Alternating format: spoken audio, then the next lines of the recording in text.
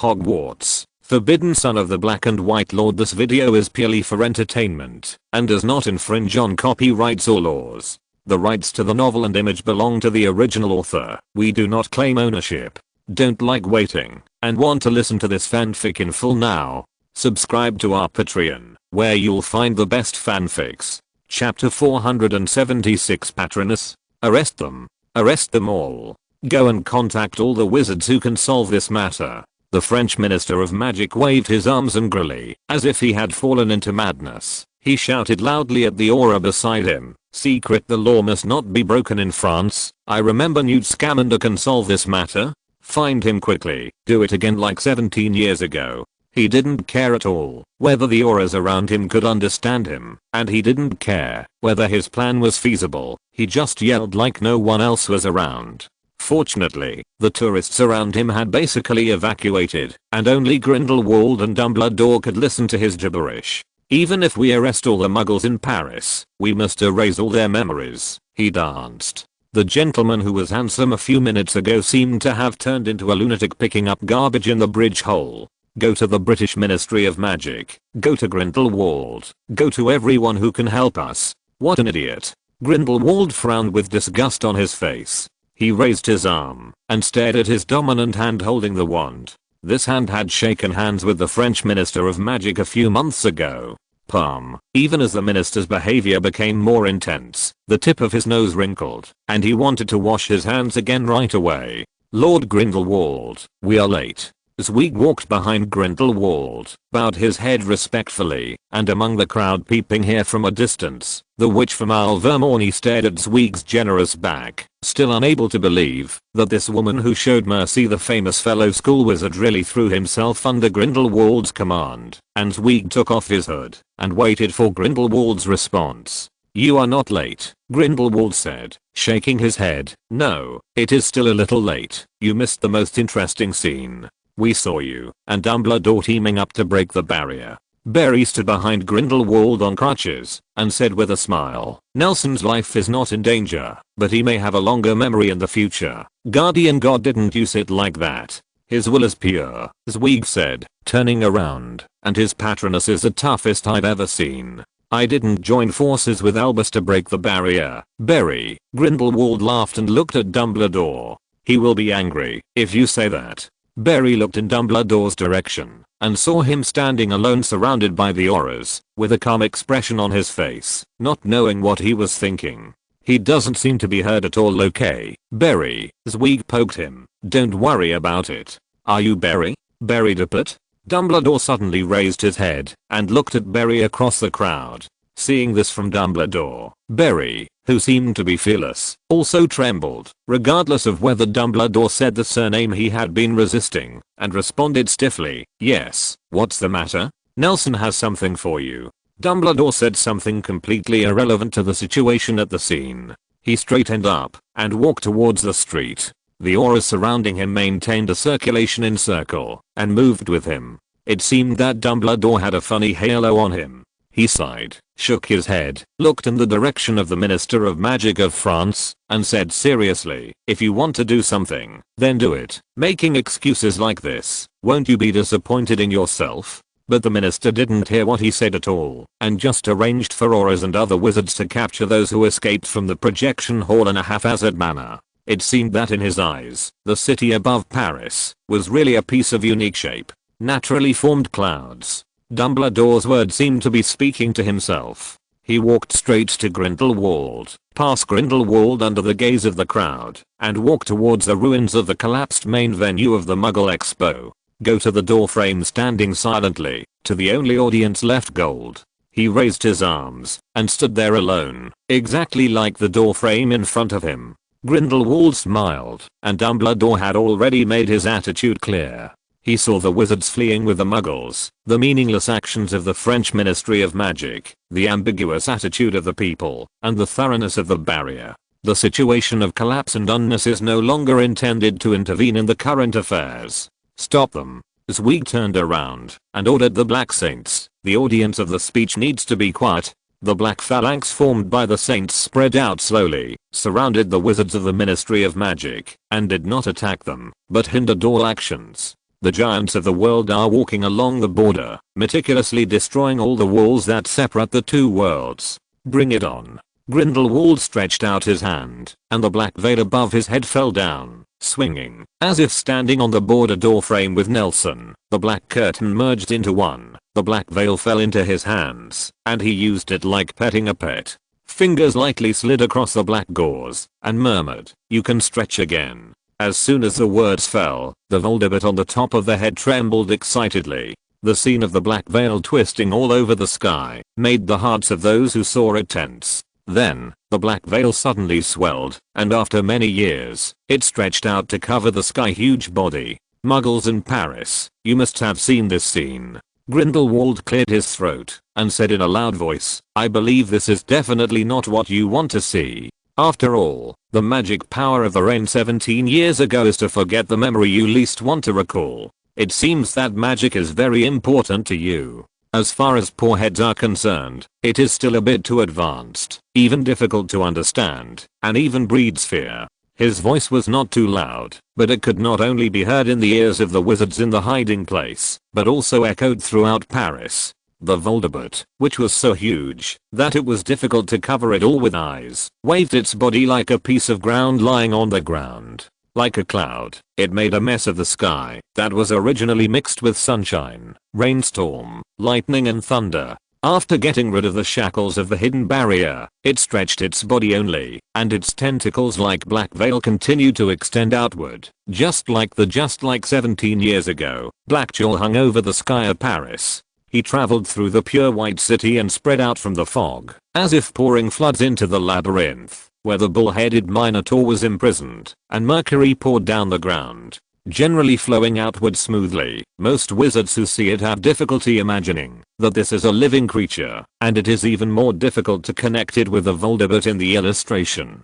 They only think that Grindelwald is out of aesthetic needs, and the special effects that must be brought on the stage. This magnificent creature, that even wizards can't understand, is even more terrifying to Muggles. Before they could calm down from the astonishment brought by the rising white city, they saw the same terrifying scene as 17 years ago. Although the fire did not burn until now, the great fear made their hearts burn. There was an indistinguishable fire, and these flames shuttled around the black gauze body of Voldemort like a ghost, turning the sky into a cold blue, and there was even a faint blue fire coming out of the zenith, making people can't tell the difference between illusion and reality. The black veil moves regularly, and Grindelwald's voice is clearly transmitted to everyone's ears. The slightly hoarse voice is not annoying, and even pleasant to hear, but the magic of Grindelwald's language is contained in the ethereal echo. But it crossed the time-panic membrane and the brain, and pierced straight into the hearts of the audience, making the already spreading fear grow even more. Yes, the fear has always been with you. Imagine that someone in your co-workers, friends, or family members you live with every day can take your life by flicking a tree branch stuffed with hair.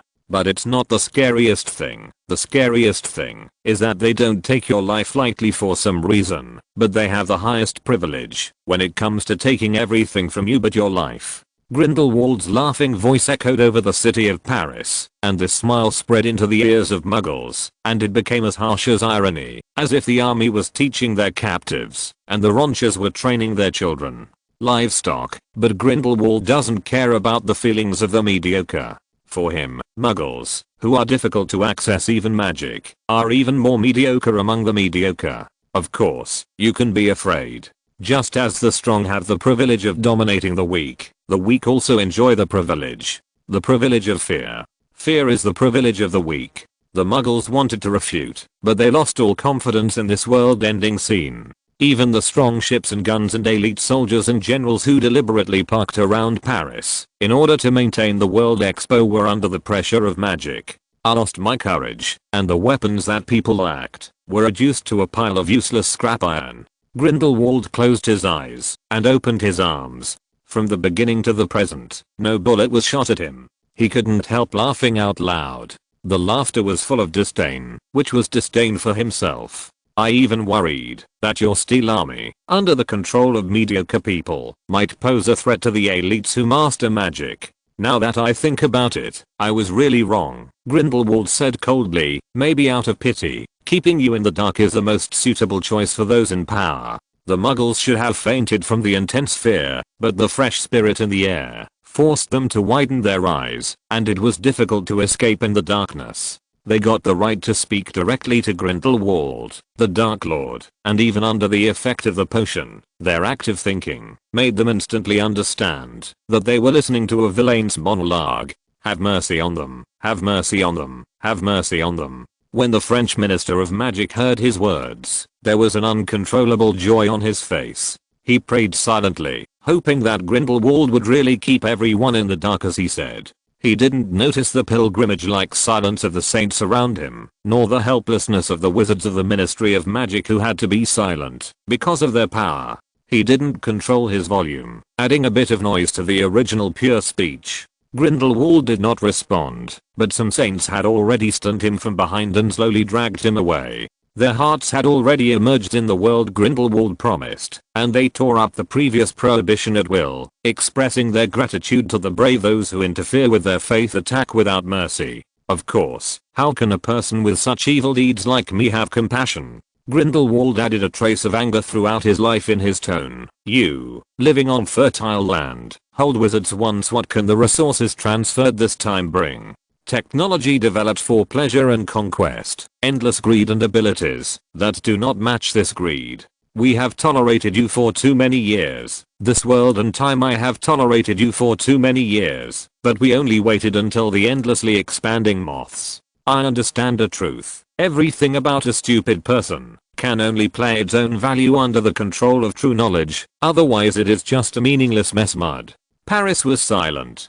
They were so silent that they couldn't even hear the sound of breathing. They clearly felt the anger in Grindelwald's tone, and even greater fear enveloped their hearts. People with such power were about to be punished, and they knew this very clearly. Their gazes slowly moved to the highest point of the city. The pure white skyscraper was wrapped in the body of the Voldemort, and they could no longer see it clearly, but how much they hoped that someone could save themselves and save this city from the poisonous hands of magic. In the city, the resentment for forcibly seeing the truth has long been dispelled by Grindelwald's declaration, and it seems that it has never appeared. Although they can't see the inside story, it is clear that that person is there. Of course, unlike me, someone has compassion. He thinks you need to face the truth. Of course, he may be right, so you are at least somewhat prepared in your heart, but if he can see your pitiful appearance now, he will definitely be disappointed.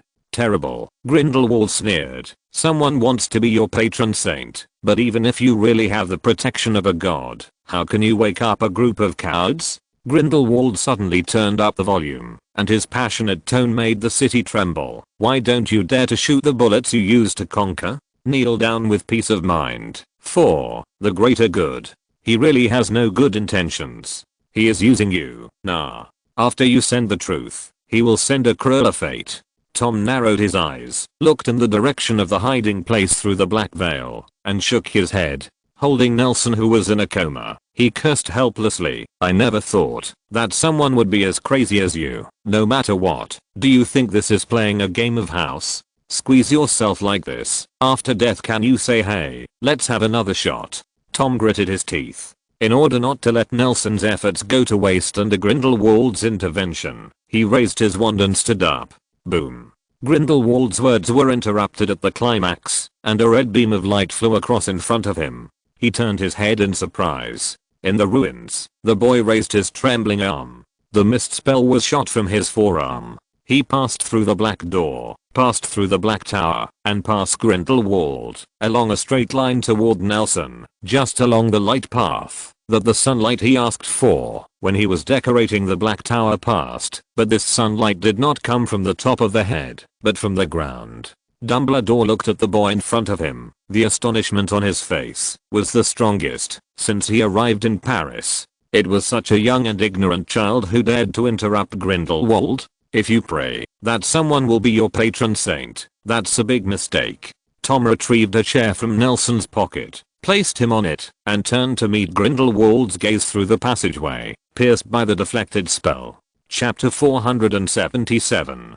For a moment, all eyes were on the small figure in the middle of the ruins. So that Grindelwald, who stands high in the sky and surrounded by saints, and Dumbledore, who is slowly approaching with a compassionate face, seems a little overshadowed. He dared to cast a spell on Grindelwald, that boy, the Muggle boy who stole his wand. The uncontrollable whispers of the crowd that had been silenced by the pressure of the saints were like carrion crows waiting for the eagle that was about to break out of their shells, or like lions watching their newborn lion cubs after a great battle. It is even hard to get close to Jin, who is so thin that he is so weak that he is no longer unarmed like Muggles for thousands of years. He only knows how to ride and slash. Who gave him the wand? Who leaked the magic to these mortals? As if knocked down from the high throne, to the wizards, those few adults who resisted the aura for a while there was nothing. Even the gold who lifted the broken bricks and walls, before it was nothing. There is a lot of magic even Muggles can barely use props, and magic is still the prerogative of wizards. But when this curse representing anger was cast, these truths that existed for thousands of years fell apart. Who is it? No one answered their questions. Dumbledore looked at Jin with deep eyes and remained silent. Apart from magic, he saw in this boy the same qualities as any Gryffindor child. He had the courage to challenges, not afraid of power, even in the face of the unknown. It is difficult to stop his firm and resilient soul. Grindelwald stood on a high place and looked down at Jin, who was trembling all over. For such a Muggle, even if he could use some magic, he could take his life in an instant, but Grindelwald didn't do that either. Putting one hand on his cheek, he gently stroked his neat beard, as if the curse had really touched him, making him feel a tingling pain that hadn't subsided until now. Why do you have such courage? As wise as he is, he can't help but feel confused at this time. Obviously, the plan has been going on step by step, and everyone is playing the role he expected. Even Nelson, who is the writer of this big drama, is in his plan. Is just a writer and executor who will temporarily leave the stage in the middle of the game and finally stand by his side to usher in the climax of the plot. Everything was going so well, but the least important little character in the drama jumped off the stage to give his director an insight. He looked at Jin silently. The boy's eyes went over Dumbledore's shoulder, and despite the fear, he still looked at him firmly. He didn't even know what was on his arm. He didn't know how it worked. He didn't know what the spell he just shot represented, but as the humblest and noblest creature in the world, his human dignity made him still tense, standing still, grasping all the hopes he could grasp. How many years? In the most humble and poorest slums in Paris, I have endured everything thrown by life in this way. He has seen the light that he has never seen before. Even if he dies at this moment, what regret is there? Compared with everything I have experienced, what is the aloof black magic Grindelwald? Who is it? The crowd's questions never stopped, but the long silence of the two people who knew the inside story kept them from getting the answers they wanted. Various conjectures could not help but arise in their minds, and all kinds of terrible conjectures made them. I wondered, could Muggles be able to use magic as long as they got a wand? Could it be that his privilege as a noble wizard is just a castle in the air without any support? Even some people who were not steadfast in the ranks of the saints were shaken. If everything is true, as Grindelwald said, the existence of wizards is completely exposed to the Muggles, and the elites rule everything, then if Muggles can master magic, can they still be called elites? You must know that not only the seers and the persecuted are gathered in Ermengarde, but also a large number of wanted criminals, thieves and robbers and other dregs. Endorsing your own desires will make you crazy about the privileges Grindelwald promised, and you will lose your mind because of the fear of falling into the dust. Suspicion spread in the black team. Looking at these cowardly saints, Zweig's expressionless face finally showed a hint of sullenness. Enough. Zweig yelled, raised his wand, and stood up. Looking at Jin, who was focused by his eyes, he remembered the weak and pitiful appearance when he saw him a week ago. He once healed the wounds on the boy with his own hands, and witnessed him seeing the light, but for his own pursuit, he had to return those pains in full, and even took away that short-lived light. Sorry. Zweig lowered his eyes and said softly, then raised his head, and pointed his wand at Jin. I understand your pain, but for the greater good, someone has to make a sacrifice. To be an empty phrase of little weight. In the next second, an unpretentious disarming spell flew towards Jin. Zweig still didn't want to hurt him, but he had to take away the alchemy item that allowed muggles to master magic, even though he knew that this spell would destroy the last hope that kept the boy standing. Whoosh. Ordinary spells, ordinary wizards, even though they have the gift of Nelson's mighty army, but for the still immature Jin, this is also difficult for him to resist. The curse crossed Dumbledore's shoulder and rushed straight towards Jin's arm. The magic light only lit up for a moment and then rushed to Jin's face. The tall silver falcon standing in the middle of the ruins did not move, as if its creator already gave up. Dumbledore, who was immersed in the shock, didn't notice the curse shot from behind at the first time. When he saw the red light in the corner of his eye, he subconsciously raised his hand, and his upper body was twisted backward by the belt, thinking to stop this curse for Jin. But his reaction was still half a beat late. Zweig is not the kind of silver gun waxhead who will be chased around by a pistol. He is a wanted criminal by many countries around the world. Mention some spirits too. The curse just passed through Dumbledore's hair like this, grazing from his ear to Jin. Time seemed to freeze at this moment. Everyone's eyes were focused on the red light. Their mentality compared with the beginning. Great changes have also taken place. They are all looking forward to the hit of the spell, the fall of the boy, and the story continues to develop in the direction they expected. Faced with Zweig's sudden attack, Jin was stunned for a moment, and in a hurry. His arms seemed to be filled with lead, and he couldn't control them. He just lifted them slightly, but the silver metal pieces on his arms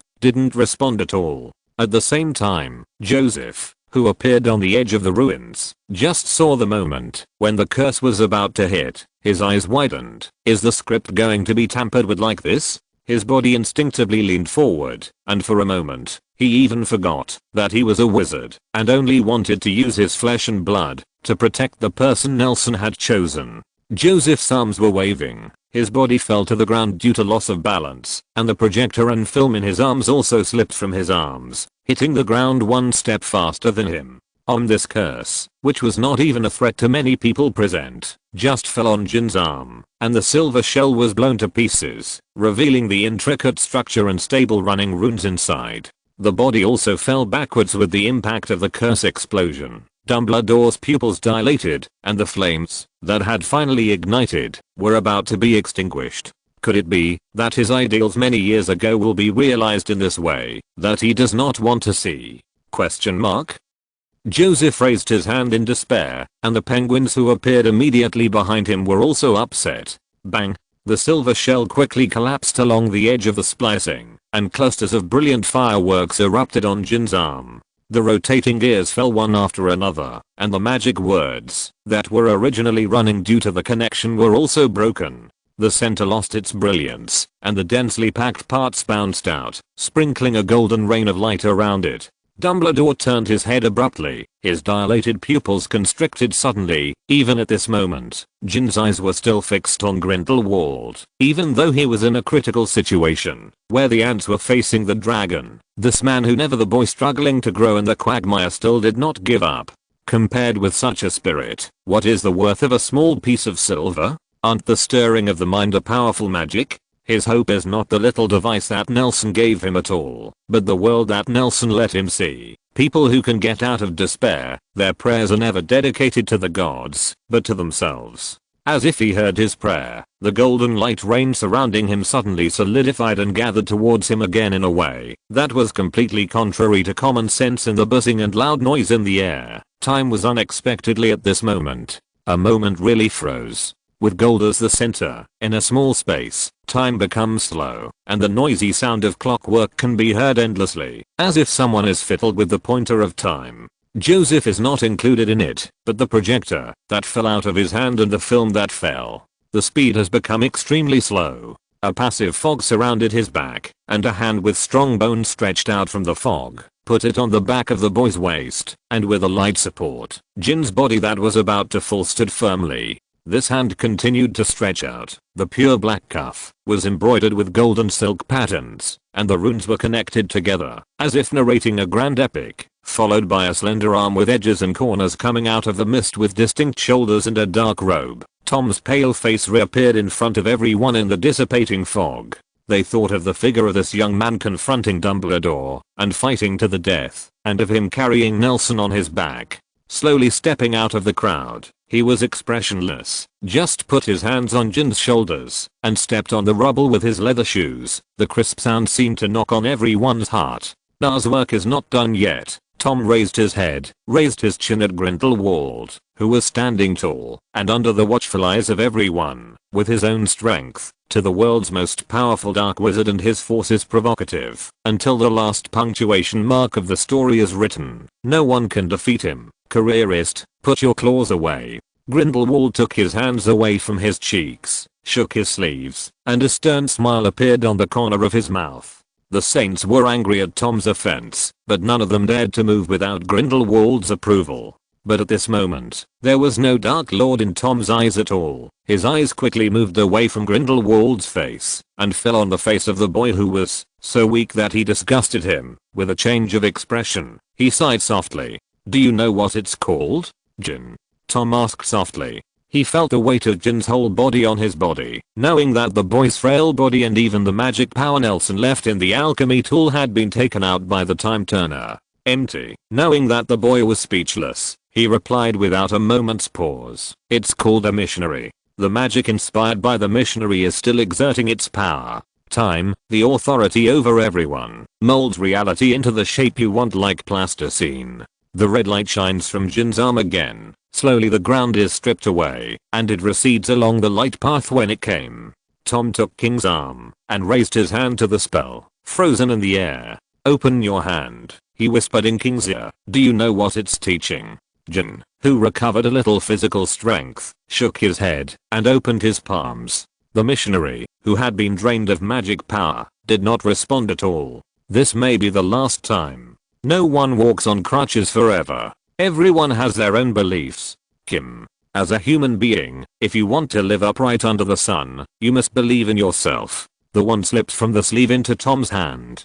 Dumbledore, who was standing opposite, noticed that the black wand was not Tom's wand, but Nelson's black walnut. The firm belief in the practice of will is undoubtedly revealed. The tip of the wand slowly parted the air, and the mist belonging to Nelson overflowed from Tom's palm. Feeling the will from the wand in his hand, Tom whispered the first black magic he learned, the name of the defensive spell. Iron armor protection. The dissipated mist constantly changed its shape around him, and it became more and more solid, like a pure white figure, holding the black walnut wand together with Tom, as if Nelson's voice sounded vaguely. Iron armor protection. A huge iron fist smashed down from the air, smashing the solidified spell into powder. The figures condensed by the lost fog disappeared under the strong fist wind, and even the sky above the head was bright and clear because of the sudden appearance of the giant, and the clouds and mists were avoided. If you want someone to be your patron saint, then you are wrong. Tom lowered his head and whispered in Jin's ear, but everyone has the power to protect themselves. Do you understand? As the disarming curse was shattered by such a large formation, the stagnant air around Jin slowly flowed again, and some projectors and films that were finally raised could not resist the gravity and fell heavily on the ground. Na chose you to prove this point. There is nothing special about you. You are just one of the crowd. Following Tom's words, more and more people stood behind him. They responded to Nelson's call, and they were more determined than the saints facing them. Even in the opposite crowd, more and more people. Man makes his own voice. We are the same. Chapter 478, Dragon Snake Falcon. You are very brave, young man. Grindelwald took off the warm smile that usually hung on his face, revealing the cold eyes that were so firm and ruthless deep in his soul. He looked down at Tom, raised his wand, and softly said, I think I need to teach you a truth. Bravery without strength is worthless. There was no ups and downs in Grindelwald's tone. He was just stating a cold fact. Coincidentally, Tom narrowed his eyes, gritted his teeth, and raised his head without fear and said, this is also the life creed I have always believed in. Is it? Grindelwald shook his head and didn't take Tom seriously. Although there was a brief fight before, the Dark Lord was not serious about facing the two young people, leaving alone the current situation. Exactly what I wanted to see. He raised his arm and pointed his wand precisely at Jin, who was supported by Tom. Seeing the anger erupting on the boy's immature face, he felt a little disdainful and emotional. Pity. A colorless spell spewed out from his wand. It was invisible and could only rely on the air ignited by the high temperature to capture its momentary position, which was hotter than the purple fiend flame. Even if it was just touched, one point will be wiped out in an instant. Facing the boy who has a miserable life experience under his feet, but still stands up to resist, Grindelwald has no mercy in his heart. It is better to destroy this kind of stubborn stone blocking the right path. In comparison, there is nothing that cannot be sacrificed. It's an honor to be the first sacrificer of a new future.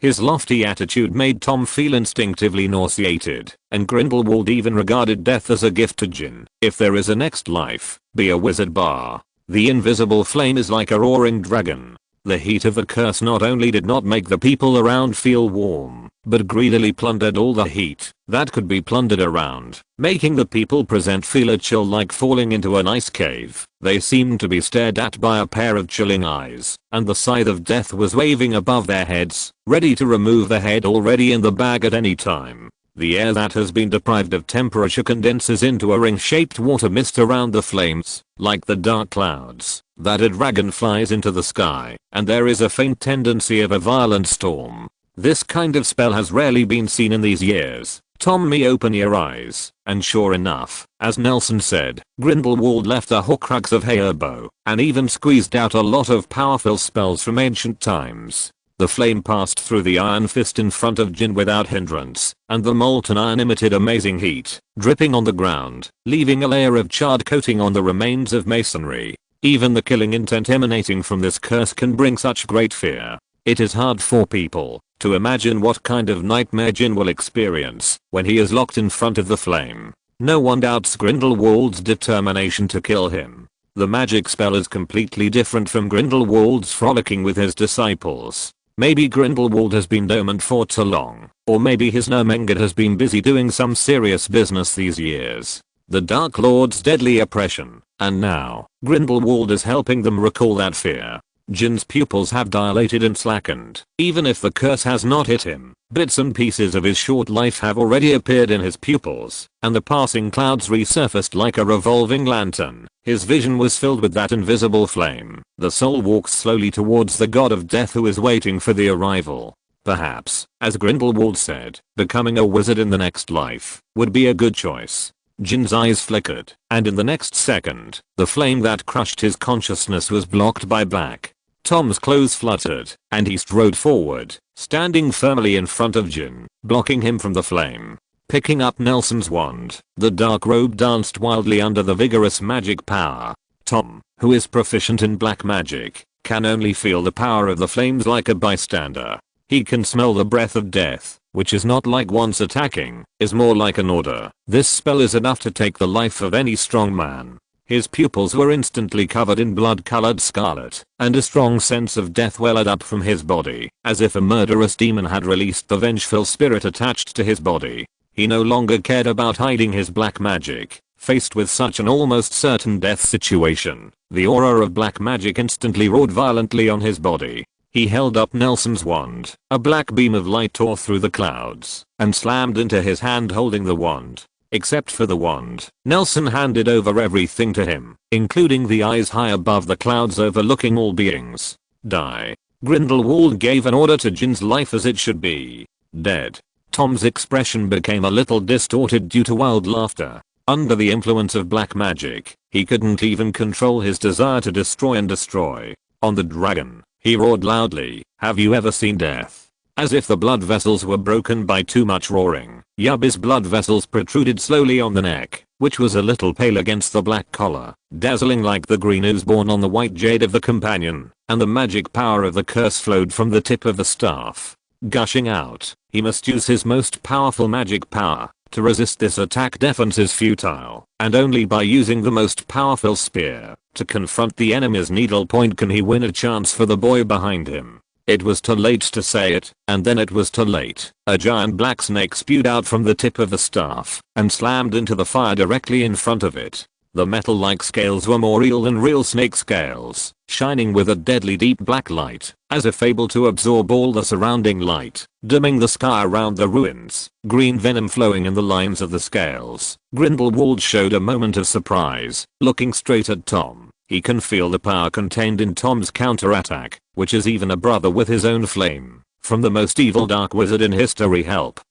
The dastardly, but such an evil and insidious spell, which has committed countless sins, looks upright in the hands of Grindelwald and Tom. The black giant snake roared, and despair spread among the crowd. Some knowledgeable wizards recognized its source, Dementors. But it is obviously more evil and stronger than the Dementor. They didn't understand how such a young wizard could use such evil magic. Could he be an old dark wizard who drank Polyjuice potion? With such doubts, the desire to escape spread among the crowd, and the joy in their hearts was swallowed up by Tom's spell. Just like a real Dementor, the giant snake feeds on fear, and when the people around as the fear spread rapidly, the giant snake became stronger and stronger. The scales shining with metallic luster were as beautiful as a purest amber, and the green patterns covering them seemed to be decorated with exquisitely inlaid emeralds. In the mouth, the razor-sharp fangs that could pierce everything flowed with venom filled with despair. They dripped and fell on the ruins, instantly corroding the originally solid bricks and stones into useless waste. The monsters crawled out of the venom. They were not finalized. They looked like lumps of flowing mucus. Only a pair of bright blue eyes shot out a terrifying cold light.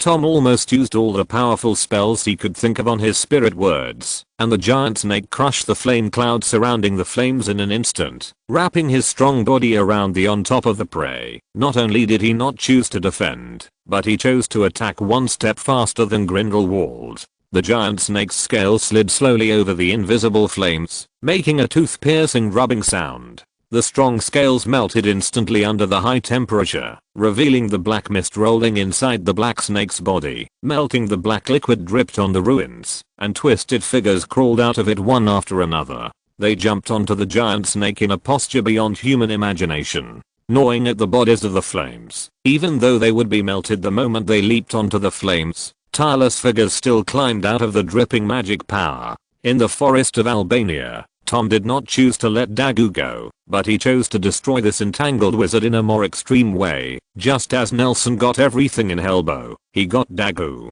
Everything about Gale. Daggoo has a magic that uses magic power and waste to create a walking body, and Tom just got a Borginbok eye. He combined these two strange magics, and this is a curse similar to Borginbok but much stronger, and it has played a considerable role in delaying at this moment. This eerie scene aroused people's fear. It was hard for them to understand that Tom would use such a spell for protection. It was like ghosts walking around him in the night, and the cries and pleadings could not stop ringing out, and the despair became stronger and stronger. Fear made the black snake's body swell even more. Green venom, blue eyes, a non-human army, and the power to restore fear to pure magic, and make use of it. Grindelwald looked at the black snake blocking Tom, narrowed his eyes, and he looked at it from here. There are too many shadows of old acquaintances on the snake. Those dark wizards who are amazing, but go astray are defeated by Nelson and Tom one after another, to protect what they hold dear. It's touching. Grindelwald shook his head, but what's the use of that? In the face of absolute power, any gimmicks can only be used to survive. As his words fell, the invisible flames bound by the black snake swelled up suddenly, and the formless flames were like sharp swords. It was pierced deeply into the black snake's body, and the spirit spell has characteristics similar to those of the Patroness. Just like Nelson was seriously injured when the Silver Falcon hit the barrier, Tom's already fair face suddenly turned pale, and his body suddenly stopped. Suddenly, despite clenching his teeth, scarlet blood still flowed from the corners of his mouth and nostrils. Grindelwald raised his hand, and drew the flame with its edge. He didn't intend to strangle this talented young man. Seeing that the battle was settled, he weakened the power of the flame, and focused most of his attention on nothing. Dumbledore, in his opinion, this is the most uncontrollable variable in this drama. Looking at Tom who was spitting blood, Dumbledore sighed softly, and raised his hand. Tom, I've told you many times, don't get close to black magic. Before Tom could respond, he went on to say, I can't control you, and I lost my sight. Tom, magic is not good or bad, they only show emotions with the user. You are the best student I have ever taught. Go on, come down, and leave it to my cowardly teacher. The flaming dragon roared in the air, and the body of the black snake, that collapsed into black smoke, slowly extinguished like a candle in the wind. Grindelwald also cheered up and prepared to meet the enemy's attack. But the moment Dumbledore turned around to face Grindelwald, Tom's weak but firm voice came from behind him. "Professor, this is Na's business." Dumbledore turned around in confusion and saw countless silver lights flying out of the Iron Fist pierced by the flames, waving their wings and flying out in a row, more orderly than the most prohibited army he had ever seen. Accompanied by the emergence of mayflies, what came out was a vigorous white mist. The lost mist, mixed with the life of each deceased, was expanding its body, filling the collapsed body of the black snake. He blinked, and beside Tom, a phantom of pure white flickered for a moment, and Tom held up his wand, as if two people were holding it at the same time. The magic power far surpassing that of Tom alone condensed on the tip of the wand, and the giant formed from the wall at the entrance of the World Expo was scattered among the mayflies, leaving only a composed skeleton of gears and levers, and a deep white crack was emptied out by the magic power gushing from the tip of the wand. Torn apart, it becomes longer and longer, as if the canvas of the world has been cut into a hole that leads directly to the sky. A towering, strong, hard, flexible, straight, seamless, perfect, industrial, and magical arm protruded from the crack, and on the silver armor, countless runes were connecting together, conveying. Dumbledore looked at this arm that was so complicated that it seemed to be a creation of a god, and could even imagine how Nelson would paint in that pure white world every lonely night. The silver falcon, which had been silent for a long time, raised its head and uttered a long brutal cry. Its cry seemed to pass through time and space and reach everyone's heart. The feathers and muscles fell off from his body and flew towards the skeleton that remained in place. On his body, the Patronus burst from the silver falcon's body and rushed into the giant's fiery one-eyed. Tom waved his wand, and Nelson's phantom beside him dissipated and merged into the giant's blood vessels. The black snake clung to the giant's arm with its movements, forming a series of ferocious and chilling battle patterns. In addition to the silver light in Alexander's one-eyed eyes, there was also added a touch of burning blood. He jumped on top of the giant's head in the black smoke, sat on the throne that belonged to Nelson, and solemnly inserted his wand into the armrest. "Come on, Alexander, let us help him clear everything." Tom's voice echoed clearly in the air, and the castle on the giant's shoulders burst into dazzling light. He raised his right arm, and countless layers of runes flickered wildly. Hunting sound. The Iron Fist fell, and there were signs of melting when it was close to the flame, but it didn't stop. Just for a moment, the ground shook like an earthquake. The world is quiet. If you're listening to this novel on a channel other than Fanfic World, it means they downloaded and uploaded it without effort. We cordially invite you to visit our channel, Mundo Fanfic Novelos. There you'll find the original version of this story, and you can explore many other novels of various genres. We're waiting for you to immerse yourself in a world of incredible novels. Chapter 479. The world became quiet, and people's ears were filled with the clear and crisp sound of breaking glass. Alexander's Iron Fist was melted into molten iron the moment it came into contact with the flame, and even continued to vaporize as it approached the center of the flame. But its body was not damaged by this. On the contrary, on the edge of his fist, those destroyed by the flame, the residue quickly deformed after detaching from the main body, and the mayflies waving their wings were like the mist that diffused around the Iron Fist, making the scene even more magnificent. And these mayflies would fly back to Alexander's body immediately after forming, and knew its broken parts were filled to the front of his constantly broken fist.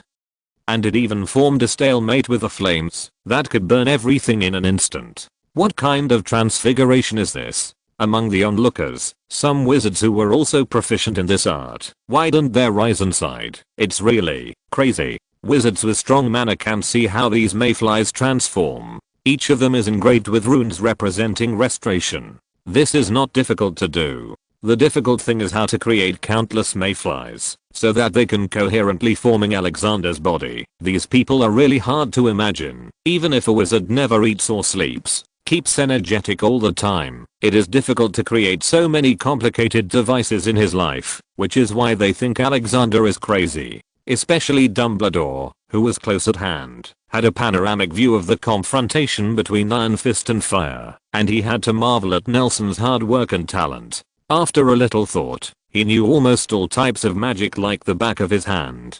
The real reason why Nelson dared to challenge the world order.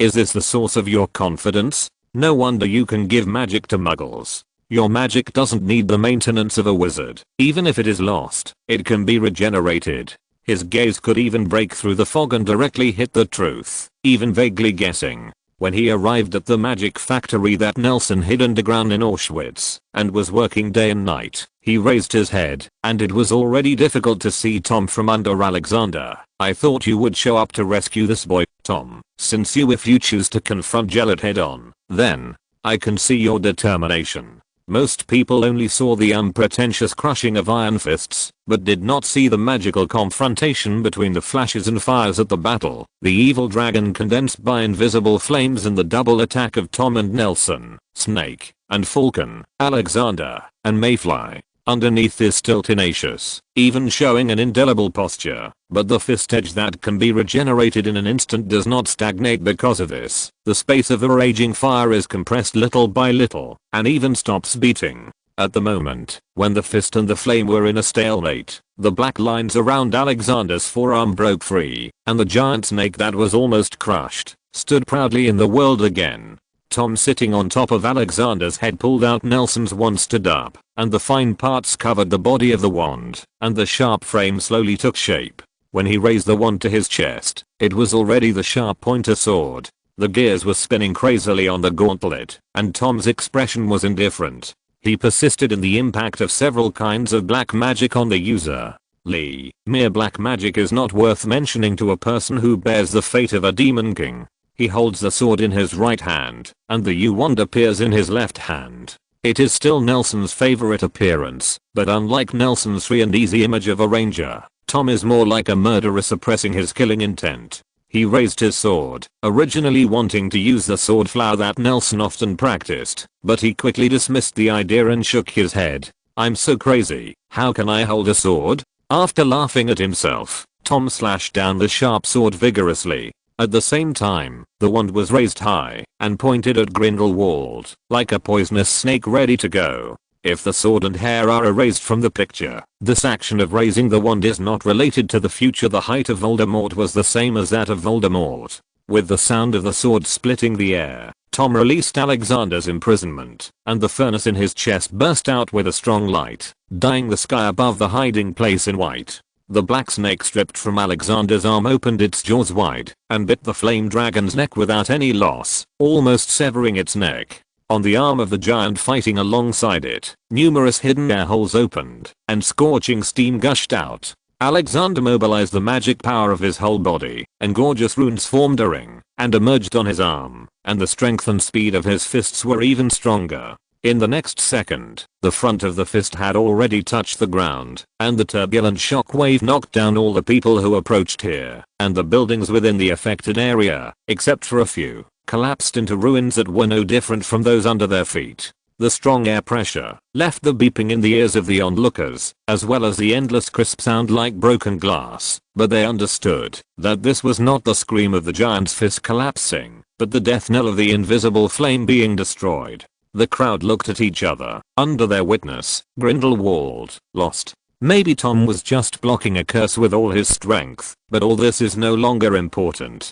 People turned their eager eyes to Tom. He blocked such a powerful shot from Grindelwald with just 1.5 people hit. People's eyes focused on his direction. Most of them could no longer understand this kind of battle, but they all understood that a rising star was already unstoppable. Is it worth? Grindelwald's eyes passed through the mythical battlefield mixed with dragons and snakes, and stopped on the dissipated mist around Tom. He knew that the phantom was not Nelson, it was just Tom creating a scene that he never missed. Just like a class, it's the same as signing in for a classmate. This giant standing proudly in front of it is too shocking. Compared with the Triwizard Tournament, it is a world of difference. No wizard will use magic in such a strange place, and the densely packed sky, almost although he didn't like the mayflies, that completely blocked his vision. Grindelwald still recognized their strength. Even he didn't want to bear a round of attacks from thousands of mayflies, let alone they were still according to the order. They multiplied rapidly, and in the castle with steam gushing from Alexander's shoulders, there were still newborn mayflies fighting tirelessly. Stacks of thick parchment flashed in Grindelwald's mind. Over the years, the minerals, galleons, and precious materials that Nelson recorded as depleted did not escape his eyes. He didn't care about Nelson's corruption, even and looking forward to what kind of scenery these things will create under Nelson's complete control. He just thinks it's not worth it. Nelson can do more and better, but why would he spend his savings on a bunch of worthless muggles? How about exposing and throwing out all of them in one day? Is it really worth it?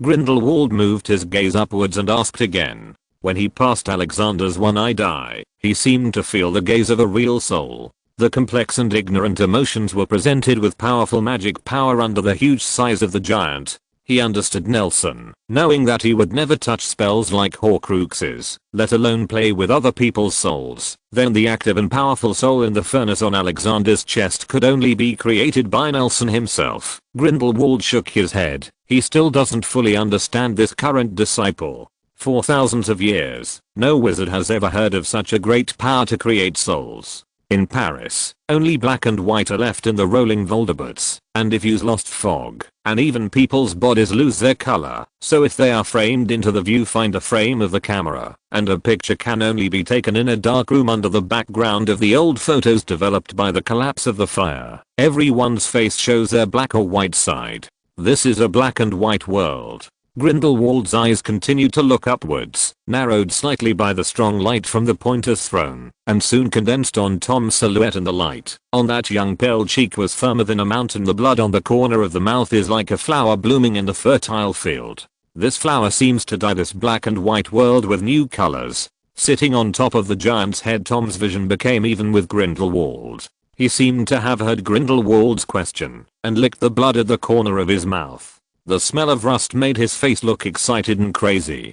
Smile. I think it's worth it. The feeling of crushing ambition, is it uncomfortable? That kind of worthless benefit is stupid. You will be disappointed. Grindelwald shook his head, ignored everything here, and spoke to Tom through the air. However, it's okay to be disappointed. Without such an opportunity, Nelson would not know what is the right thing to do. Ha ha.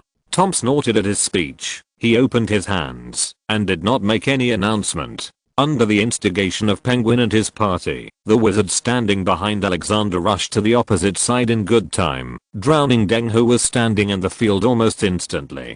Dumbledore and Jin. Dumbledore watched as Jin was blocked by the crowd in an instant and raised his wand. Their shoes stepped on the rubble-strewn ruins, and the fragile structure piled up with broken walls and ruins collapsed with their footsteps. The pile of rubble sitting next to the golden feet moved slightly, and fine sand and stone fell off from the top. No one noticed the change here. A hand stretched out from the rubble. Beside Jin, who was ignored by everyone, Ivy moved away, the stone pressing on his body, and got up. Under Jin's surprised eyes, he rubbing the back of his head, he said with a smile, "You can leave now, young man. I'll take you to a safe place. It just so happens that I have some questions I want to ask him." In the next second, Dumbledore passed through the crowd and appeared to where Jin had been, but there were only fanatics left. The ground was as hot as the crowd, as if their feet were still on fire. When the confrontation between Tom and Grindelwald reached a stalemate, and the confrontation between the people standing behind them became fierce, a group of people surrounded brooms quietly, shuffled back and forth among the huge body of Voldemort, avoiding everyone's sight. Touched the top of the tallest building in the pure white city. They didn't dare to touch Voldemort at all, and they didn't dare to touch the mist at all, for fear that these two unknown weird things would kill them. They had the badge of the Law Enforcement Department of the French Ministry of Magic pinned to their chests until such time. These auras were still deluding themselves into thinking that as long as the culprits were dealt with, everything could be restored to the original state. But their fear was also clearly revealed in the Leduc. Although the task was to capture a wizard who had lost the ability to resist, they still sent out an entire formation of auras. The closer they got to the top of the building, the more intense their uneasiness was. It was so quiet that there was no sound at all. It seemed that Tom really forgot to set up defenses here when he left Nelson. It seemed that they had already unconsciously stepped into a strange world. "Captain, do we still have to go forward?" an aura in the team asked. His tone was a little trembling, and his voice was full of fear. "It's too quiet, of course." Captain Aura raised his voice sharply, as if louder would strengthen his courage. "We must arrest the culprit. 4. For the stability of France. But, what are you worried about? A question interrupted the aura's words. The interrupted aura closed his mouth and stopped speaking, but the expected scolding did not appear. He raised his head and found that the captain flying in front was trembling all over. I can hardly hold the broom, and I'm about to fall from a height. His teeth chattered, and he made a cackling sound. He turned his head, looked at the aura who asked the question with a stiff expression, and said with the loudest voice and the weakest momentum, "Don't talk nonsense. Can you tell me, what are you afraid of?" A strange male voice suddenly came from behind him, and Captain Aura immediately threw his head back, so loud that he almost threw himself off the broom. Are you afraid that a person who is unconscious on the chair will suddenly jump up and give you a black tiger to dig out your heart, or a monkey to steal a peach? You haven't even seen him. A hand stretched out from behind the hanging black veil and pulled the black veil to one side. A smiling man showed his face from behind the black veil, standing on the edge of the roof. The red scars stretching around his neck were extremely dazzling in the black and white interlaced world. Wizard, you are always like this. When you see the weak, I always feel that I can get whatever I ask for. And when I see a strong person, I always feel that I can only kneel down and beg for mercy. Who? After noticing that the person who came was not Nelson, Captain Aura's aura immediately returned, and his waist was straightened. Since the wizard who suddenly appeared was not Nelson, Tom, Grindelwald, Dumbledore, or even the masters they met on the street proved that their guess was right. The defense here must be very empty. He raised his chin complacently, just like Ivy said, showing that he wanted anything and everything attitude. Are you his subordinate? Hand him over, and we can deal with you lightly. They didn't notice that, whether it was Voldemort or the Lost Fog, these two things that they were terrified of, Ivy, who was standing on the top of the opposite building, dared to touch them with his hands. The auras looked behind Ivy, and they saw a looming shadow in the mist, a woman and a child standing by the chair, and a vague figure sitting on the chair. That sitting posture didn't look like an unconscious comatose person at all. Red light flashed between the tentacles of the ground bat. They finally saw the densely packed red one-eyed floating in the air, and the mayflies were staring at them. It's bad manners to interrupt someone's conversation. Chapter 480 Urging. Hi, we finally meet. Nelson sat upright on the chair that Tom took out of his pocket, with his hands resting on the armrests to support his chin. Although he looked pale, his gaze over Ivy's shoulders to the expo was full of enthusiasm. This posture resembling Dumbledore is not for posture or making a concave shape. It is because he just woke up from a coma and finally felt the pain sweeping his body like a tide. This is the only posture that does not hurt so much. Compared with Miss Joy, Tom's craftsmanship was outrageously rough.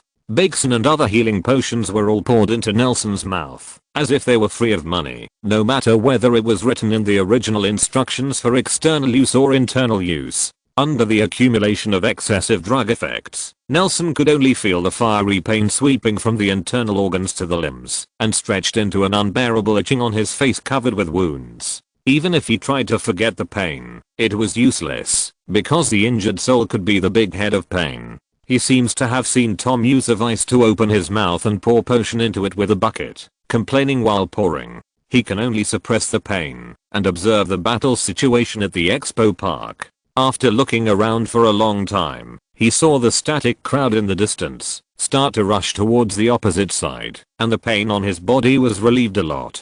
He finally showed a gratified smile, finally withdrew his eyes from the fierce battle, and glanced at the person standing beside him. The three smiled apologetically. I'm really sorry, I can't stand up to greet you, and I can't shake hands with you to say hello. You knew me before. Ivy spread her hands. Since this is the case, I don't need to make too many secrets. I don't know you. Nelson shook his head slightly. I just know who you are, Mr. Ivy. Does that make any difference? Of course, there's a big difference. Nelson's lips barely moved in order to avoid touching the wound on his face. His voice was so weak that even a slight breeze could hardly hear him, but the air around him was very respectful. Even if the whole of Paris is involved in the turmoil that can subvert the times, the highest place is still calm. As long as you live in this world, anyone will leave traces, and others can understand him through these. traces, whether it's birth records, medical records, marriage letters left in the church, or even your tombstone, sir. It doesn't mean I know you. Everyone's soul has a unique set of logic, and I can't see through it. I know your soul through those traces, so I think we know each other now. Even on the first day you came to Paris, I already know where you live. It is an honor to know you, sir. Nelson was immersed in joy, and he even talked more, even a little too much. You don't have to threaten me like this. I won't do anything, let alone take advantage of others. Ivy raised his head to look at the sky. He could always feel keenly that something was always watching him. He lowered his head, slowly and said, "And, have you really seen anything from this so-called trace?" Nelson's pupils tightened, and his worries were rightly said by Ivy. In fact, in so many days in Paris, the present moment is his most dangerous moment. Everyone perfectly embedded in his script, even Grindelwald, but only this one. He never had a place for him in the repertoire. He didn't know if Ivy was friend or foe. He didn't even know if his level of magic was high or low. Since coming to Paris, Ivy has never used magic, as if he can't remember what magic is at all. Even if he is visiting a distant scenic spot, he prefers to walk, until just now, when he has saved 2 people in succession. For the first time, he showed his own magic that is not weak. What's even more bizarre is that, even though Nelson was so swearing when he said traces of existence, judging from the traces he found, the person standing opposite is simply the Muggle, who had been dead for an unknown amount of time, even had a white skeleton lying in his grave. If Grindelwald values Nelson because he is a person without a future, then Nelson fears Ivy because he is a person without a past. He bears the name of a dead person and continues his story, but who he is a question no one can answer. But in order to avoid this uninvited guest from spoiling the situation, Nelson still decided to hold him back personally. The mayflies silently around had already lighted up their eyes quietly. He still smiled and spread his hands to Ivy in a graceful manner. "Of course I'm not worried, sir. Thank you for saving Jin from there, and thank you for bringing my senior sister out of the siege." Nelson nodded slightly. "Of course, I also have to thank you for helping Hogwarts' contribution to biodiversity." "Are you talking about that spider egg? Since the older child likes it, there is nothing wrong with giving it to him. You must know that there are too many things that can be taken away from the happy home a few years ago." Ivy picked up eyebrows. Jacunda, who was standing behind Nelson and holding Jin's little hand, widened his eyes when he heard the harsh familiar place name in his words and looked at his face in disbelief. Ivy didn't notice Jacunda strange, just looked at Nelson with a smile and continued, "Let me think. The only place where you might know me is Nocturne Alley, but obviously, that big kid is much taller than you. I thought, you are not the kind of wizard who can easily read other people's memories. I really don't like prying into other people's privacy, sir," Nelson said, leaning back in his chair and sighing, "but even I can't resist the convenience of magic, compared to exploring a clue that may not have any results at all. Reading that little memory with the other person's permission is probably the most efficient way to communicate. Ask other people's consent." Ivy pursed her lips and let out a meaningful laugh. His eyes turned to the direction Nelson was looking at before, as if to say, "Did you ask for the consent of others by doing this?" Nelson didn't speak, but closed his eyes due to exhaustion. Fine beads of sweat slipped from the corners of his forehead, shining in predictable luster in the sun, as if wearing a heavy crown dotted with pearls. Ivy looked at Nelson's side face. The original soft skin was covered with cobweb-like cracks, like a piece of porcelain that was broken and put together carefully. The natural fragility seemed to make him appear inexplicable, as if it should be in the world's most kept art museum, to be admired like a Roman statue. These scars are slowly being repaired, and Ivy finally understands what kind of scene reunion with broken mirror should be neck. And Nelson's narrowed eyes followed Ivy's movements to look at his neck, where the dark red scar was as cold and dazzling as the collar of a slave. "It hurts?" Nelson asked. "Can you tell me, how did you get this scar? Have you always talked like this?" Ivy couldn't bear Nelson's riddles. He turned his head to look at Jacunda, who was holding Jin, and asked in a very familiar gesture, "Does he like to talk riddles so much?" Jacunda was still immersed in the panic of hearing about his hometown from a stranger. After hearing Ivy's question, She instinctively took a step back with her arms around Jin, distanced herself from Ivy, pursed her lips, and shook her head. Shaking his head, his eyes were full of vigilance, and the wand was quietly hidden behind Jin. Seeing Jakunda's small movements, Ivy sighed. His eyes were a little relieved, a little lonely, and a little understanding, and he took the initiative to walk to the other side of Nelson. Your name is Jakunda. I remember you are so young. I hugged you back then. Of course, I'm not sure. His homely words suddenly stopped, and he and Nelson looked towards the edge of the roof almost at the same time. Someone is coming. I'll help you entertain them. Without waiting for Nelson to agree, he left quickly, as if to escape from the girl Jakunda, who made him emotionally unstable.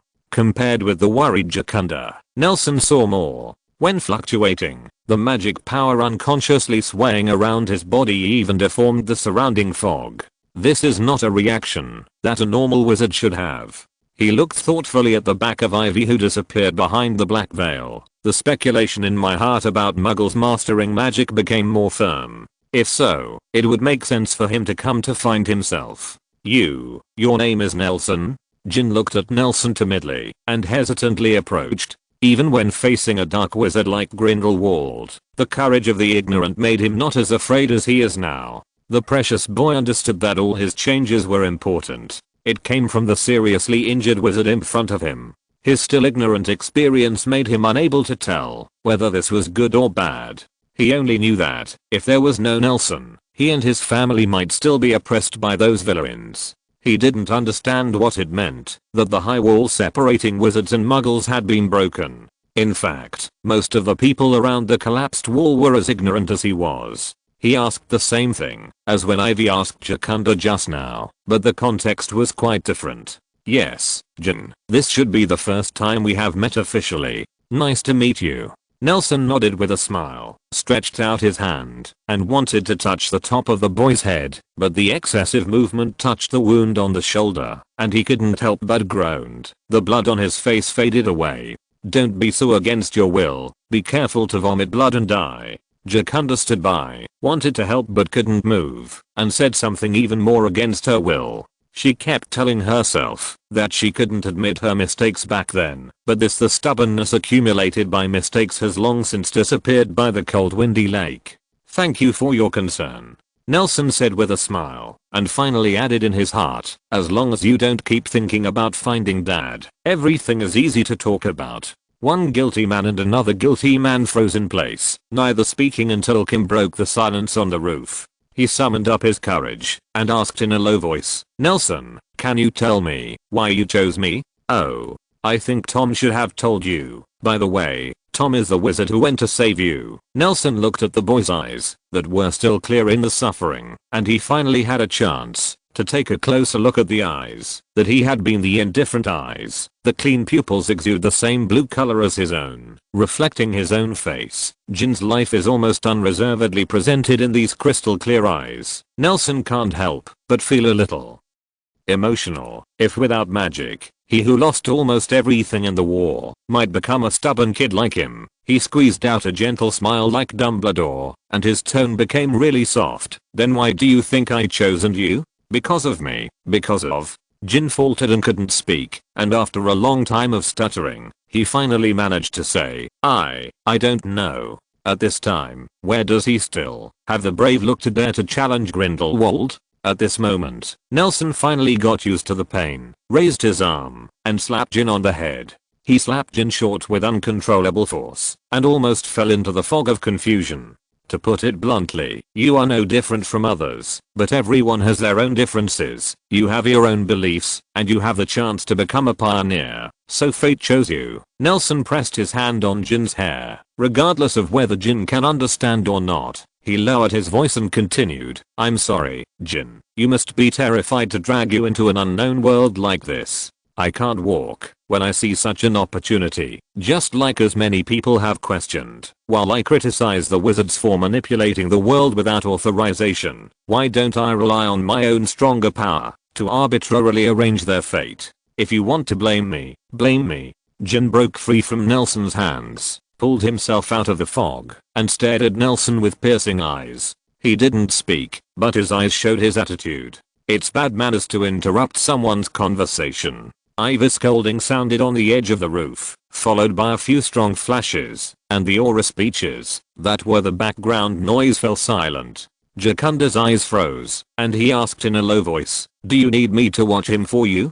Thank you for your enthusiasm, but you may not be able to see him, Jakunda." Nelson shook his head. "Next, I want to have a private chat with this person. Do you have any questions for me to ask?" Jakunda hesitated for a moment, but still shook his head. She grabbed Jin's arm and said bluntly to Nelson, "It seems that I'm being sentimental. I came here mainly for Jin. By the way, there is something I think is wrong. It is necessary to tell you that your good friend Mr. Tom Riddle has a sister." "Christian?" Nelson frowned. "I remember she was in France. What happened to her?" "France?" Jakunda shook his head. "It seems that she lied to you. Before coming to France, I saw her in Boston Harbor." "You actually know her?" Nelson raised his eyebrows. "I don't know her.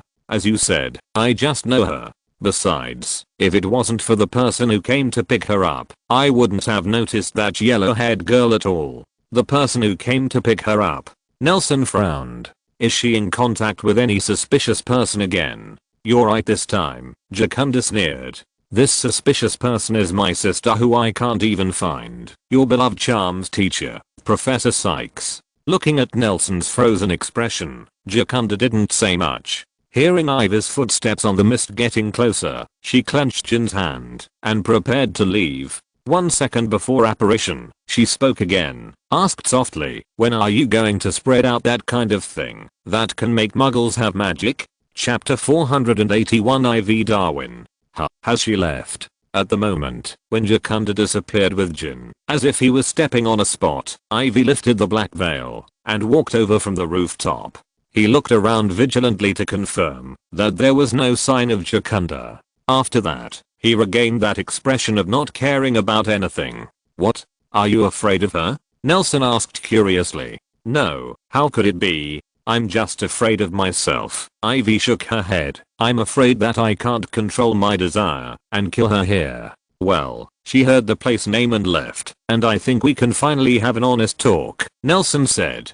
"But before that, I have to make sure that the surrounding don't worry. Those policemen have already been hung on the facade of your tall building." Ivy couldn't wait to interrupt Nelson's words, stretched out his hand, waved it casually, and the fine powder that was difficult to detect with the naked eye fell from the palm to the tentacles of the surrounding ground bats. In an instant, those black yarns fluttering in the wind seemed to be real fabrics. After being exposed to the sun, it quickly withered and shrank, and turned into dry and thin brittle pieces, which were so fragile that they would fly away when blown by the wind.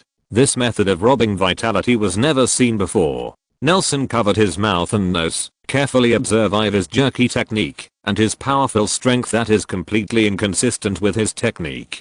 The moment the potion powder touched Voldemort's tentacles, the magic power on the limbs of this powerful magical animal underwent a complex transformation, and became a pure magic power, which could not sustain its survival at all. It even affected its normal biological skills, which led to a series of chain damage to the Voldemort structure, which reminded Nelson of Dr. Sykes' genius creation, Sykes reduction. Although only a small part of Voldemort's limbs are in contact with the potion seems to be inexhaustible, assuming the catalyst function in the process of life annihilation. What is this? His invention? A simple potion. Ivy clapped her hands, swept away the remaining medicine residue in her palm, and said casually, "In the past, in the Happy House, some incomplete goods that were not easy to sell, but consumed a lot would be sold like this. Get rid of it. It's cruel." Nelson stared at the misty green air in front of his eyes. The sound of mechanical rotation came from the mist behind him, and then a strong wind blew away the dangerous poisonous mist. Cruel. Maybe he doesn't think so. Ivy shook his head. He thinks this kind of death is painless, and even the animals whose lives have been taken don't even have time to feel the fear of death. He even gives this kind of death the law has a name, called euthanasia. It's really comfortable enough. Nelson laughed. Although his name was never mentioned in the conversation between the two, for this Dr. Sykes, who had never met, every time he heard about his deeds, there would be some surprises. a brand new experience. It's really worthy of being a wizard who calls himself a doctor. So after talking for so long, who are you? Mr. Ivy. Nelson tilted his head, looked at Ivy with scrutiny, and said softly, or I should call you by your full name, Mr. Ivy Darwin? Who am I? Ivy repeated Nelson's question, as if he didn't understand the meaning of these simple words at all. Not long ago, I found a group of acromantula in the forbidden forest of Hogwarts, and later learned that it came from a friend of mine.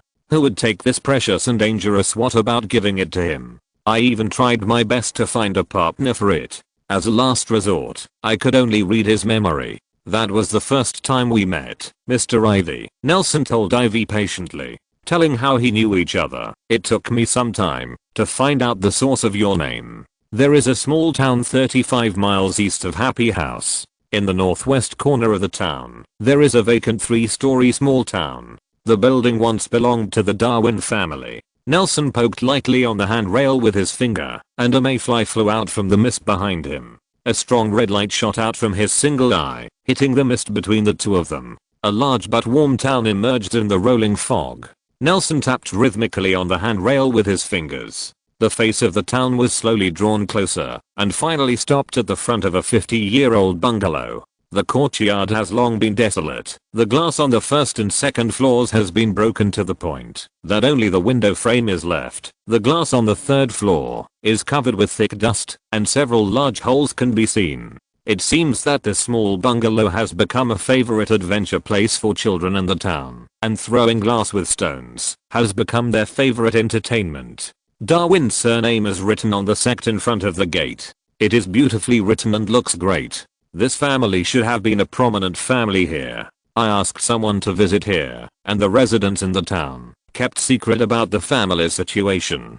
Fortunately, some old people talked very sexually. I knew some stories about this family decades ago. Nelson stared into Ivy's eyes, trying to find some emotional fluctuations in his calm eyes. The owner of this house is a well-known old gentleman in the town. He moved here with his wife and a few servants brought from other places 40 years ago. A former member of parliament, he has a good reputation, and many residents in the town even ask him to mediate when there are conflicts. Listening to Nelson slowly telling the familiar story, Ivy's eyes were completely calm, as if he was listening to a novel that had nothing to do with him. Soon, their family had a pair of children, one after the other. The elder sister went to other places to study since she was 11 years old.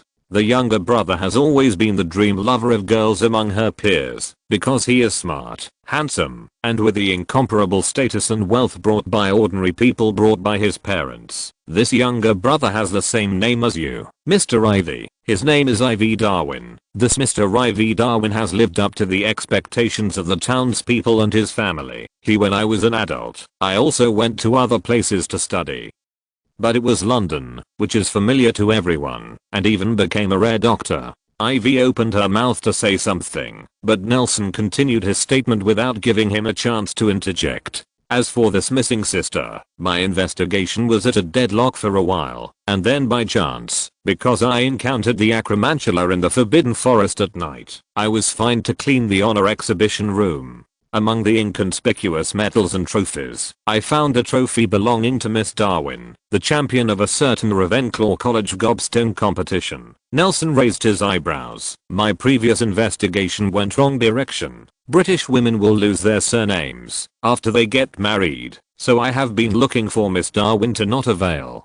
Fortunately, this time I happened to be able to confirm your identity. This Miss Darwin is an 11-year-old boarding school student. The school is Hogwarts, and you, Mr. Ivy, are Dr. Sykes' brother-in-law, and you even became her junior when you were studying in London. A good guess. Ivy raised her head and looked at each other through the thick fog and eyes in the air. After a while, he lowered his head and looked at Nelson and said, as far as I know, Ivy Darwin should be dead. This is what I have always been curious about, and I'm even more curious about it than you are curious about the reason why you put dangerous magical animals in Hogwarts. Nelson looked at Ivy with piercing eyes. Mind sharing your story?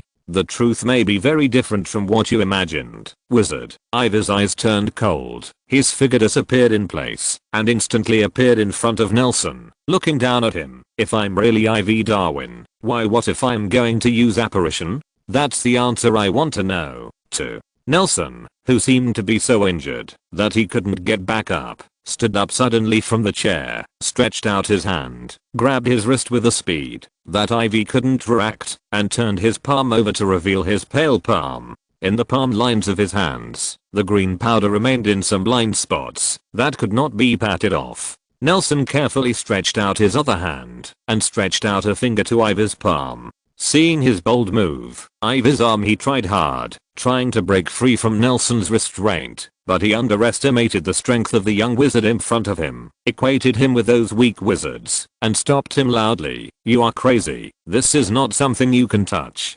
"Don't worry," Nelson said with a smile. When he approached his palm, a delicate silver ball appeared on his fingertips, and it was just like the Vold powder but touched by the potion.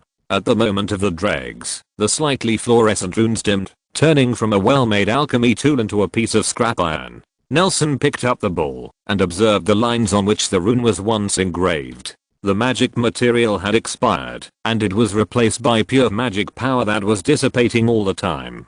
Just as he was observing for a short while, the magic power had already disappeared.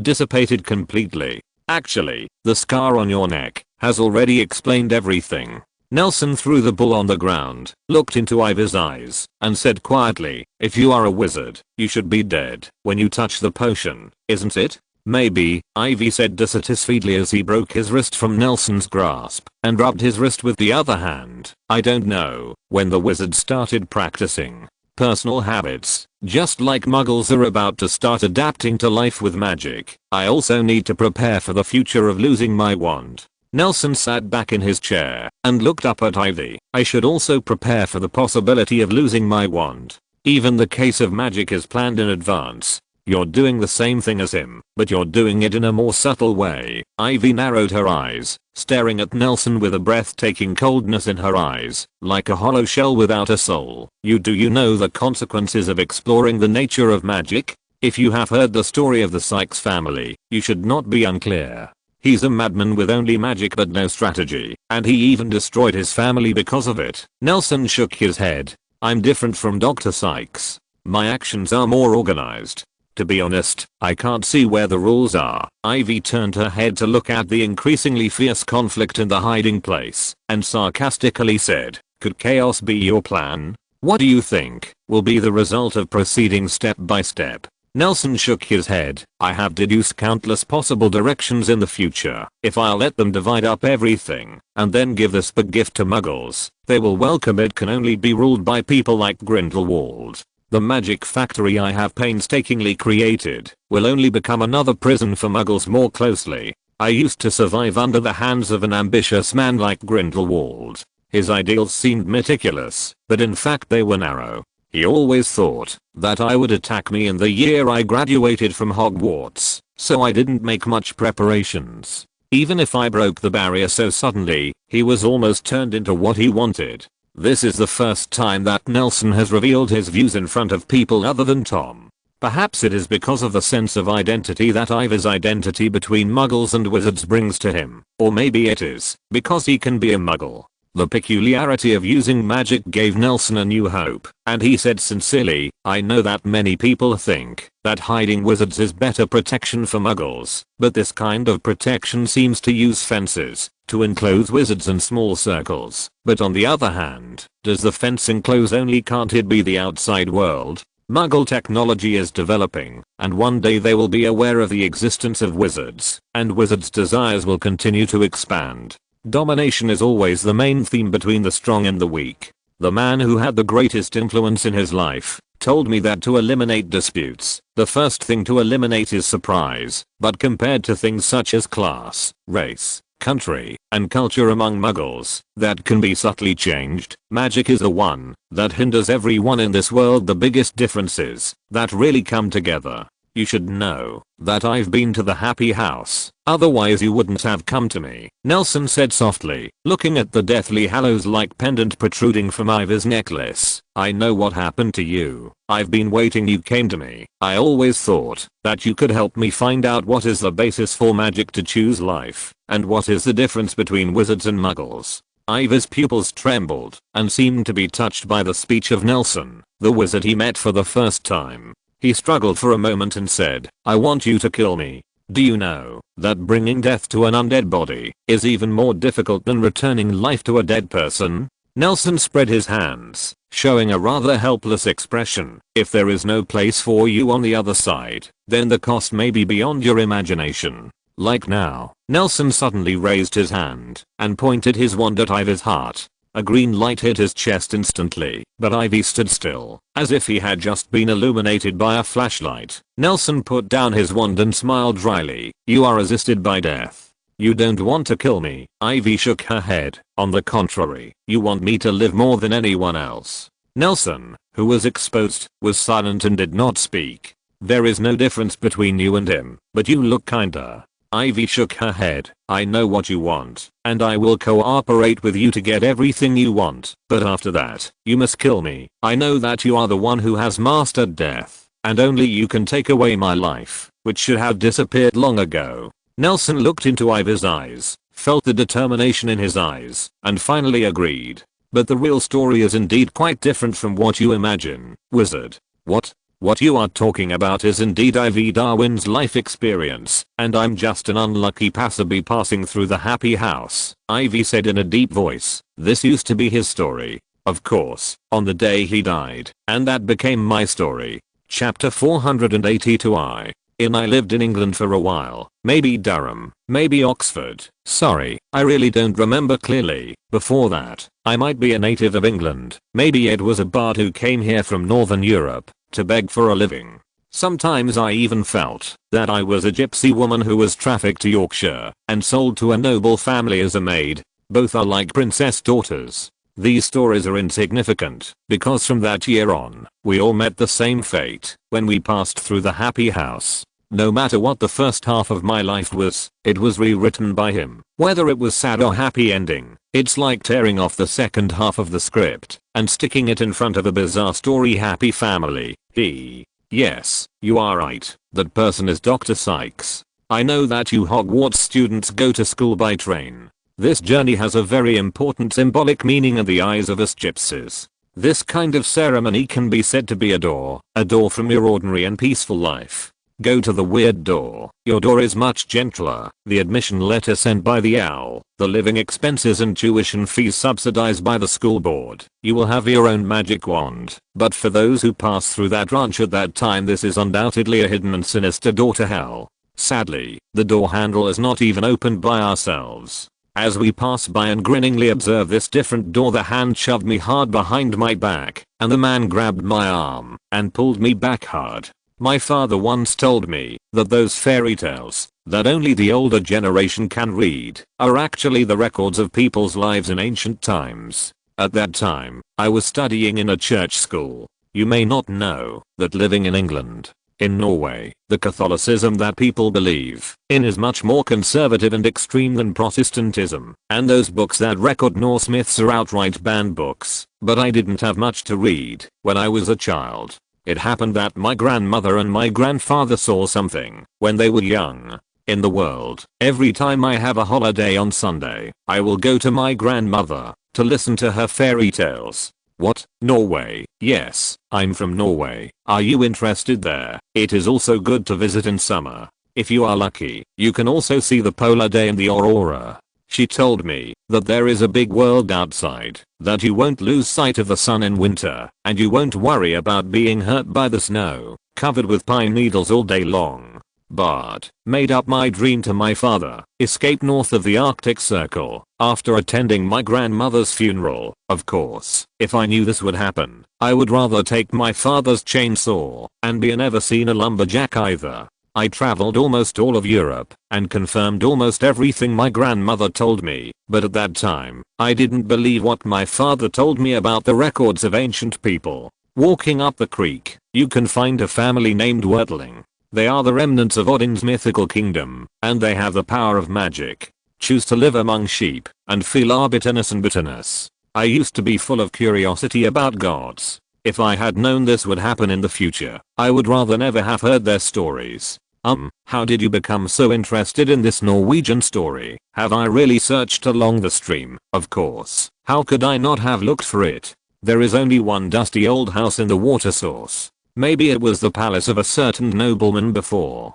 If you are really interested, I can take you to see it later. Of course, the premise is that you haven't killed me at that time. After that, let me think about it. When I was studying for a PhD in the UK, I met that person, and I even wanted to change my major at that time, because when my classmates heard my name, they would instinctively regard me as academically solid people. But although my surname is Darwin, I have always studied chemistry in the past few years, but they are still eager to ask me about the secrets of evolution and the frontiers of science. How do I know these things? I'm just an unlucky guy who chose the wrong major. He is a few years older than me. I heard that he stayed in school for many years to read books, and no one drove him away. I was stopped by that man on the way to the library that day. I thought he would fight with those guesses. I, like anyone who had anything to do with Darwin, could have dismissed him as casually, but his very first sentence took me by surprise. Your sister asked me to take care of you. Yes, that's what he said in his first sentence. My sister, who only shows up in a hurry at Christmas, is an old acquaintance with him. Yeah, I didn't know she was a witch at the time. Damn it, I always thought she joined me, or something, and became a female agent with 2 guns collecting intelligence in Germany. Man, can you thinking of one of your often faceless relatives who are witches? Anyway, I can't think of it. I got acquainted with that man very quickly, and sometimes he would invite me to do experiments together. Some of his ideas were far beyond the scope of biology, as wild and unthinkable as the ideas put forward by a person who has never studied in university. The amazing thing is that he was able to succeed repeatedly. I think this is the power of magic. One night when he was doing an experiment, he suddenly asked me to call him brother-in-law. Oh shit, I really want to go back in time and slap my goddamn stinky mouth hard. How can I call that goddamn murderous brother-in-law? Fear. No, you're wrong. I'm not afraid at all. I'm just resentful. Even at that time I was resentful. I was the third last to know about my sister's marriage, the second last who is one. Who else? Of course it was her hapless parents. I was young at the time, and I didn't understand the sinister nature of human beings. Not only did I attend their wedding, I didn't notice those strange guests, and I got very close to him at school. I have to say, he still has some brains. At that time, he was called Little Darwin, and his nickname was Middle Darwin. Who is Big Darwin? Isn't this obvious? Darwin himself, of course. In the year I graduated, he also chose to leave the school, and we won the doctor's hat together. At that time, he had just completed an epoch-making experiment transplanting the brain of a dying mouse to another mouse, intact body, and let it live peacefully for a week. He has concealed this result, but his other research is enough to make him a hot figure. There are even reporters who came from Germany to interview him.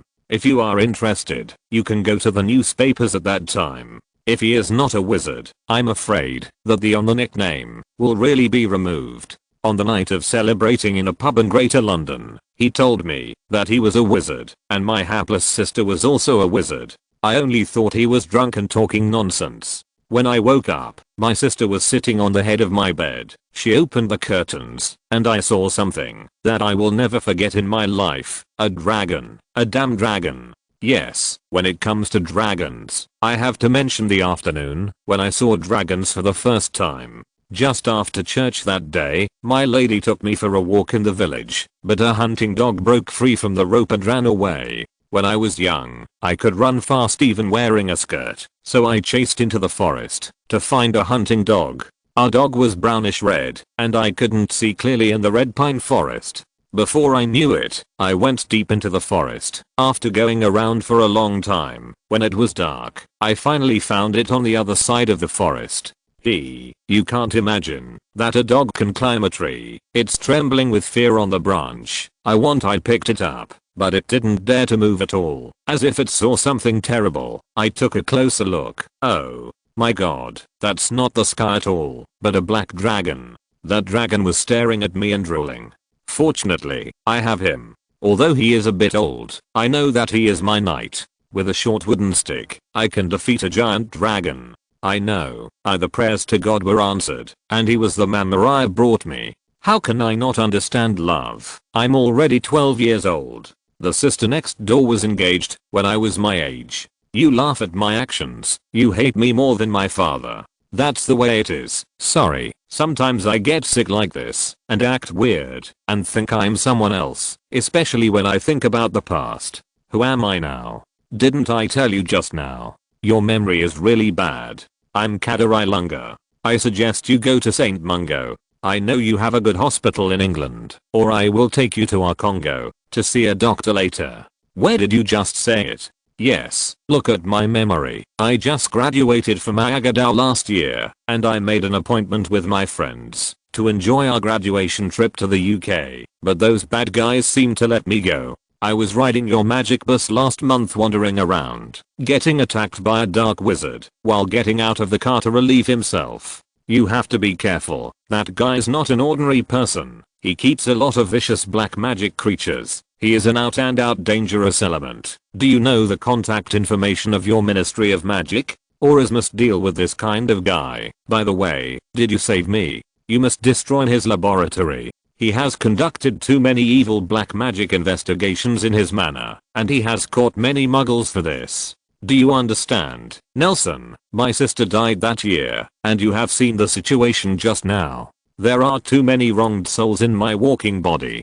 In order not to let myself go crazy, I can only put their lives stop at the moment they enter the happy home. Yes, now I'm Ivy Darwin, but Ivy Darwin is actually the first person to fall. I think you should have seen those experiments of Dr. Sykes. In order to revive his wife, he will fight like hell, putting other people together like a jigsaw puzzle, trying to restore the structure of their souls, life and magic power with the Sykes he invented, and brewing magic enough to revive the dead on the stitched body. In fact, we have more, but most people have gone crazy, or simply become walking dead with nothing but existence. In order not to dirty your ears with those crazy ravings, I can only pick these. Listen to the story told to you.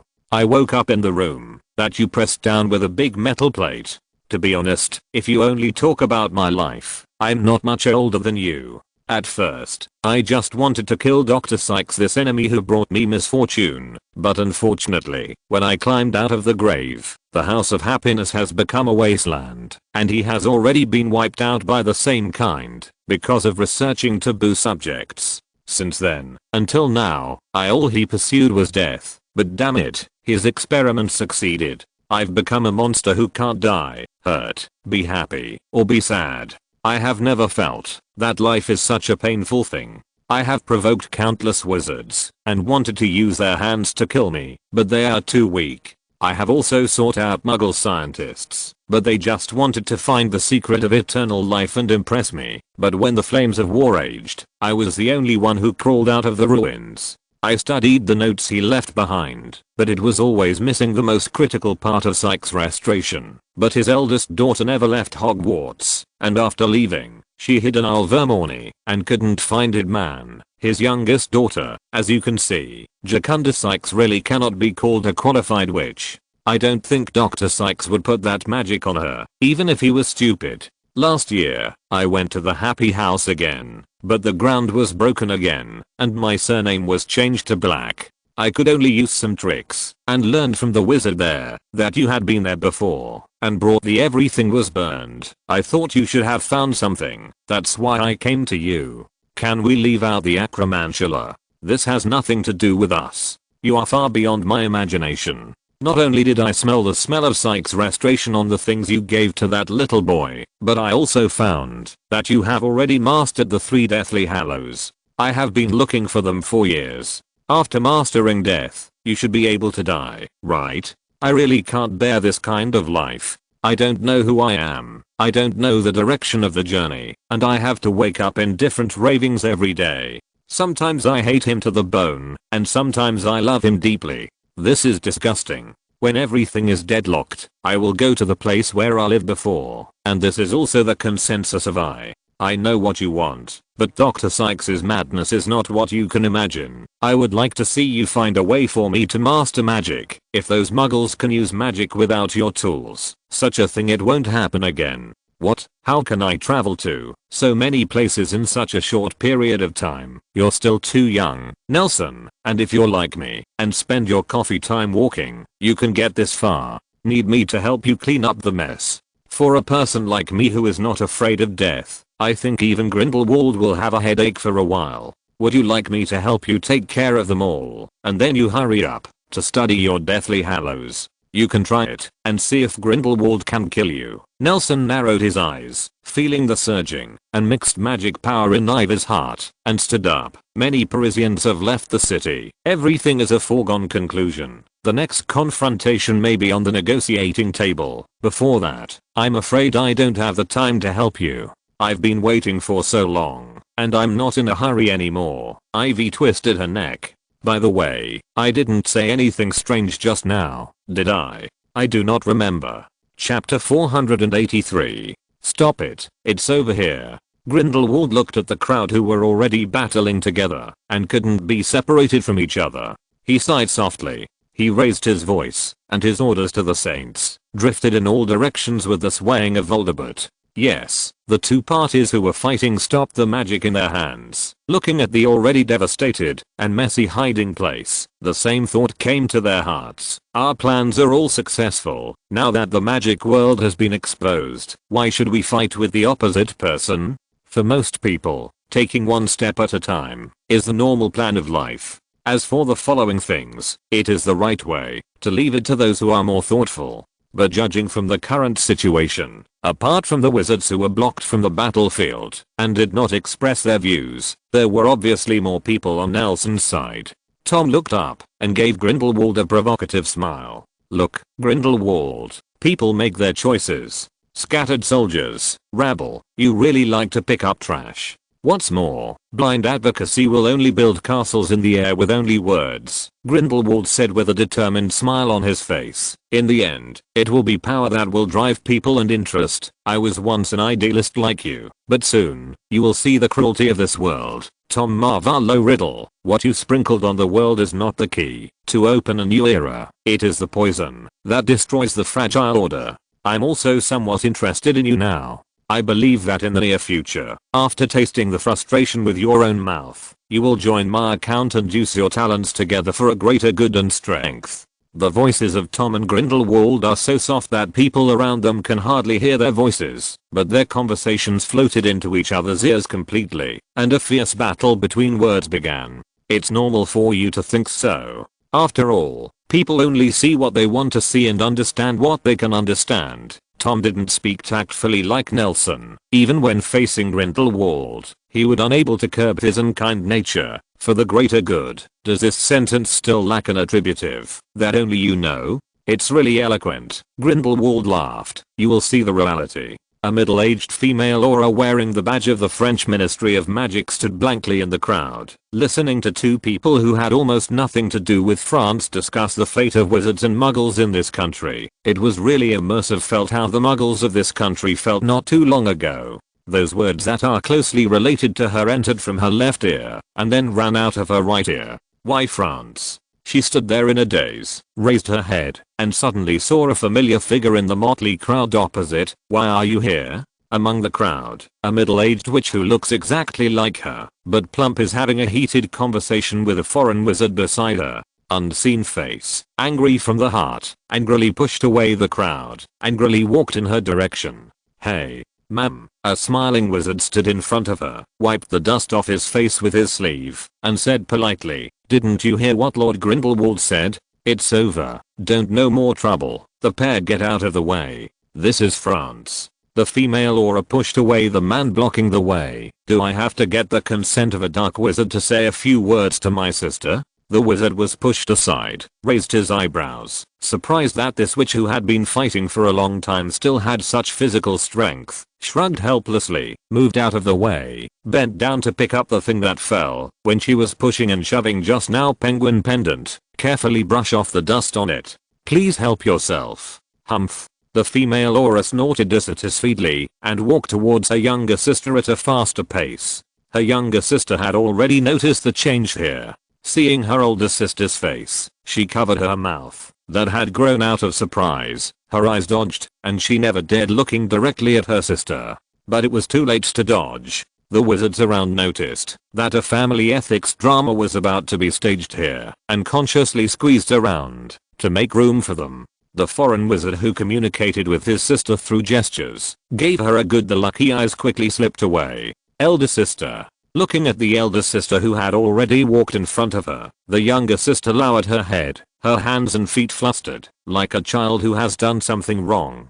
Compared with her elder sister, who has a capable posture and has not left too many traces of time, her figure has already reached middle age due to human factors. And fat and deformed, her face also reveals an old look of being exhausted for the family. She is even more like a sister than a submissive and much loved sister. Why are you mixing with this group of people? Aura grabbed his sister's wrist and shouted loudly, is this something you can get involved with? Come home with me. After all, she was about to take her younger sister out of here, but after being pulled hard, her younger sister's body just swayed and did not follow her. The female aura turned her head in disbelief and was about to use a louder voice wake up the blinded sister, but immediately met a firm look. Since she was a child, she had never looked at herself with such eyes. The female aura couldn't help being stunned. She let go of her sister's wrist, and after a long while, she said softly, you come here, Boris knows? The people around blindly guessed that maybe the Boris she was talking about was her sister's husband.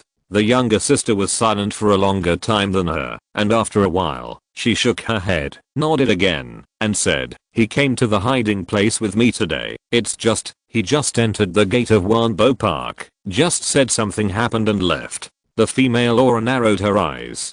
Boris is indeed his brother-in-law, and also his colleague. Many years ago, I introduced him to my sister, because of his down-to-earth and gentleness. It was not as good as before. She thought of some rumors that had been widely circulated in the department, and thought of her brother-in-law who disappeared when the team assembled, arrived late after a long time, and was still drunk, and couldn't help frowning. She held her sister's hand and said softly, you go back with me first, and when this matter is over, I will go to him and have a good talk.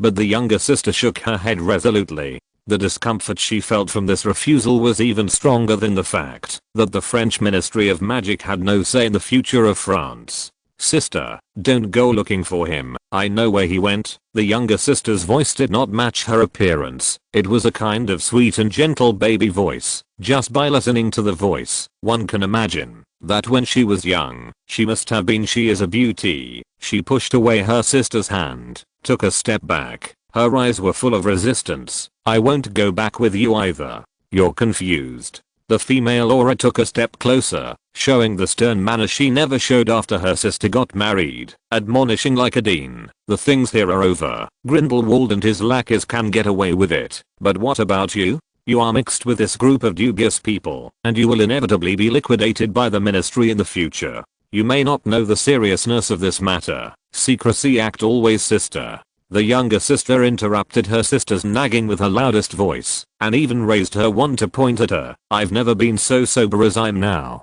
There were a lot of malicious looks from the crowd. After all, the female aura's running dogs and nonsense people just now affected almost every wizard here. You pointed your wand at me? You actually pointed your wand at me? She took a step forward and pressed her chest against her sister's wand. Her eyes were full of disbelief, and she couldn't even control her tone. But she looked at her sister with tears in her eyes. Her heart softened quickly. She stretched out her hand, held her sister's wand, and said softly, your wand is still the one I used. I know the injustice you have suffered all these years. My sister promises, come back with me and live at home from now on. Let's not have Boris, shall we? What responded to her was her sister's silence for several minutes, as well as occasional shouts from the surrounding crowd. Do you really know the injustice I suffered? Sister.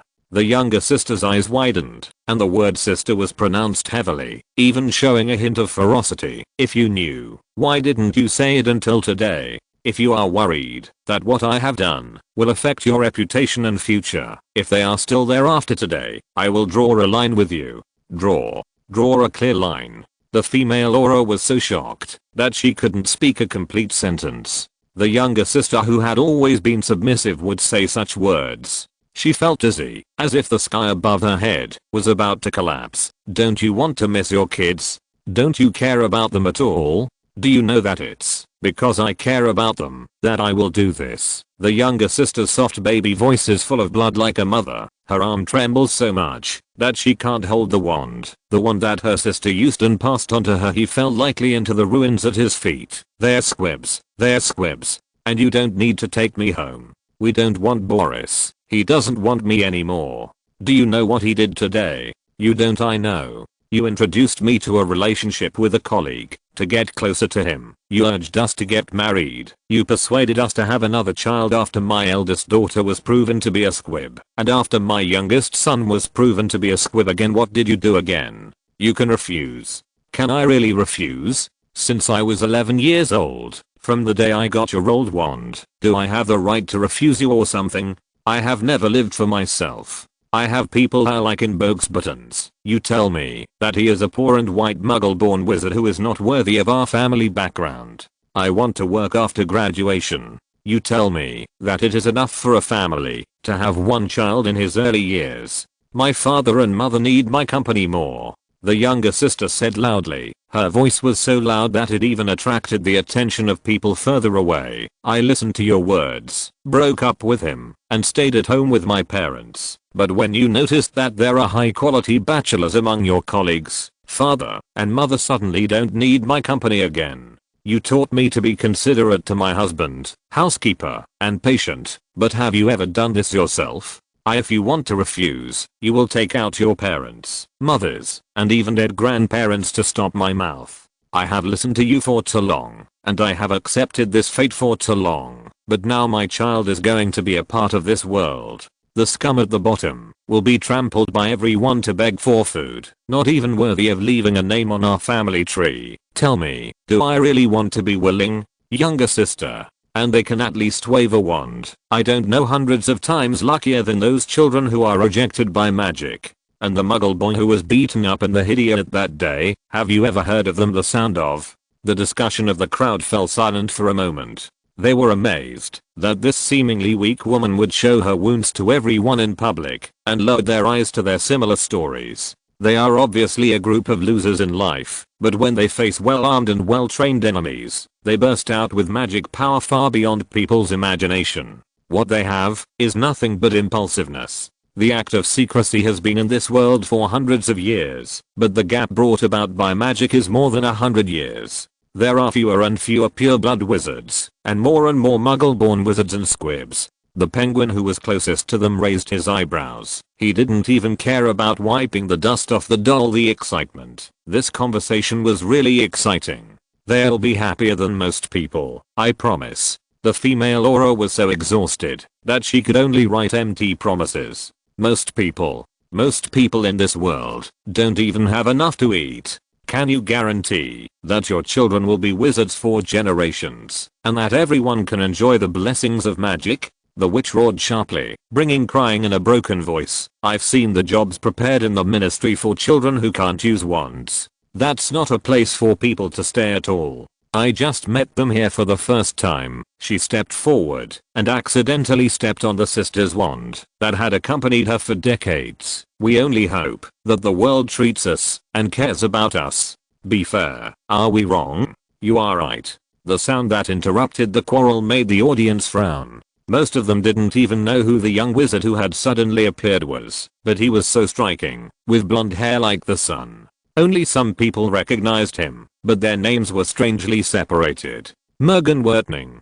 This is a Frenchman who came over 17 years ago. Nelson. Of the wizards who fought auras and saints were called this way. These are the nearby saints. They couldn't help but feel extremely stable in their hearts, and they didn't even feel that something was wrong. Standing between the two, Nelson picked up the broken wand on the ground and repeated, "You are not wrong." Looked in the direction of Grindelwald. "It's really frizzy." Grindelwald shook his head. As the main force that defeated the French Ministry of Magic head on, he really has a deep reputation at this moment.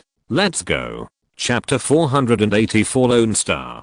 Seeing Nelson's arrival, Tom couldn't wait to jump off Alexander's head, but just as he was walking towards Nelson, Dumbledore finally made a new move and rushed to Nelson's side before Tom. When the fighting crowd calmed down, another group of wizards surrounded them from all directions, and the people who had just relaxed couldn't help becoming tense again, assuming a posture of preparing for battle. Professor. Nelson smiled broadly at Dumbledore weakly. You're too reckless. Dumbledore's expression was somewhat reproachful, but he didn't say much. I'm just afraid that, if I follow the steps, I will jump into the script that Mr. Grindelwald has written for me. Then you don't have to put yourself in it. Dumbledore raised his hand, wanting to pat him on the shoulder, but looking at Nelson, who had changed from a small boy almost to him, just by raising his head slightly to meet his gaze. In the end, he put his hand down and sighed. It's hard to get over the water, and now you will be drawn into an even more dangerous vortex. Professor, I'll do well, won't I? Dumbledore froze for a moment, and smiled helplessly. Yes, you will. You are doing the right thing. Dumbledore raised his head and looked at the newly arrived wizards from various countries. The International Federation of Wizards has a question for you. Is this organization really established? Nelson raised his eyebrows. It was supposed to be established a week later, just in time to catch up with the climax of your World Expo, but just now, it was established. Dumbledore put his hand on Nelson's shoulder and said forcefully, "Are you ready? Facing the wizard?" "I'm ready. Good boy." Dumbledore said with unrepressed force from his generous palm. "Come with me."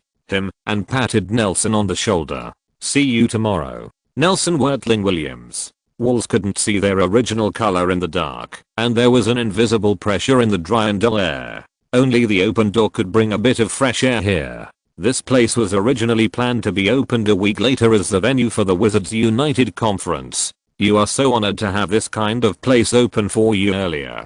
A wizard wearing a slender hat walked in from the door. Lang Sheng said. His voice was weak but powerful in the echoless room, obviously containing great dissatisfaction. He closed the door and walked to the table, sit down in the only vacant seat, even blocking the outside air from the world. A dozen or so wizards were sitting around a huge round table. Their faces were dimly visible in the shadows, and if you looked closely, you could see faces that were powerful enough to rule the world of magic. They stared at the round table intently. There, a dark and dreary cast iron chair was placed in the center of the crowd. In the darkened room, only the flashes of different colors in their pupils could add a bit of vitality. After the last wizard present closed the door, the atmosphere in the room quickly became serious. People knew that a conversation centered on the name he just mentioned was about to begin, and they could not help but fight the spirit of 2 points. "Thank you for your love, ahem." Nelson's voice came from the center of the dark room, the direction of the cast iron chair, and he sounded more relaxed than those surrounding him. It hit the top of the head, and then engulfed Nelson's whole body in a dusty beam of light. At the bottom of the beam of light, Nelson's hands and feet were bound by thick chains to the cast iron interrogation chair. Sweeping across the face, that could be seen from the front, it finally stopped on the face of the wizard in the slender hat. "Actually, I don't have any requirements on where to answer questions. Even in a hidden place, where people come and go, I can answer all your doubts in every detail. HMPH, let you speak in public. Do you want to use the demagogic skills you learned from Gellert Grindelwald? Let a group of civilians who don't know what's going on for you. Do you think we are stupid?" The tit-for-tat dialogue made the air in the dark room tense immediately. Nelson twisted his sore neck, and there was a harsh click sound between his cervical vertebrae. But he could see Grindelwald's unruliness in it, and he couldn't help but clenched his slender cane and poked it lightly on the ground. Boom. The beam of light above Nelson's head became thicker, including the space around him. On the 3 corners of his body, 3 silver trays floated steadily in the air, surrounded by bubble-like, but extremely tough shields. Wrapped with a shield, a wand full of knots, a rough black ring, and an empty plate can be vaguely seen. "I never wanted to take advantage of anyone, sir. These are people's own choices. I just happen to have some way of helping them," and I stood up. "Okay." The tall wizard in the tall hat was about to continue talking, but was interrupted by a stocky wizard beside him. His words had a strong nasal voice, as if he had just come here from the snowy plains of Siberia, suffering from rhinitis. The blockage caused was not clear yet, so he looked at the wizards around him. took a deep look at Nelson, and asked, "Have you checked all of them? Is this me? And those 3 things are really legendary Deathly Hallows? He and this name can be matched, and his soul is complete. He is himself." Someone on the round table replied, but no one helped him answer the question about the Deathly Hallows. "It should be the Deathly Hallows, that's right. I checked it just now, and it's consistent with the description in the Tales of Poet Bedow, but apart from the invisibility cloak, I didn't find a way to use them," another said. When the voice came, Nelson could feel the scorching gaze on his back.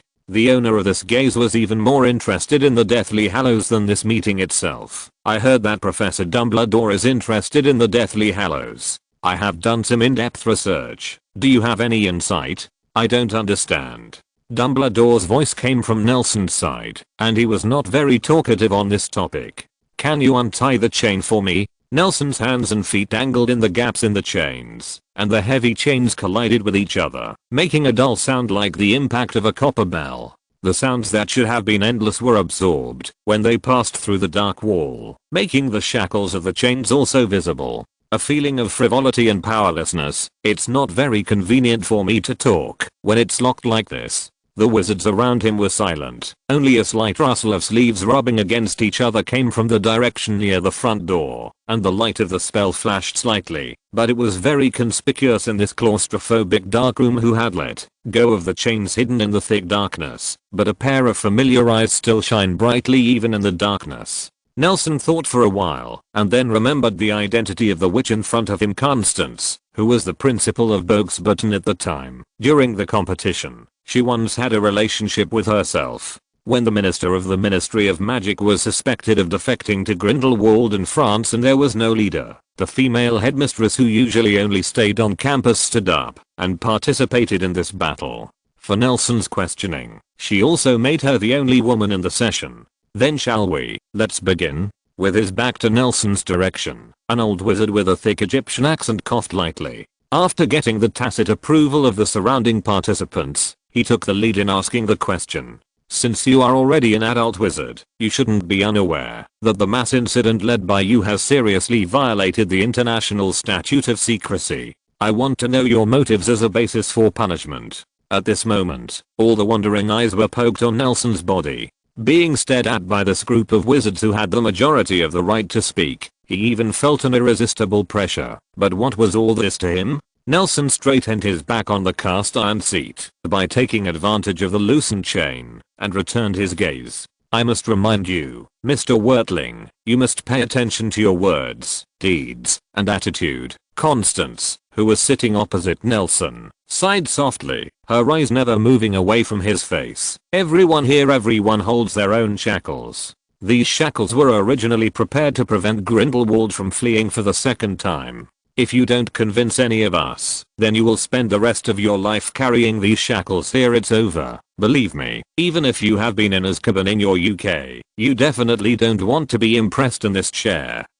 "I understand, ma'am." Nelson nodded, raised his neck, and said in a loud voice, "Respectable ladies and gentlemen, before that, I want to ask you a question." Nelson paused for a moment. Seeing that no one objected to his question, he leaned back on the cold chair and said in a deep voice, "I have counted the 200 years from 2 in European countries every year. Are you interested in knowing the number of newborn wizards? Does this have anything to do with my previous question?" The old wizard who asked the question asked back, "Yes, and it has a lot to do with it." "I know." Constance stared into Nelson's eyes, as if she wanted to see something deeper from the blue. She said each word after a while, "As the principal of Bogsburtons, I can tell you, the number of new students entering Bogsburtons every year is not much different from 200 years ago. There is only a slight ups and downs. I also want to remind you about one thing.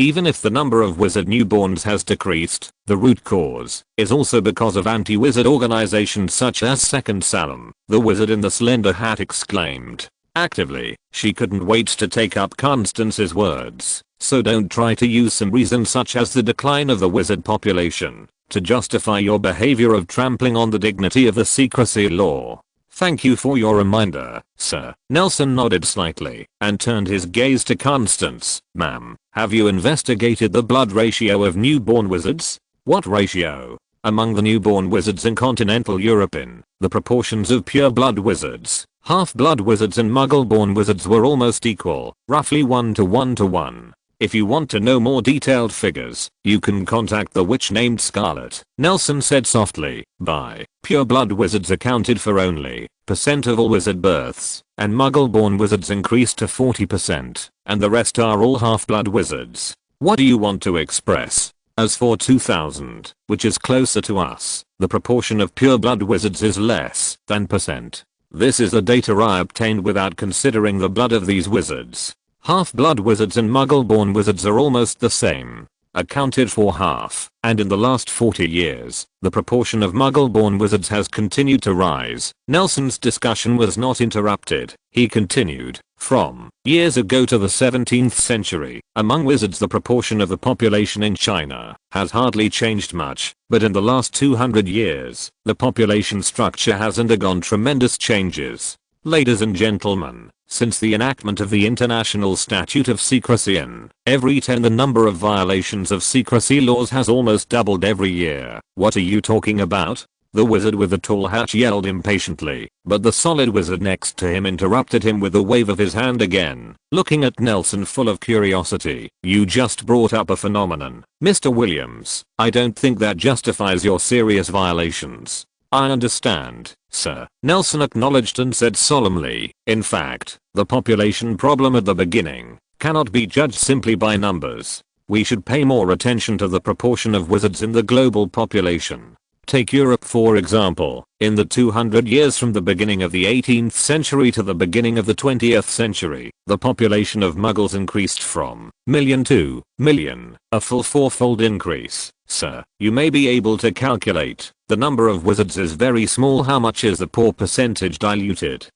Now, you don't want to tell me that you are worried about the future of wizards, that we will be replaced by muggles that grow like locusts, do you? You are still jealous, Grindelwald. When the timing will be interrupted, he said disdainfully. To tell you the truth, some people have worried about this problem as early as hundreds of years ago. I can answer you. As long as we don't want to, muggles will not be able to see it even after 2000 years to us. Sir, there are not only confrontations, disputes, and passive escapes in this world, Nelson said slowly. There is also integration. A few hundred years ago, wizards could be self-sufficient in their own small circles, but now, which country can guarantee that, after leaving the muggles, they can still live the previous life? Haven't you paid attention to where the squibs ended up? As far as I know, few people choose to accept the Ministry of Magic help. Do you really think we are still the lone star hanging over muggles?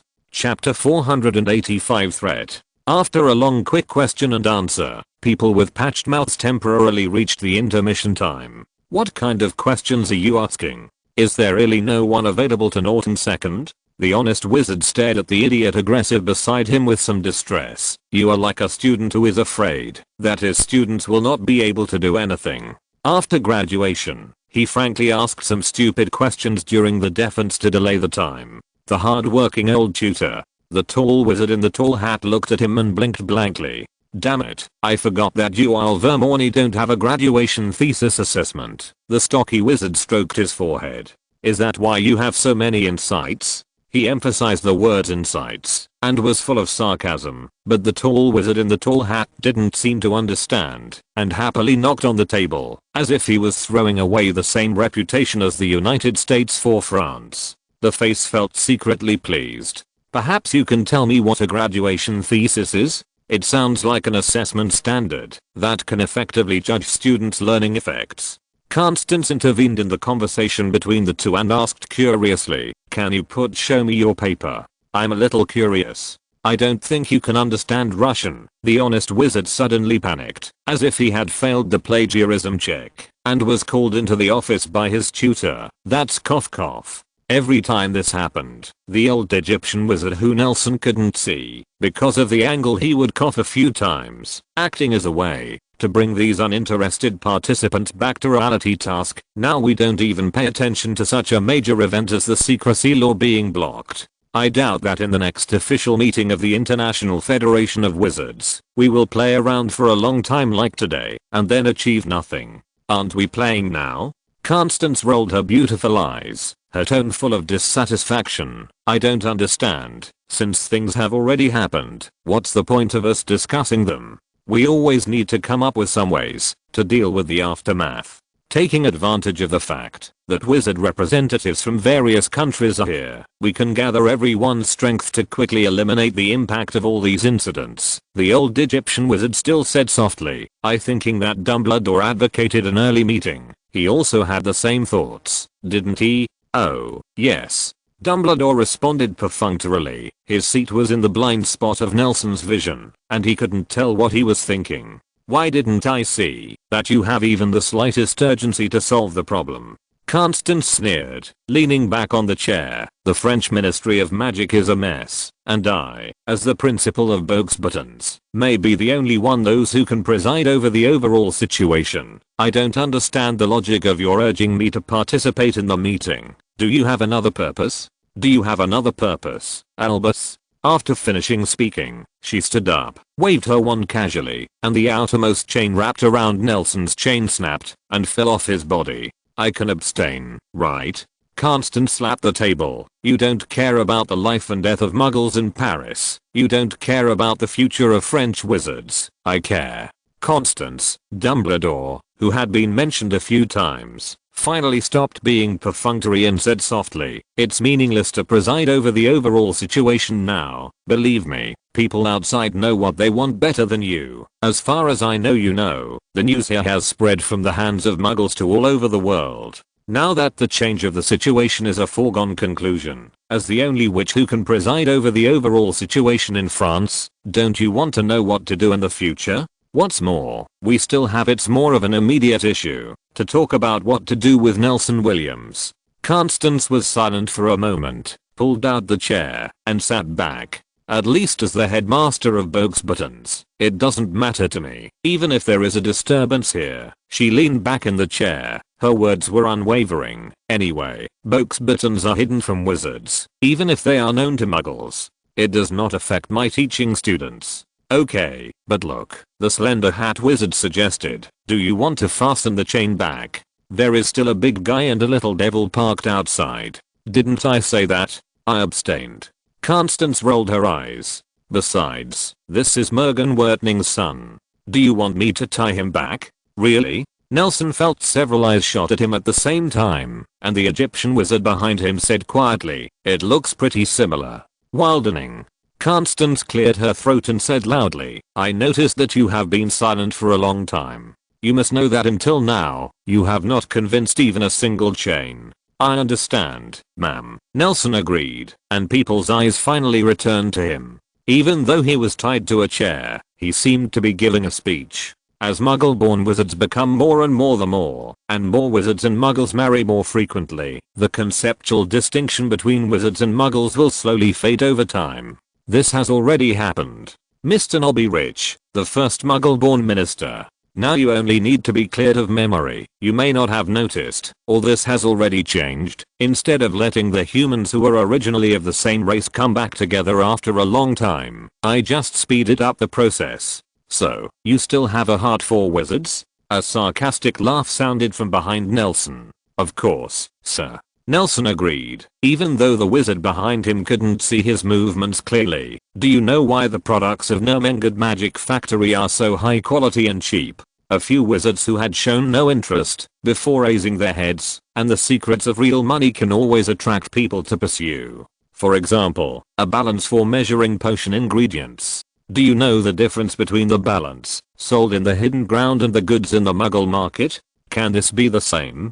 Yes, Nelson resolutely admitted, the scales themselves are all the same, and even because wizards are used to making them by hand, there will inevitably be some errors. If you only look at the scales, even Muggle products are better. When using steam to forge steel in China, the manufacturing industry has already far surpassed that of wizards, whether it is precision or efficiency, and the balances we use on weekdays are just a little more magic to ensure precision, and some protection to prevent potions from corroding metals. What do you mean? That's right, in the magic factory, some raw materials that can be roughly processed without magic power are semi-finished products they ordered from the Muggle factory, and after finishing and assembling by wizards, they are the products you see. It is also the reason why they can reduce the price by at least half, while maintaining the quality. Isn't a Muggle product synonymous with rough manufacturing? If you really used it, you wouldn't say such things.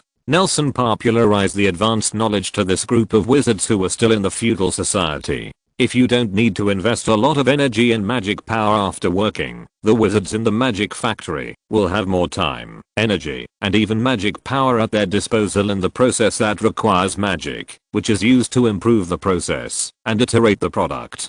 Case. A small balance is enough for muggles and wizards to maximize their value, Nelson said more and more enthusiastically. Now there are trains and buses powered by magic, and there may even be magic in the future. Why should we resist the embrace of propelled planes, rockets, anything and magic? There was silence for a while, and after a little thought, people realized the feasibility of Nelson's theory. After all, it was really practiced, and it had even been practiced for several years. I have a question, Mr. Williams. A voice came from Nelson's side. Nelson looked out of the corner of his eye and saw a man with a bun. I have never agreed to cooperate with you Nomengood before, because I have always been a little worried if I want to establish this model in my country, will I encounter some kind of difficulty that only Nomengood can overcome? Sir, I have to reiterate again, I do not represent Nomengood, nor do I belong to Nomengood.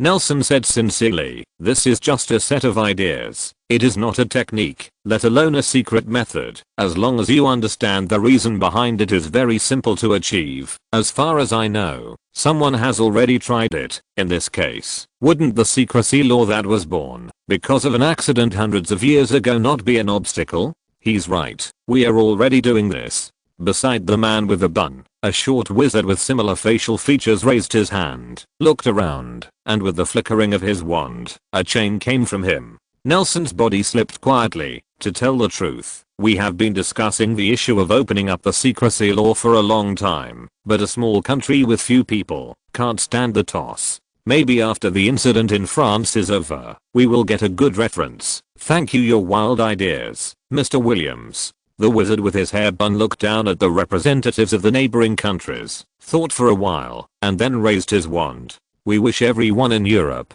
can achieve better development. In his polite words, another thicker chain was broken. I have gained a lot of knowledge this time, and the secrecy law is actually not applicable in my country. Not as strict as you guys. We've been through the situation that Mr. Williams said for quite some time. There is not a single stupid person sitting in this office. Under the instigation of interests, they quickly thought about the interests involved. Most of them are from other continents, and the connection with France, Grindelwald and even the secrecy law is not very close. Nations loose their chains. Instead of being passive after magic exposure becomes a fait accompli, it is better to grab greater benefits and occupy higher power. Apart from not being able to leave his seat, Nelson was already able to sit there and move around freely. He could finally look behind him and look around at the wizards who hadn't expressed their views. Looking at those familiar faces, he showed a vague smile. Everyone, I'm not a person who can only speak in plain language. Nelson chuckled, twisted his neck, and tugged on the few remaining chains on his body. People became irritated. I'm just reminding you of some crises that have already happened out of my wizard's duty. Gentlemen, the goods directly supplied from the magic factory can be sold cheaper. There's such a good thing. It's not necessary. Garen has already made a lot of money. The Egyptian wizard behind Nelson was unmoved. If we sell it cheaply, we won't make any money. Nelson didn't speak, but turned his head and looked at him with a smile. Among the more than a dozen regional representatives divided by famous magic school districts, the few who did not express their views happened to be the ones who had the deepest cooperation with Nomengood and the best teachers. They are greedy and short-sighted enough, and even fell into the same dumping trap as Britain a long time ago. Just when the old wizard was still complacent, his eyes suddenly widened, and there was still a smug smile on his face, which made him look extremely funny. Can you sell it more, cheaper? Yes, sir. It's not us, but it can be sold cheaper. Nelson nodded politely. As far as I know, the last workshop in Egypt supposedly made flying carpets. 3 months ago closed already. A chilling atmosphere immediately permeated the top of the round table. Are you threatening us? I haven't, sir. Nelson shook his head. It doesn't make any difference where I am. I have no opinion. After a long silence, someone finally stood up and broke the silence. Everyone's eyes were cast in the direction of the sound, but no one could have imagined that the first person to compromise was the one who stood up against it at the beginning and had the worst attitude. Hat Wizard. He stood up. The beard connecting the two temples trembled with his breath. He straightened his collar, twisted the eagle-shaped collar pin at the collar, and said with a smile, "Mr. Williams, your majesty asked me to represent you. He greets you." "Why you?" Looking at him in great contrast, the solid wizard next to him asked puzzledly, "Shouldn't the United States hate this kid the most? You've lost face." "Why?" The wizard in the slender hat took off his hat, revealing the bald and shiny scalp on the top of his lush head. "Does it have anything to do with His Majesty Norton? Or did you not go to us at all? Visited the new park there? Nah, you know, people with the surname Dumbledore hardly have any talent for business. Aberforth's bar is still losing money even today. I don't care about wealth," Dumbledore said in a deep voice, staring at Nelson. "Rich did this to bring down Shafik. I have always opposed it. He's just helping Judge Shafik's greed, Professor." All the chains on Nelson's body were broken, leaving only the last one.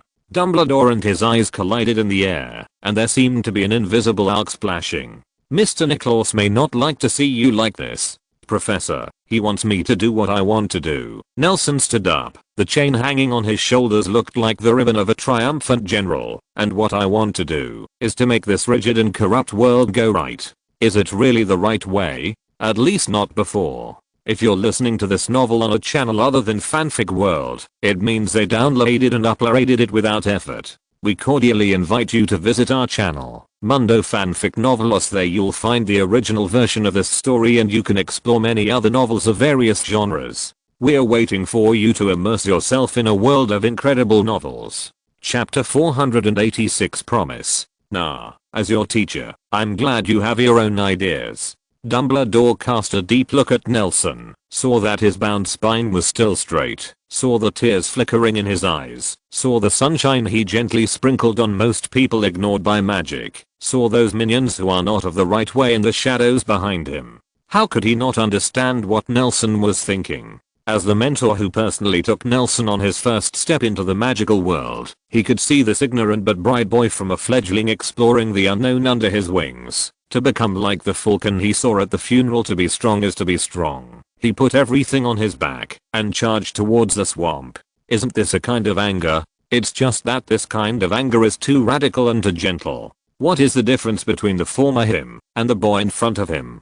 Dumbledore probably didn't understand until then why Nelson called himself Albus Dumbledore in an interview all those years ago. But now, I have something I want to let you know. He held his wand so discreetly to his throat that the chattering crowd went unnoticed, and the sound was only carried between Dumbledore and Nelson. "You never seem to think of yourself as a wizard," Dumbledore said softly, turning his head to one side. "I remember that when Judge Shafik awarded you the Order of the Garter, your oath only said that human beings thinking of it this way. Maybe most people in this world are too narrow, wizards and muggles, just like left-handed people and right-handed people. You have always been so wise, Professor. But you should understand that, even if the old rules are unreasonable, you still live within them."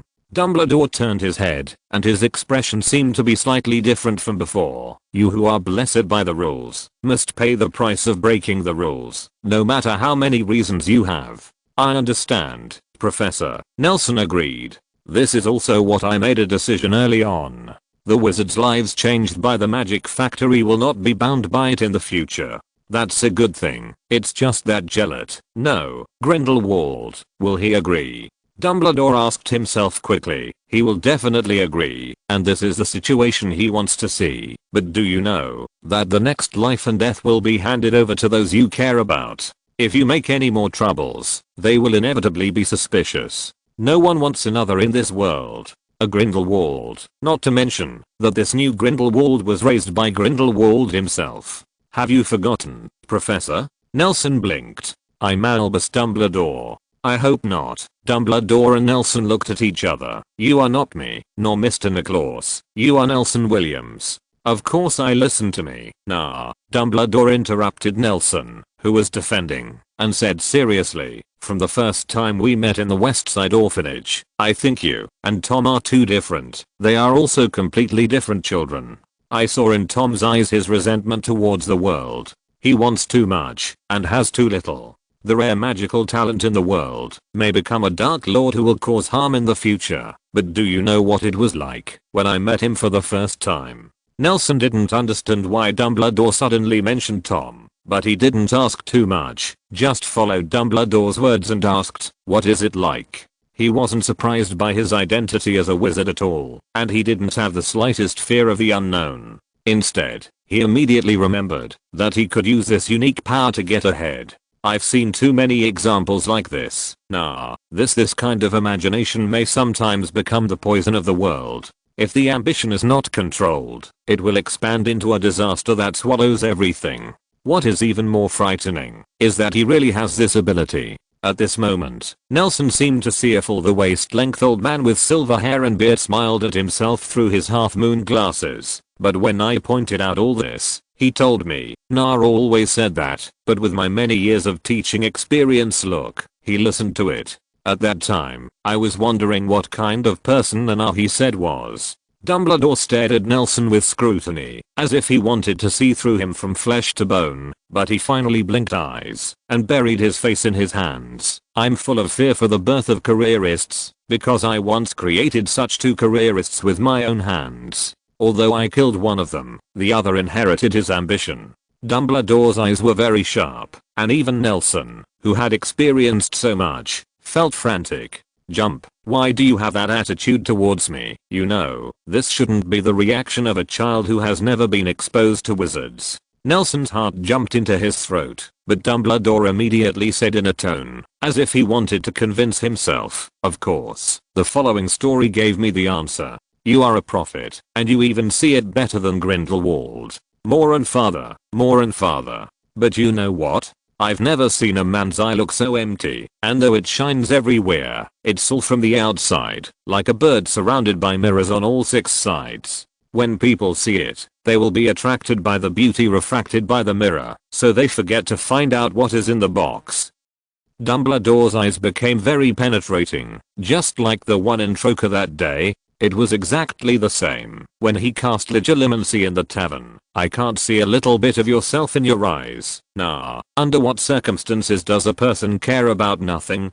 Even after everything you do, don't you? Is there really any sense of justice driving you? I don't think so. There are only a few shadows in your heart, and you can't even hold the flowers, trees, cats, and dogs around you. You will feel pity for them, but you never don't mind them. Your kindness comes from your upbringing. But where does this upbringing come from? As if you have lived in a world so beautiful that I can't even imagine it. Yes, the more this happened, the more I wondered what kind of person Mr. Niklaus is. But unfortunately, I don't have such an opportunity. Dumbledore's expression was no longer serious. He smiled and continued. Grindelwald told me that you have ambitions in your heart that far exceed his, and I don't believe it. Boy, I don't think a man who can't hold anything in his eyes can hold those things. It wasn't until later that I finally saw your emotions. The spell of Cruciatus is not something you can release through practice, not to mention that it is so powerful, and the accumulated anger is far beyond my imagination. Nelson clenched his hands violently.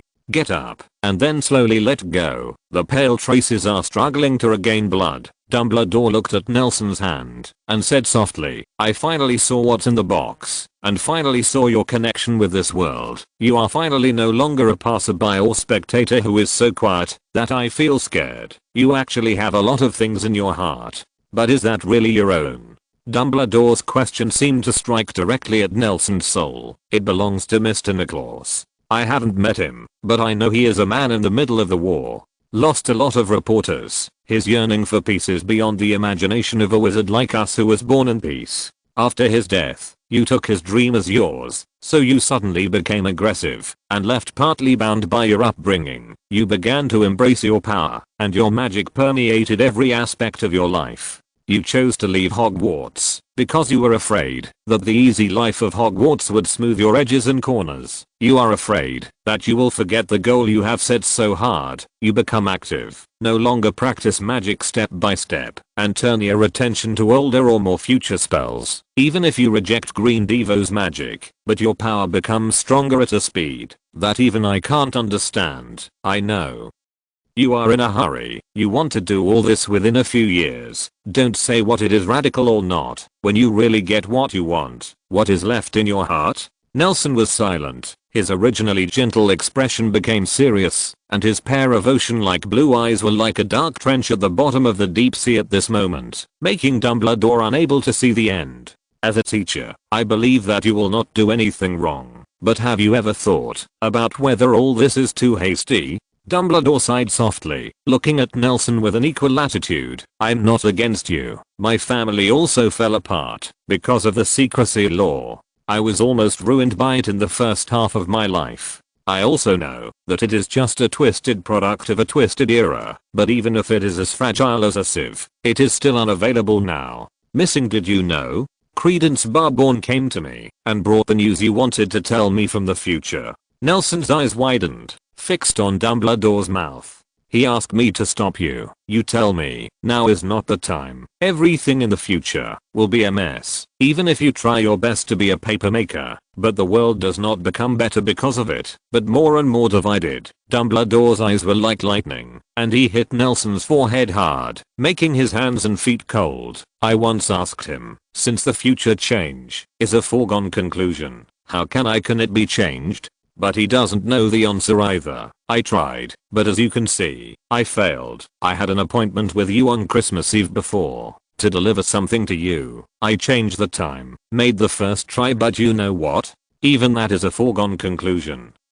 Professor. Nelson's tone was flustered, but he felt a force pressing on his shoulder, as if Dumbledore was patting him. I haven't been able to change the future, but you may be able to. You are the most disbelieving prophet I have ever met, said Dumbledore softly. I don't want to blame you. If it were me, I wouldn't be able to. Even better, since you have such a great ideal, you might as well build it yourself, but you have to know that sometimes it will be counterproductive if you act too hastily, which is why I called this meeting to delay the time. Listening to Dumbledore's elder-like words, Nelson lowered his head. Forgive my nagging. Nah, I've seen a lot of things, so I'm bound to feel more worried. Dumbledore's half-moon-shaped lens flashed a flash of light. Base Ensign couldn't see clearly. He paused. He asked in a low voice, nah, can you make a promise to me? What? Nelson raised his head and looked at Dumbledore. I want you to honestly go to Hogwarts until graduation and see with your own eyes what the world will become after you remove the fences, Dumbledore said with unquestionable firmness. You can't take everything on your own shoulders. I think Mr. Nicholas also thinks so. You have to let people drop their crutches and stand up by themselves. This is the second thing you asked to tell me.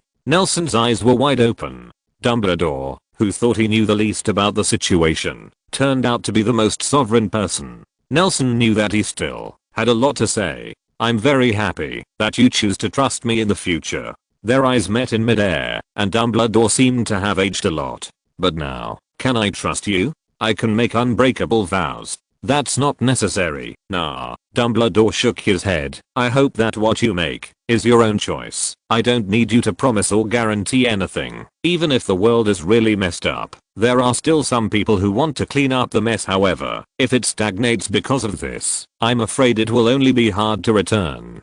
To tell you the truth, my stubbornness may not be easily persuaded by you or Tom. This is what you want to see, and what I want to see. I believe you there is power to change the world, but always remember that you have more to rely on, and I just hope you won't be so alone and so extreme. Nelson didn't speak, just agreed emphatically. You can now declare. Dumbledore stood up without the slightest hesitation. The wand slid away from his throat, and the sound spread to all directions in the dark room.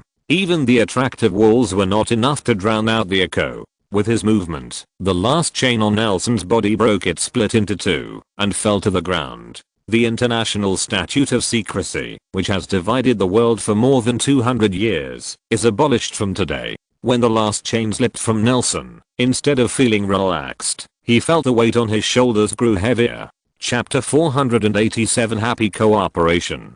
Great, I feel relieved when I hear that. The wizard in the slender hat couldn't help clapping when he heard Dumbledore's words. When everyone is losing face, no one is losing face. Your Majesty will not deceive me. No one paid any attention to his eccentric speech, but silently looked at the patch being distributed by Dumbledore. There was silence in the dark room. Only the sound of Nelson's slightly staggering footsteps could be heard, as well as the crisp knocking sound and the sound of fabric rubbing. He was storing the Deathly Hallows placed beside him one by one. They looked at that thin patch for a long time, as if the content in a few lines was so rich. Are you sure you want to transfer the ownership of all the factories in our country? After a while, a slightly puzzled voice sounded from behind Nelson. Crack. Nelson closed the small silver ball in his hand, put it in his pocket, turned his head, and looked behind him over the back of the chair. Yes, you only need to pay for the cost of construction and lost work, Nelson said with a smile. This is not a very large amount. The profits of these few are enough, of course. I mean when no one is corrupted otherwise, you will have to bleed a little. As a crazy criminal who broke the secrecy law, you still want money? Sir, what are you talking about? Is the chain that just broke an illusion? The secrecy law is a thing of the past. Nelson shook his head. Besides, if those are my properties, it would be okay to pay some money. It's not a big deal, but it's really hard for me to control the investors in Ermengarde. Maybe you can talk to Grindelwald. Hearing Grindelwald's name, the man's arrogance was instantly reduced by half a point. He also came from the Expo Garden. Grindelwald's magic power and influence have long been different from the past. His toughness made the Bulgarian representative feel instinctive fear. I just think you have a criminal record, he said softly, his voice back to normal. Now that I see such a seemingly beautiful clause, I always feel that you have stuffed something into it. We discussed and decided this before. Did you forget it so quickly? I know how much you resent the past behavior of the Magic Factory, but you only need to do some calculations to understand how much you have earned. Let's put aside our prejudices and previous quarrels. Garen will not lie, isn't it? You will change the subject. The Egyptian wizard still maintained a smile. Can making money and being blackmailed be the same thing? But now that the matter has come to this point, they must be able to see your sincerity, let alone muggles and the like. Yes, there is no problem under magic, but I think there is a small loophole in your proposal. Even though these magic factories are owned by various countries, the raw materials still have to be imported from your magic factory in Ermengarde. We only know how to assemble it, but we played the role you arranged for muggles. Do you want us to compare our hearts and experience it first? Nelson's eyes turned cold. The old wizard looked at him with a smile on his face, but in fact he knew everything well, and every word was focused on the key points. He was obviously not the kind of guy who was simply sent for a meeting. He has a lot of research, even surpassing most of the wizards Nelson has seen. Under the guidance of his words, the few wizards who can sit with him have gradually developed a skeptical attitude. Are you all worried that you won't be able to make it? Nelson looked around for a week, and just when he was about to use his tongue again, his eyes passed Dumbledore in the air, as if he was reminding himself, don't forget what you promised me. Nelson finally calmed down. While he was in power, he almost forgot the purpose of his trip, took a deep breath, and said, you need to talk to the Magic Factory. After all, those magics are not in my hands. Inside. Can it be sold? The Egyptian wizard raised his eyebrows, and even his eyeliner jumped up. It's fine if it can be sold, as long as Garen can solve the problem. It's not a problem, but if someone chokes his throat, even if he puts it in his pocket, galleons will also be hot. The contents of a few lines on the patch really extend into a huge amount of information at the end. Under each clause, Nelson was horrified to find that before he knew it, he almost took the Ermengarde building. The factory was placed in a very high position that he absolutely didn't want to see, and all of this was exactly what Grindelwald wanted to see. Following the concessions one by one, the faces of these wizards were full of smiles. Just like what the Egyptian wizard said, Muggles are nothing to them now, so what if they knew about it? It was just back in the 17th century, when the law of secrecy had not yet been established. They didn't even take that missionary seriously. They just mentioned it, and never mentioned it again. Their attitudes changed so quickly that Nelson himself didn't expect it. The change of the situation was just a change of background. Only Garen and the power lying on top of Garen were the eternal kingship. Thinking of this, he couldn't help chuckling. What happened? It's nothing. I suddenly thought of a black dragon that likes to collect treasures in a book I read before.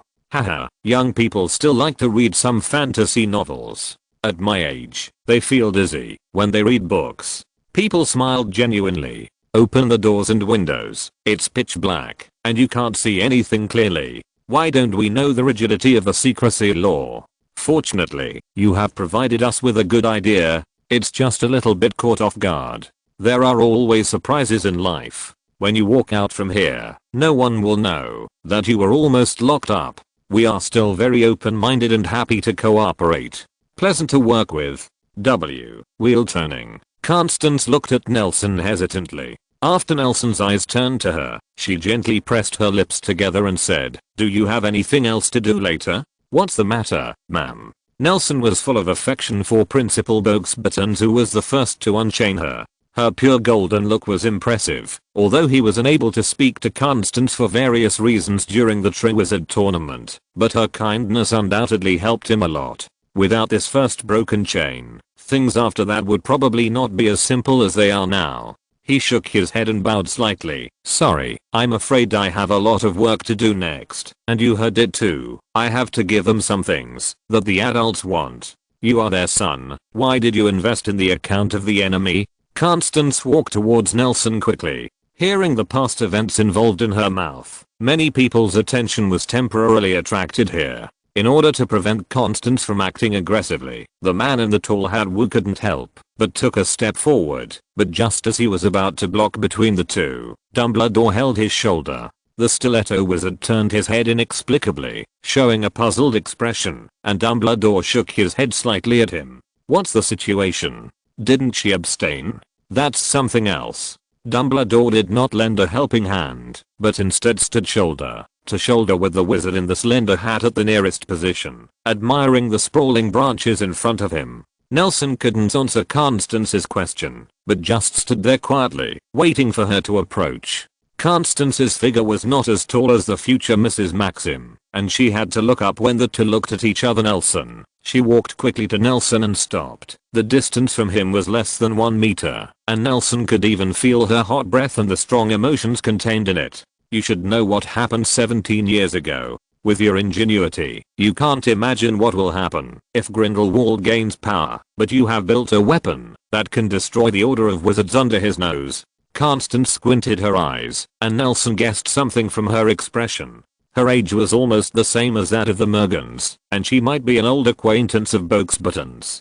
Constance moved forward step by step, and the weak Nelson forced by her to retreat step by step. He quickly returned to the cast iron chair from outside the round table that was still warm. Even though Constance looked up, Nelson still felt the momentum of being questioned. His calf finally hit the edge of the chair, lost his balance, and fell backwards. "It's much better now." Looking up at people, "My neck hurts." The corners of Constance's mouth twitched, but there was no smile on her face. She lowered her head and stared intently into Nelson's eyes for a long time. "Your eyes are neither his nor hers. What is she talking about?" The wizard in the slender hat covered his mouth with his hands, lowered his voice, and asked Dumbledore familiarly. Dumbledore's immersive movie watching experience was destroyed. He looked at the wizard in the slender hat and shook his head helplessly. "How would I know? And don't you think this kind of question should not be asked by His Majesty Norton's Secretary of State?" "Whatever." The wizard with the tall hat shook his head and said nonchalantly, "I didn't do this originally. Anyway, the United States has nothing to do with what you are talking about. The American secrecy law has long existed in name only. Since this is a trend, His Majesty Norton has already made preparations, and my work has already been done, so what's the point of seeing the excitement?" "Your job." Dumbledore became interested. "Are you helping Mr. Williams out of the siege? Are you assigned by the Magical Congress of America?" That's not like the question that the chief wizard of the Wizengamot should ask. The tall wizard in the tall hat showed a sly smile, shrugged, and said, maybe I'm still a professor of Alvermorny. Professor 12 Trees is willing to protect the students of Alvermorny, and this kind of love and sense of responsibility may not be matched by anyone. 12 Trees? Dumbledore's eyes were blocked by the reflection of his glasses. After a while, he said in a deep voice, I remember him. How is he now? He is enjoying himself in Alvermorny now, and now on the top of Mount Greylock, there are many flowers that you have never seen before. The tall hat wizard took out a handkerchief from his pocket. Taking advantage of the boo-boo, quietly lifted his hat, wiped it on his shiny forehead, put on his hat and continued, before this trip, he also asked me to find the principal of the European school, hoping to learn more about magic. He has heard a lot of information about Hogwarts school running philosophy in the past few years, and he has always been very fascinated. Fascinated? Melissa? Dumbledore narrowed his eyes, and his gaze through the half-moon lenses became a little stern.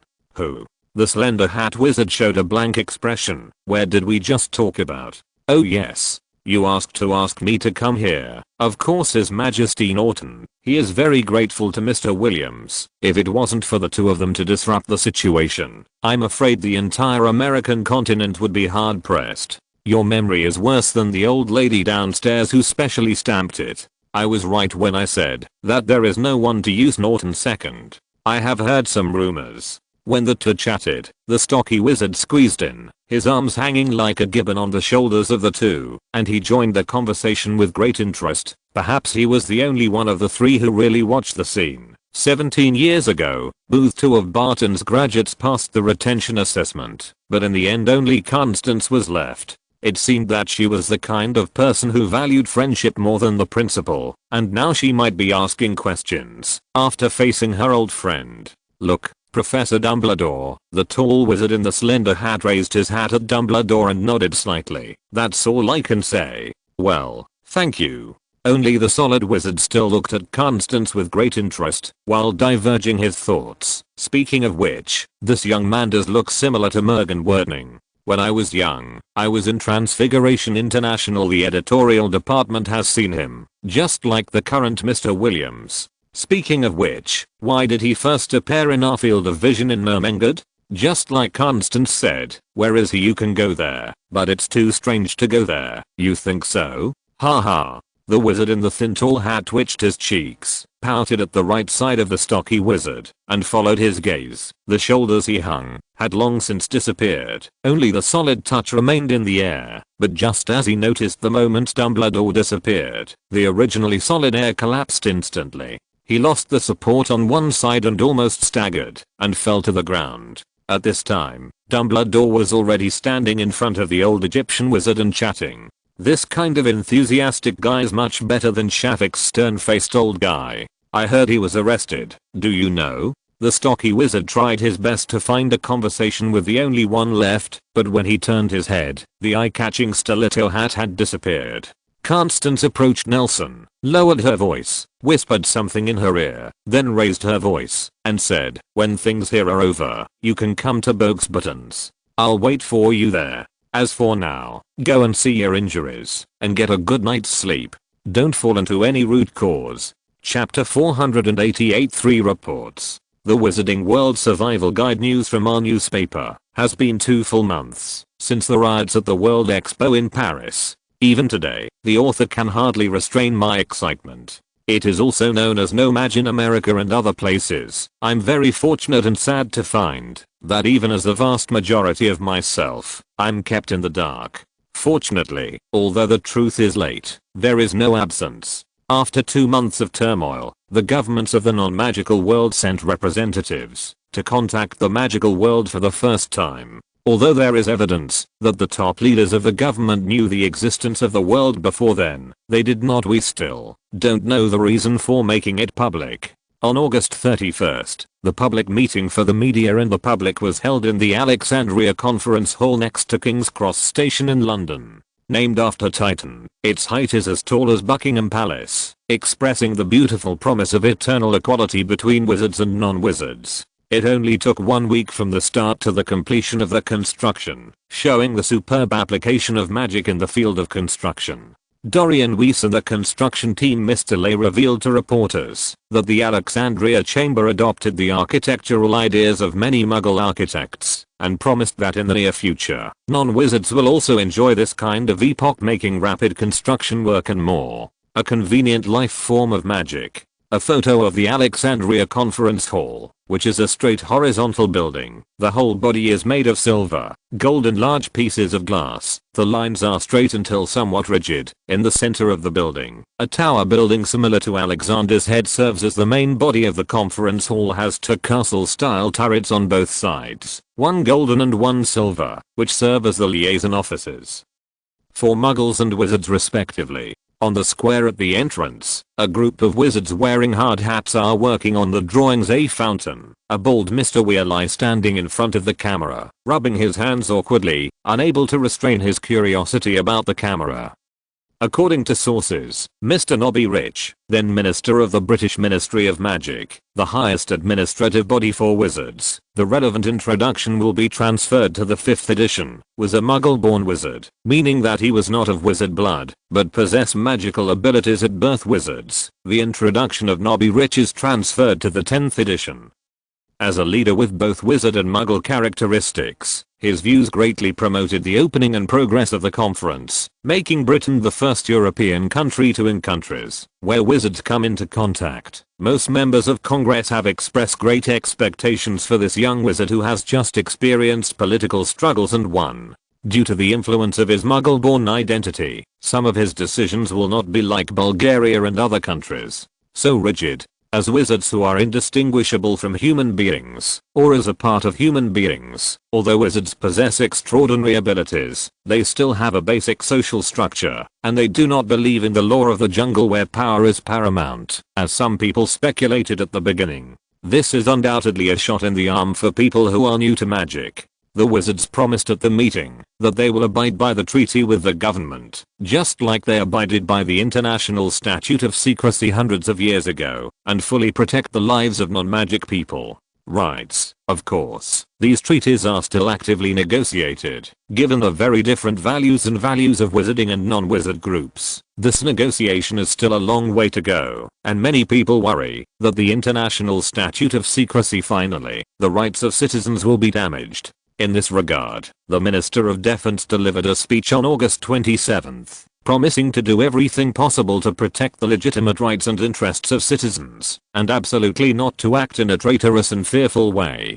and pointed out that when wizards are fully integrated into British Empire society, they will also enjoy the same rights as citizens. But is this really the case? The complete content of the speech and the comments of the special commentator of this newspaper are forwarded to the 3rd edition. Since July, this newspaper has received letters from many readers one after another. People's curiosity, fear, and desire for magic are surprisingly consistent. The introduction of Jewet's School of Witchcraft and Wizardry will be transferred to the 7th edition, and the head of the Wizengamot, the highest authority for wizards in the United Kingdom, which enjoys legislative power, and related introductions will be transferred to the 6th edition, and the chief Mr. Albus Dumbledore has applied for an interview, and got an invitation, to visit Hogwarts School of Witchcraft and Wizardry with returning students and new students on September. At that time, this newspaper will conduct a week-long special report to answer readers' questions in detail. Interested readers must pay attention to relevant follow-up reports. Regarding the riots that occurred in Paris 2 months ago, Mr. Dumbledore also gave us a detailed explanation. As a witness in the world, he restored the extremely precious inside information for us, which involved many secrets among wizards. For more details, please refer to the special issues of this issue, the disaster in Paris, the Great Fire 17 years ago, and the torrential rain 17 years later, and 1692, 1944. What did the international law of secrecy bring to us? In addition, the Minister of Magic, Mr. Nobby Rich, sent a magic guide to let most people who have never been exposed to magic understand it. This guide will be given with the newspaper. If you have not received it, please go to or obtain it from the newsstand where you purchased this newspaper, or from the newspaper office. The address of the newspaper office is The address of the newspaper was blocked by the cuff. Nelson pressed on the newspaper and looked out the window silently. It was different from last year and every year before that. The chimney gushing out of the Hogwarts Express was not only steam, but also the fear of the unknown future. Melon is different, and the young wizards feel that this is a law to protect themselves from persecution. But when this law disappeared with the riots in Paris, the protective umbrella over their heads disappeared. The carriage with the Muggle reporters is enough to attract people to stay away. They would rather go to the distant carriage and squeeze with their classmates than sit in any compartment in the 5th carriage, which also makes the entire Hogwarts train. The Z Express presents a strange scene of being heavy on the head and feet, but light on the body. The train looks like a caterpillar arching on the ground, and the middle section near the 5th carriage will lift up a little when turning.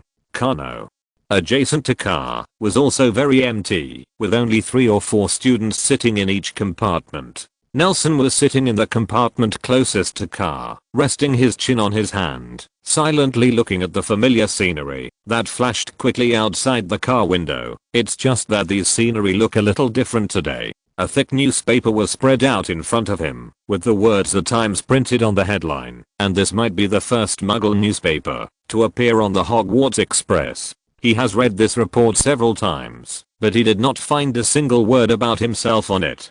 Dumbledore really did what he said, protecting Nelson very well. Even except for those who were close to the ruins that day, no one knew that he was there. What role did it play in the events in Paris? Similarly, although the magic has been made public, the existence of the missionary has not left the slightest trace, as if the Muggles who confronted the wizard that day were just an illusion. He understood Dumbledore's painstaking efforts, and in this world as a key role at the time, it is easy to become the target of public criticism, and the turbulent Muggles have finally calmed down from the 2-month panic. And the next thing is the highlight of the fusion of the two worlds. He was just a little pity and a little worried, but unfortunately he couldn't push it, and he was even more worried that the reactions of Muggles and wizards would be more different from what he expected, which would eventually lead to the crisis of cleaning up the mess, as Dumbledore said. Thinking of this, there was a burning pain on the back of his hand, as if the unbreakable oath was burning his right hand. Although it was only a verbal promise, the promise was countless times heavier than the oath. In the next year, he and Melon have nothing to do with it anymore, and I can only watch them go to destruction and even to rebirth. Fortunately, Dumbledore is extremely active. At least with him, Britain does not have some unreportable events like Bulgaria or even Germany vicious event. Ugh. Thinking of this, he couldn't help but sigh, and the sigh echoed in the compartment, louder than the wind outside the compartment. Although the compartment was extremely quiet, he was not alone, but very popular. Tom was sitting opposite him, staring at Christian, who had just been captured, as if playing a game of 123 Wooden Man. Alfred sat beside Nelson, staring at another newspaper in his arms, scratching his head, sneaking glances in Nelson's direction from time to time, but in order not to affect the atmosphere in the car, he suppressed himself and dared not make a sound. At this moment, he misses his older sister Wahlberger, who has already graduated and would rather be scolded by her older sister than be embarrassed here. Myrtle was sitting opposite Alfred, beside Christian, facing Nelson's direction. She couldn't tell what she was looking at, and she couldn't see any expression under her thick glasses. "Blake," she suddenly said, pointing at Alfred. "Huh? What's wrong?" Alfred sat up straight suddenly, and the newspaper in his hand fell to the ground. The small movement woke up everyone in the cubicle. Tom and Christian raised their heads almost at the same time and stared at Alfred. Nelson also looked at Alfred from the view outside the window. Withdrawing his attention, he turned his head and looked to the other side. "Take it down." "What?" "I mean, your newspaper. It's upside down." "Oh." Alfred picked up the newspaper in a hurry, patted the dust on it, and put it carefully on his lap. "My father asked me to write a review and hand it over to him within a week of school. Otherwise he wouldn't send me any money during the semester." "The Daily Prophet?" Tom squinted, looked at the headline of the newspaper on Alfred's lap, and read softly, "Exposed. What did it bring to wizards? Why do I feel like I'm reading some dirty emotional magazine? What is this? Haven't you read it?" "The latest Daily Prophet," Alfred explained. "It says that it is conceivable that wizards' magical products are extremely attractive to muggles, and they will definitely be willing to spend a lot of money to buy them. But muggle products can only be regarded as rags that house elves are unwilling to use in wizarding families, and only some handicrafts and artworks have value. Not really, it's just that I feel dizzy and feel that every word here is stinky shit. Alfred laughed bitterly and explained, doesn't it mean that wizards can't get anything? After all, muggles don't have Garen. If they want to buy something, they can only use that. What kind of pound? Sterling, Nelson reminded. Yes, muggle currency. Alfred scratched his head, rubbed his already messy hair, and said with a bitter face, I don't know what my dad asked me to see. After all, we can't spend it with pounds. Maybe I can only go to London to eat some delicious food. By the way, do you know that the muggles in London have any special food by wizards all over the world, and suggested that we learn from Germany and develop some explosive systems. A powerful system? Nelson squinted at the words in the newspaper, showing a playful expression. How powerful is it? I don't know. Alfred spread his hands with a bitter face. I'm curious too. There's an introduction in this book. Myrtle took out a magazine from her bag and waved it at him. She glanced at Nelson and said to Alfred, this is a quibbler, and the content in it is very in detail. You may be able to copy a little bit as a review after reading. Let me see. Alfred took the magazine and looked at the title on the title page. Do you want to be a wizard or a muggle? I don't need to ask. Of course I questioned you all. Tom suddenly yelled loudly and even called out his sister's full name, which attracted the attention of the other three. The magazine in Alfred's hand fell to the ground again. Tom noticed his gaffe, grabbed Christian's sleeve, and stood up.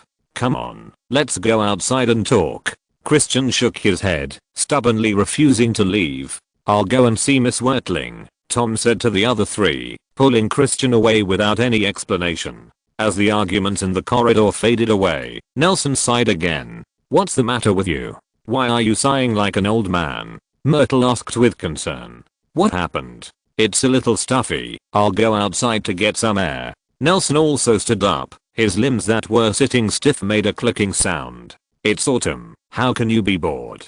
Alfred felt puzzled and watched Nelson leave the cubicle. The corridor was very deserted, and only a cautious figure could be seen trotting over from the direction of no carriage. Chapter 489. What did you do during the vacation? As soon as he walked out of the cubicle, Tom held Christian's shoulder and interrupted her from leaving. Tell me, what are you doing? Christian broke free from Tom's grasp in dissatisfaction, turned his head, and glared at Tom's cold face that resembled his biological father Tom Riddle. Although this face was praised by almost everyone for being handsome in her eyes, but it was like a collapsed ceiling pressing towards her. She looked away in a panic, and her voice weakened. Let go. Let go. Let me go. What are you afraid of? Tom's sudden sternness made Christian lose his feet, and she didn't know where to put her hands in a panic. She had seen Tom greet her as usual at King's Cross Station. Before starting to worry about this moment, Tom held her shoulders, turned her face towards him, and said in a deep voice, I went back to London 2 weeks ago, and you were not in the West Side orphanage, and you were not in Jonas's house.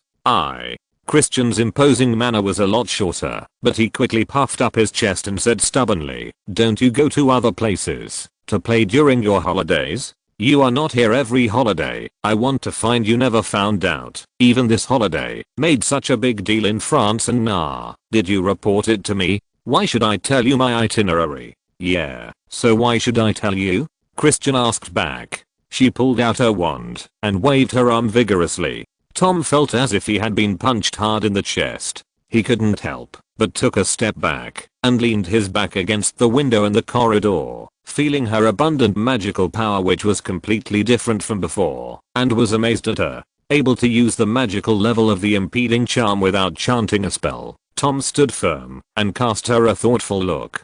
Don't look at me that way. Christian pursed his lips, squeezed Tom away, and walked in the direction of the lower grade students. Tom clutched his chest. He knew what Christian had learned in school, even if he never said it point, but at this time, she was completely different from herself in his heart. He squinted his eyes and looked at Christian's back. Turning around, the girl who didn't realize that she was under the spell ran back faster than before and hit Tom in the chest. Because of this, her movements froze. She raised her head blankly and stared at Tom, who was close at hand. "You are my sister. Don't do things that shame us." Tom squinted his eyes, staring at Christian with the scarlet blood in his pupils, which made Christian's shoulders chill when he was watching, and he couldn't control it trembling. "Na told me to leave you alone and let you do what you want, but as far as I know, what you did may not be a good thing." "Nah. Do you only see the family of Na in your eyes? How have you ever introduced me to others like this? This is Chris, my sister." Christian's shoulders trembled violently. The whole person was shaking like a sieve due to intense emotions. "Why are you right no matter what you do, and no matter what I do? It's not a good thing. I'd rather you be a muggle without a wand if you're hanging out with someone with a dark heart like Melissa Sykes again. I'm not a muggle. Who wants to be a precarious muggle who picks up trash? I'm a witch. I'm a witch." Christian almost went crazy. She had rehearsed the scene of being questioned by Tom countless times in her mind and imagined it countless times. She looked calm and complacent, on par with Tom, but within a few minutes, she was far from what she imagined. She had never kept calm in front of Tom, and she couldn't keep calm. "You can let Na mess around and help muggles so much. In your heart, am I not as good as those muggles who have nothing to do with you? Even if you treat me once, treat me gently and calmly. Is it that hard just to look at me? Lala Riddle." Tom raised his voice and called out the name that originally belonged to Christian. "What do you look like with this cowardly look? Tell me, what did you do on vacation? My name is not Laura, nor is my surname Riddle." Tears burst from Christian's eyes. "I'm Jewel, the daughter of a liar. He protected you." Tom once checked Christian's experience and knew everything that Mr. Jewel had done for him. If you really think so, you should look at his father's side more, instead of just thinking he's a mess.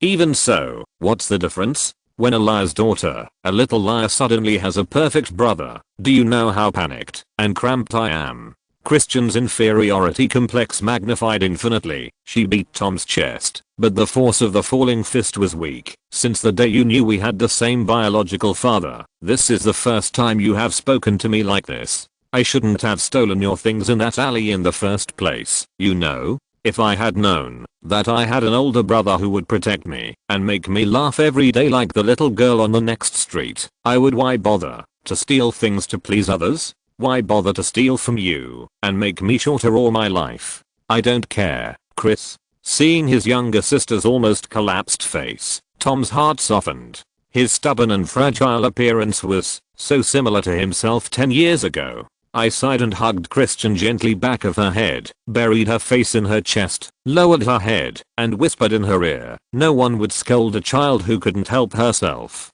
I stole things when I was your age, but it doesn't stop me from wanting to be a better person. But I care." Christian's voice was so broken that Tom couldn't hear him clearly. "What should I do to be a good sister? I thought being a good student would satisfy you, but you told me black magic can be used. But I'm meddling in my own business. I'm learning to pursue power like you, but you tell me that I have not done anything good. What should I do?" Squeak. The door hinge beside them made a screeching sound, and a young man with the appearance of a reporter came out clutching his stomach. "Sorry to bother you, but I just can't help it. The toilet is over there." Tom pointed behind him coldly. "Excuse me, how do I get to the toilet?" Nelson stood by the window in a daze. The hurried figure approached him, stood aside, and asked breathlessly, "I heard that this train has toilets, so it won't stop halfway." Nelson, whose attention drifted to nowhere, didn't hear his question. He didn't turn his head slowly until the man asked a question for the second time, looking in the direction of the voice. It was a young man who seemed to be able to judge his profession.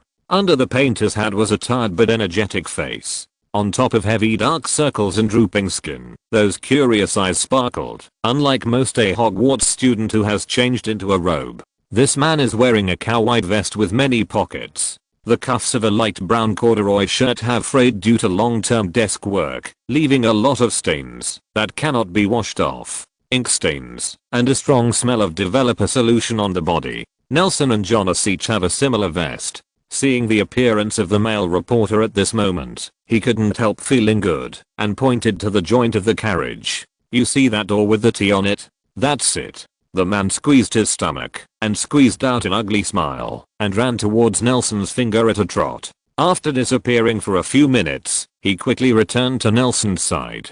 "Hello." The man greeted him familiarly, touched his chest pocket, took out a crumpled cigarette case, took out 2 cigarettes, and handed them to Nelson. "It was a great help, sir. Is it because you are not used to the food on the train?"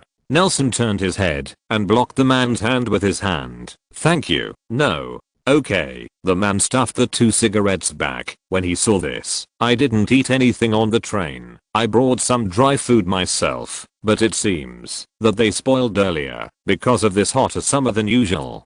"Don't worry, the diet of wizards is no different from that of normal people," Nelson said, glancing at the cigarette case protruding from the man's chest. "It's okay. Professors will smoke in the corridor, not to mention that there are not too many people sitting in this carriage." "Many people? Since you don't know how to do it, I won't smoke you." The man smiled, noticing what Nelson called professors. He pushed back the part of the cigarette case that was exposed and said awkwardly, "You are a student, is it? Sorry, I thought you were a professor when I saw you were wearing a trench coat."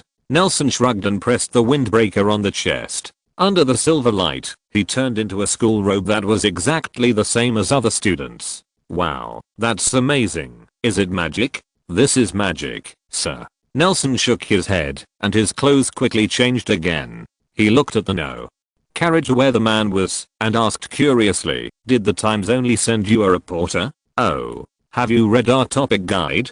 The reporter rubbed his hands excitedly. Since he has read the Times, he should be a so-called Muggle-born wizard. "I think I can get some help from this student." The already enthusiastic attitude became much hotter. No one else in the newspaper dared to come, but I was the only one who was willing to go. Although the work was exhausting, the editor-in-chief left me the pages of several special issues. "I just heard that there is no telegraph or post at Jeved's School of Witchcraft and Wizardry, and I'm still worrying about how to send the manuscript out. Since Professor Dumbledore invited you to send someone, he should be prepared accordingly." Nelson smiled politely. "Maybe he will lend you an owl specifically. Over the mountains, and mountains can be easily leaped. You can ask Professor Dumbledore when he arrives. I'll make arrangements for you." There was a rustling sound next to his ears, and Nelson followed the reputation. The reporter did not know when he had already taken out a pad to record Nelson's words. There must be a market for quill pens that can write on their own. Is there a quill that can write by itself? The reporter's eyes widened in surprise. "Where can I get it?" "Be fully prepared." Although the young man in front of him couldn't say anything away from Professor Dumbledore, who invited him, but had never met him, and there was a lot of respect in his words, the reporter still keenly heard some negativity and laziness, which was different from his. When he first came here, he thought a little differently, and he buried his doubts and curiosity deep in his heart. Since he had the possibility of getting in touch with the magical world early on the train, he must hurry up.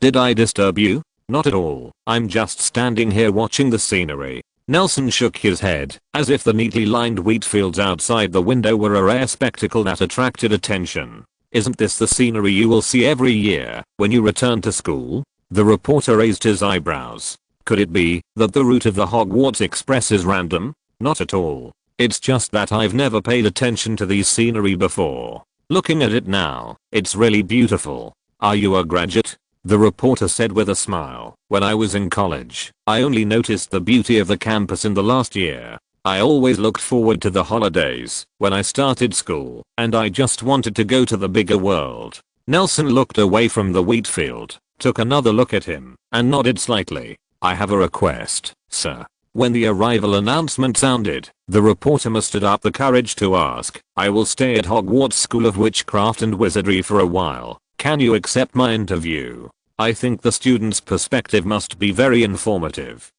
After all, he looked at Nelson expectantly. In the previous conversation, he clearly understood that, although the young man's attitude was not salty, he was warm-hearted. "Sorry, I'm afraid I don't have much time. There are still 10 minutes until we reach Hogwarts. Please, Prefect." The glory of Shafik is gone, but the train they made is still diligently picking up students every year, just like the alternative when it first appeared in Hogsmeade. Passengers on board. Chapter 490 Slug. Hogwarts, here we come. Nelson raised his head.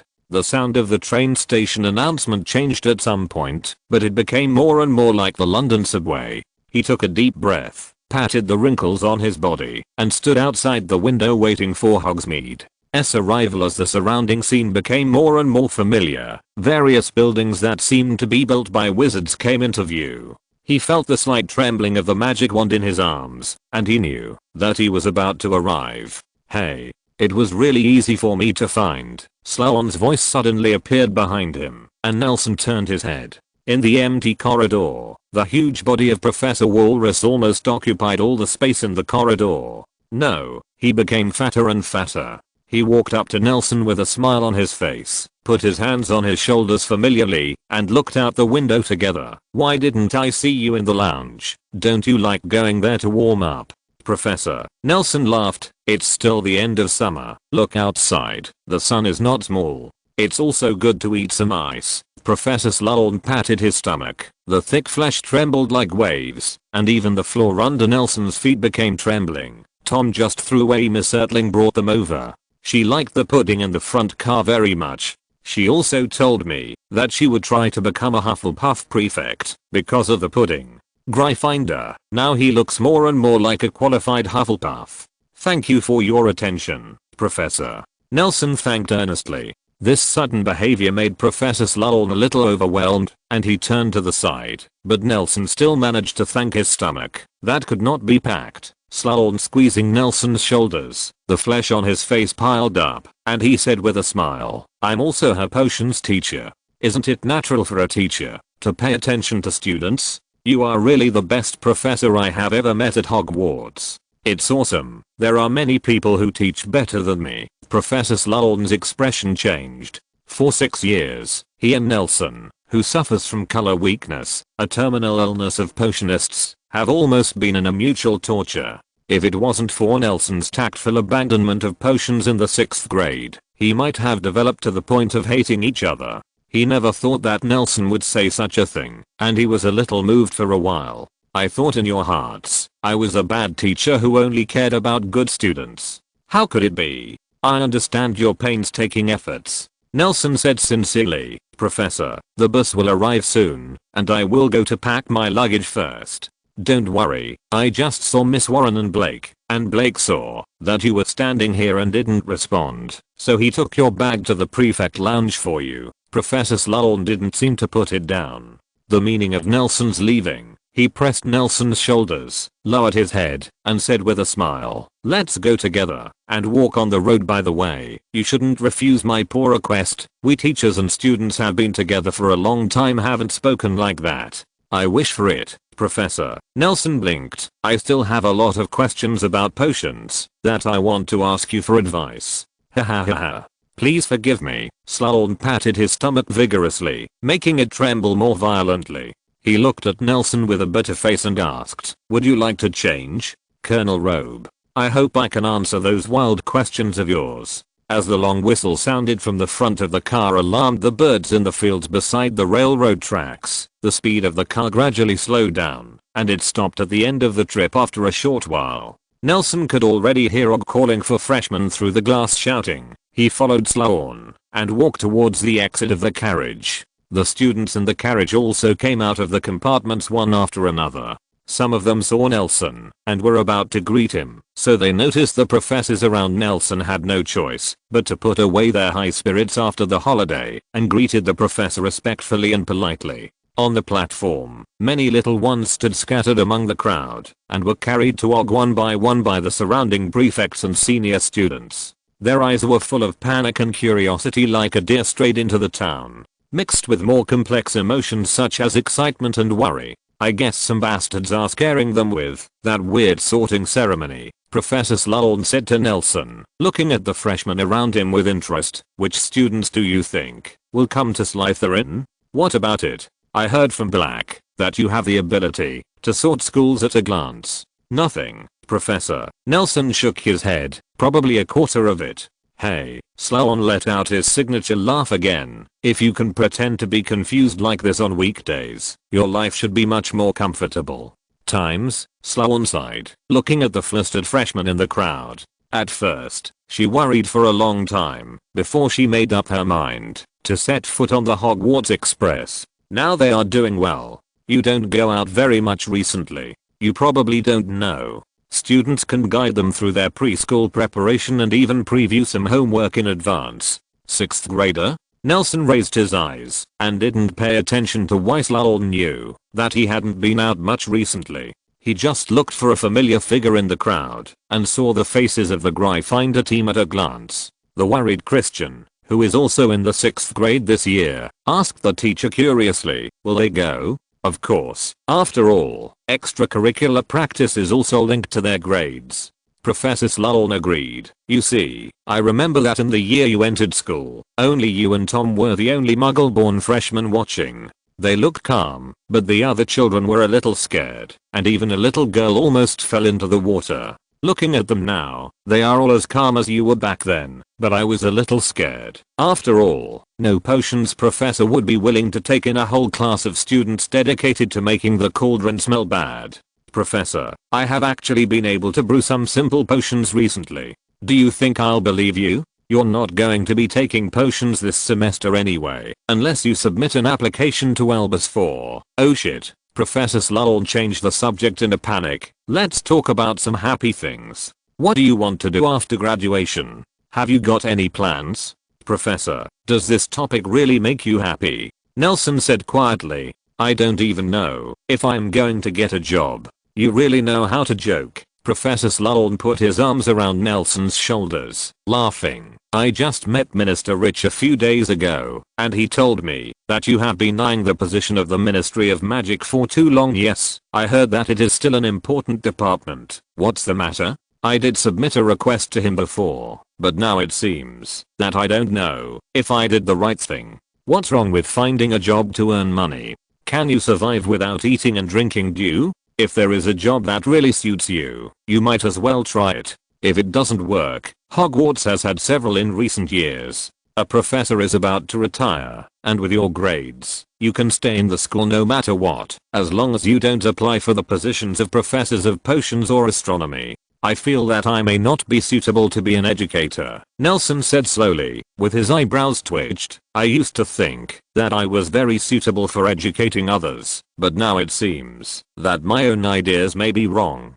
Professor, you should know what happened this holiday. I don't think so, Nelson. Professor Sloan retorts, his tone becoming more formal. If you want to be a mentor, you should think about it. Doesn't your teacher have anything but the church? Do you know how to teach you how to eat and how to sleep? Will he still tell you how to do this thing and how to do that thing? Is he going to teach you how to be a person and how to do things? Even if it is possible to do so, wouldn't what he taught be another self? What's more, what he taught must be correct. Listening to Sloan's teachings, Nelson couldn't help but fell into deep thought and murmured, how can people change? It will naturally change at that time, Nelson. In fact, the image I have in most people's minds is that I'm indeed a person who is eager for quick success and keen on wealth and power. Professor, don't rush to excuse me. You can listen to how I became what I'm now. Sloan looked around, saw that no student dared to approach here, sighed, and told his story many years ago.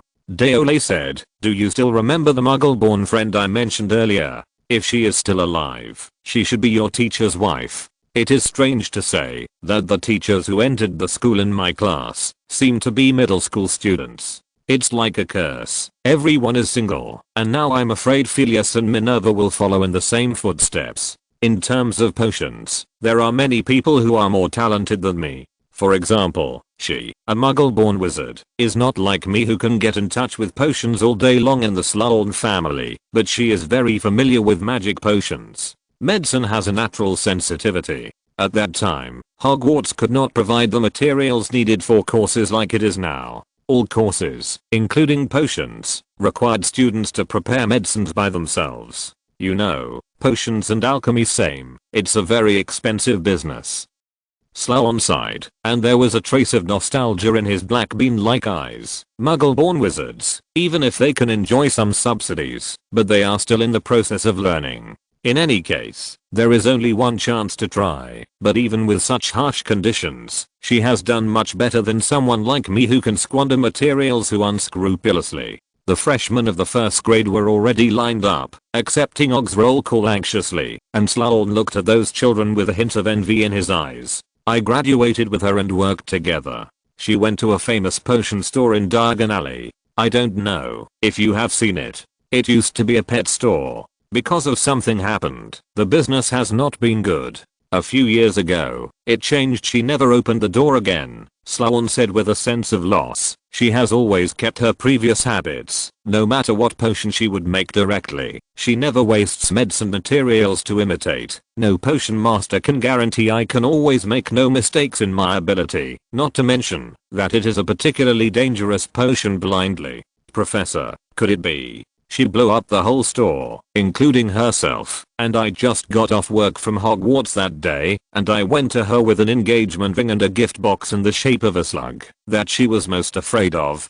Professor Gorn patted Nelson on the shoulder and said in a low voice, I sometimes wonder if every Muggle-born wizard can enjoy the same resources, will such tragedies be much less likely? So you got Hogwarts potions class to start giving materials? I begged the school director, the Ministry of Magic, and even my former student, Rich. After so many years, I've even gotten used to being intimidating and haggling. You see, that's how people change. Perhaps Professor Dumbledore was right all along. Albus is that kind of person. Nelson, Sloan patted Nelson on the shoulder. Obviously, he knew something. He always thinks that he does everything for his own good. Don't take it personally. After all, you only have 1 year left to be a student. Who is Dumbledore then? Unless he is still the headmaster. When your child comes to Hogwarts, you don't have to slap him.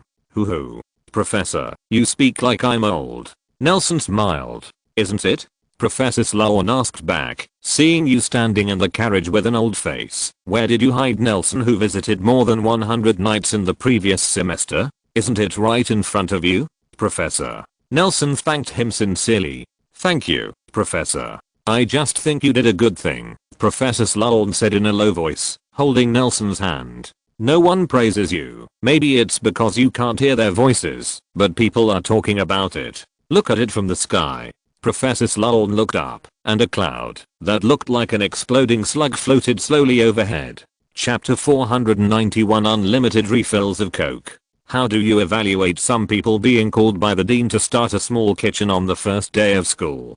Tom winked and put his elbow on Nelson's shoulder, and asked Alfred with a smile, are you finally planning to work hard in the field of potions? Sure enough. For talented players, even 6 years of dormancy, the final short this year can also be an opportunity to overtake on a corner.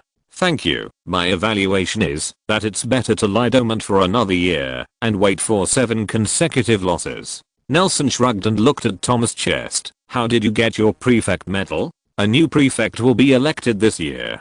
Tom stroked his hair and shook his head. You don't care about school affairs at all. 7th grade students must study hard, except for the male and female student representatives and the Quidditch captain. Everyone else has to prepare for the exam honestly. Oh. Nelson nodded, not continuing the topic. Aren't you going to ask? Come on. I haven't heard about the deeds of the male student representative Tom Riddle for 3 hours, and I feel like ants are crawling all over my body. Nelson pouted. You almost ran to London during the holidays. Random passers-by on the street to tell your great deeds. Let my poor ears stop for a while. Actually, it would be nice if you were a girl. Alfred rubbed his chin, glanced up and down at Nelson thoughtfully, and said, in this way, you can be the representatives of male and female students. A pertinent suggestion, Alfred. Nelson glanced at the peaceful black lake on the side of the road. In order to repay your advice, I decided to fulfill your long-cherished wish that you have accumulated since the first grade. Accompanied by a violent explosion, and under the exclamation of several passing girls, Alfred enjoyed the weightless pleasure of taking off, accelerating and landing, and the stone road under his feet suddenly turned into a tight spring.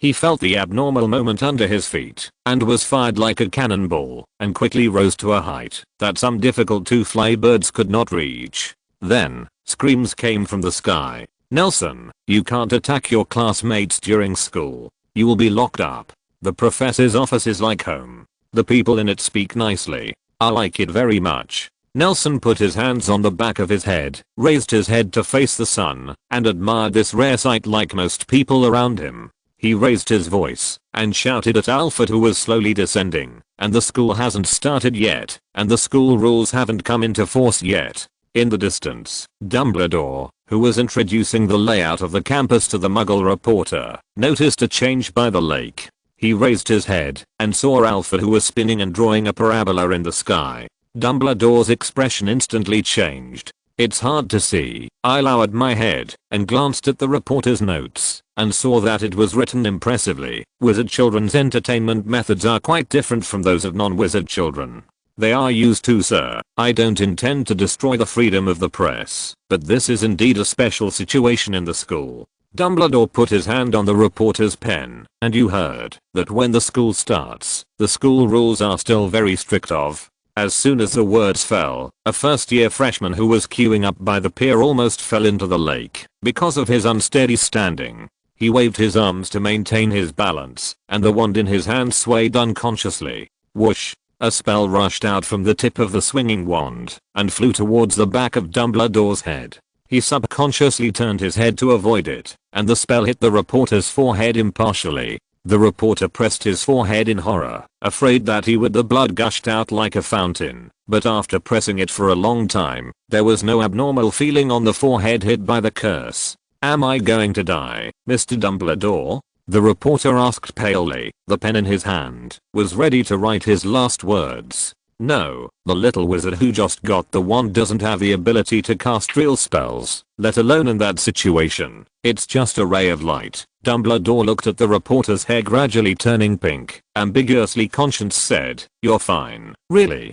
PFFT. Alfred finally fell into the water. 1 second before he entered the water, a huge bubble wrapped his weightless body, and the huge splashing waves hit the boats docked on the pier, making the first few people who boarded the boat. A freshman has become a dazed drowned rat. With a burst of screaming, the new semester began lively. Originally my dad was going to drive me to school himself, but considering that I need to be with my dear friends, he chose to drive me to King's Cross Station. "But you can all come in my dad's car together." Yes, I've seen his car, and although it's quite small on the outside, it's as big as my house on the inside. A group of people passed behind Nelson and Tom, who were squatting by the water to poke bubbles. When they saw Tom's back, Abraxas, the leader, couldn't help lowering his voice so as not to cause displeasure to the two seniors. Nelson looked back with a glance. The prefect badge that once belonged to Tom was shining on Malfoy's chest. Sensing that Nelson was looking at him, Abraxas squeezed out a polite smile and nodded slightly.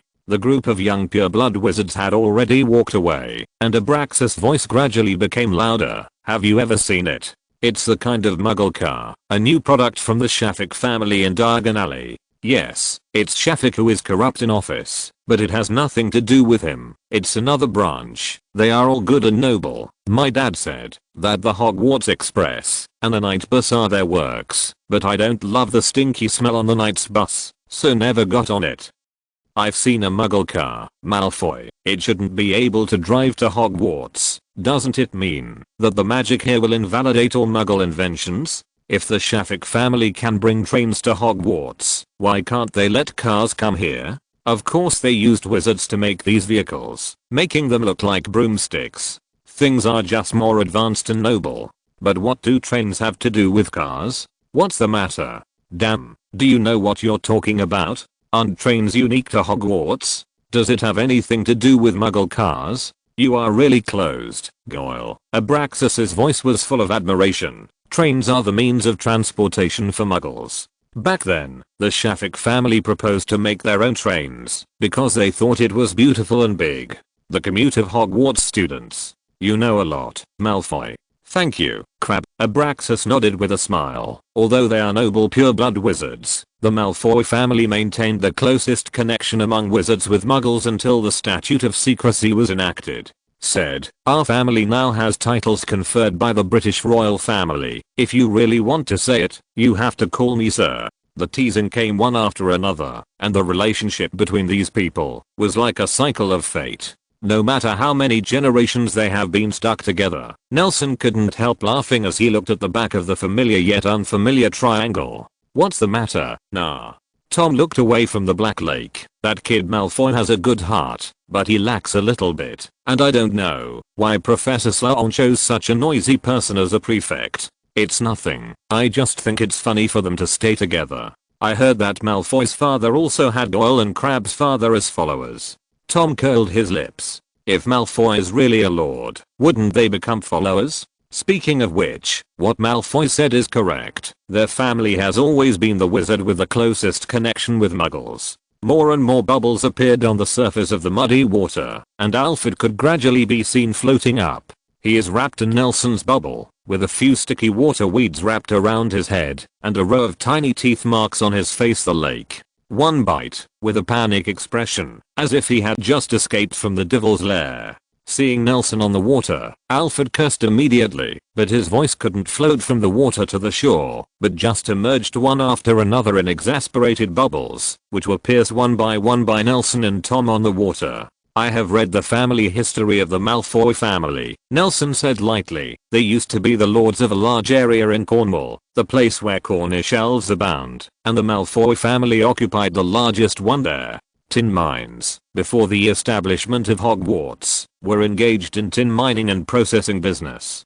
At its peak, about Muggles worked as serfs in the tin mines owned by their family. At that time, nobles and wizards are very popular with tin tableaux and ornaments, and they used tin to exchange gold from Muggles and garons from wizards, so it is not an exaggeration to call it an incomparably rich country." "Is it so rich?" Tom rubbed his chin, suddenly became interested. Even if it was the history of magic that he couldn't stand, he didn't feel sleepy anymore. "Yes, if you look at the canon records of Buckingham Palace in 1692, you can see an Earl of Malfoy who never had a portrait, but gave him valuable pewter every year. You know, the Secrecy Act was passed 3 years before that it has been implemented," Nelson recalled. "At least it proves that after the implementation of the Secrecy Act for 3 years, Mr. Malfoy did not give up mining tin mines and trade with Muggles.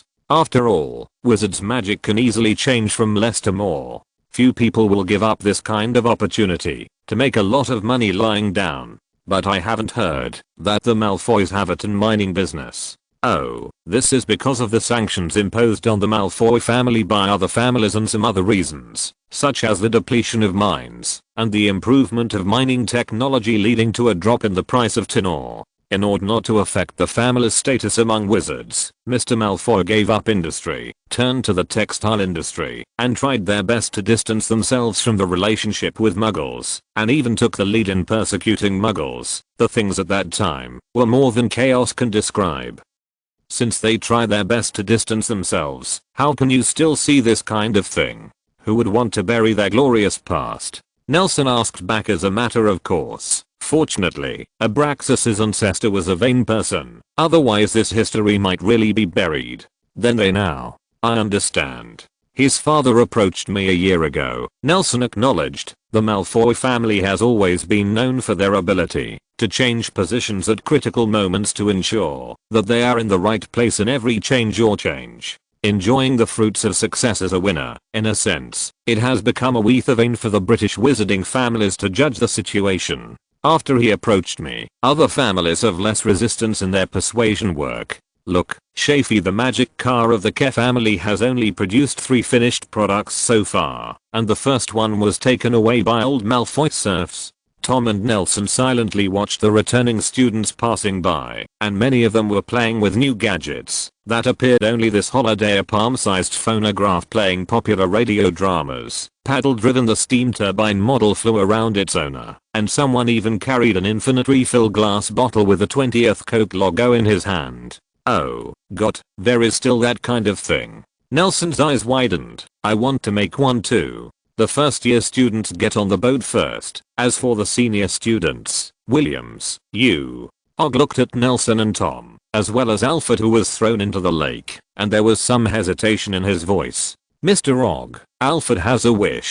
Nelson squatted by the lake, smiling, and pushed Alfred down after finally flopping ashore, then took out a small silver ball and pressed it on his face. The silver bullet quickly unfolded and turned into a mask similar to a Muggle diving mask. He wants to go crazy in his last year at Hogwarts. He wants to swim across the Black Lake. You are also a graduate of Hogwarts. Students should understand his mood. I hope you can get a majestic nickname for this. Alfred. Nelson squatted by the lake, poking the bubbles that emerged from the Black Lake with a grass stalk he folded, and said softly, "Like Alfred in the lake." And so on. "I think it suits you very well." I too, gurgling, felt, gurgling, Tom, gurgling. "I did it. Remember what you promised me." The tip of the wand emerged from the lake and drew a circle in the water. Alfred with the mask quickly sank to the bottom of the lake, followed by a spell that hit Nelson at 0 distance, and Alfred's last stubborn magic curse, "Fly Nelson." Thump. Back, but the action was still a step late. He felt Nelson grabbed his ankle and was dragged into the water. Chapter 492. The final sorting ceremony. "Go this way, this way." Flitwick's shrill voice came from the corner of the auditorium, making the chaotic auditorium instantly quiet. He carried a triangular stool that was about to catch up with his height and quickly ran out from the side door. Following him, behind them is a group of freshmen with apprehensive expressions. Their eyes are aimed at every corner of the auditorium. Every time they look at them, they are full of curiosity, no different from any freshman at Hogwarts. Crack. The sound of flashing lights came from the corner of the auditorium. If there was anything different about this freshman class, it would be that there was an additional Muggle reporter who had never appeared in the castle. Flitwick first placed the new students next to the stage and waved his wand to place the triangular stool in the center. Even such a simple floating spell was enough to amaze the young wizards who had just obtained their wands. "You wait here for me." After a while, Flitwick ran back with a scolding broken hat. He waved his wand, and a line of delicate stairs appeared on the edge of the stage. Flitwick stepped on the stairs and stepped onto the stage, placing the sorting hat in then he jumped down and stood in front of the young wizards. Cough cough. The sorting hat coughed twice, lowered its eyelids, and glanced at the new students standing at their feet. "It can actually talk. Does coughing count as talking? If it counts, my mouse can also talk." Listening to the impolite speech of this freshman, the sorting hat, with his keen hearing, he wished he could be directly assigned to Azkaban. "Where's the troll?" a freshman asked in a low voice. "Didn't you say that we need to fight the troll during the sorting ceremony? It's really a classical rumor." Flitwick showed a knowing smile in his heart, but he quickly put away his expression, turned around, and looked at the new students seriously. "Quiet, get ready for the sorting ceremony." As soon as the words fell, the sorting hat, which was getting more and more broken, began to sing. "Maybe you are full of worries about the current situation, but if you ask me, it's nothing special as a hat that lived 1000 years. The twists and turns I have experienced are far more strange than what you have heard before. Hogwarts was founded. Wizards live among muggles. They have nothing to do with each other, only if magic has mercy on the lucky ones, but luck is not willing to favor forever. Children of wizarding families have elder care, but those children living in the market, they tasted the cruelty of magic early. There are 4 great wizards who don't want to see the flowers wither. They come together to give peace to buds and shoots. They don't want to see bud being persecuted because of magic. The untaught sprout lost its life due to the loss of magic power. Slytherin said, "I have a castle. One is not enough to shelter the world, but a castle big enough for children to have a place to stay." Ravenclaw said, "I have infinite knowledge, although not enough to change the world, but enough for them to learn something about mastering magic." Hufflepuff said, "I will teach them what love is. Let the disputes be over. Tomorrow will come. We cannot avoid the breeding of hatred and division, but there needs to be love in the hearts of wizards." Gryffindor said, "I will give them courage. A brave man fears no danger. My student union has the courage to draw a sword against injustice, punish evil and promote good for witches and wizards." Hit it off. and established a school by the Black Lake. This is us, the original form of Hogwarts. There were still a lot of muggles in the Hogsmeade village back then. We lived together in harmony and peace. Wise Slytherin worried about defenseless children. He proposes closing schools and segregating wizards and muggles. The proposal was opposed by 3 others. He left me and left first. It's a tragedy. The 4 people who were originally brothers and sisters fell apart in the end. Only me, who inherited their thoughts, was left waiting here. From day to night 300 years ago. Another tragedy. We have to separate from the friends we spend day and night. Now that we meet again, it's not the same as it used to be. You need to remember the teachings of the 4 founders. Remember the original purpose of Hogwarts. We will only irrigate you with the knowledge of magic, but the quality of being a human will only grow in your heart. Students whose names are called, please come to the stage. Flitwick yelled out to the wondering new students, most of whom didn't realize that the forced rhyming song just now told a long history. In fact, their hearts were full of tomorrow's magic. Reed Boston, the freshman who was called by Flitwick, was stunned for a few seconds. After being called for the 2nd time, a black guy staggered onto the podium. His soles were weak, and he looked terribly frightened. He had just discussed trolls in the team. It was him, and at this moment he looked as if he was afraid that a troll would jump out of the sorting hat and break him in two. Oh, a good start to the year, the sorting hat yelled as soon as it touched his scalp. Gryffindor. With cheers erupting from the long golden red table, this year's sorting ceremony began. It's a pity that there is no student name day this year. After all, Hannah Abbott doesn't come every year. Who is that? Is there such a person in the Abo family? Tom sat with his head hooked at the head of the long Slytherin table. Not even the freshmen in the first year were paying attention.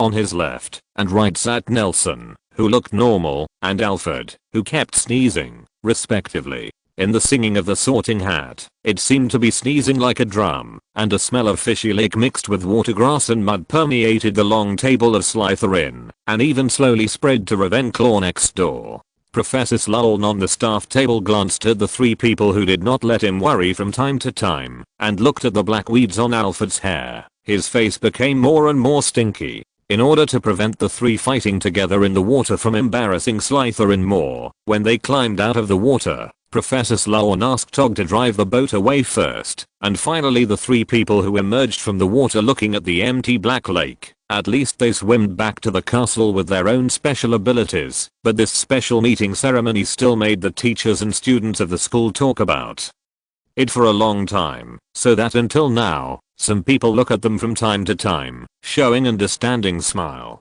What's the matter? Slap, Horace. Mag still couldn't get used to calling her former teacher's name directly. She struggled for a long time, sternly, and forced a smile to say, this is their last year. It's nice to have some fun memories. I remember riding a broom around the castle when I graduated a few years ago. Why should their interesting memories be based on my pain? Professor Slughorn covered his face with his hands, and his full cheeks were wrinkled because of his ugly face. I feel that this year's freshmen I don't even want to come to Slytherin, so let's compete in the House Cup in the future, and don't look for me. Horace, there's no need to think so. Dumbledore smiled and blinked in the direction of the 2, thinking about when we entered the school. The most interesting colleges were obviously more attractive. Miller, look, baby, there are a lot of boys in Gryffindor who are just around the corner, and I think they should have a lot of lake activities in their spare time this year.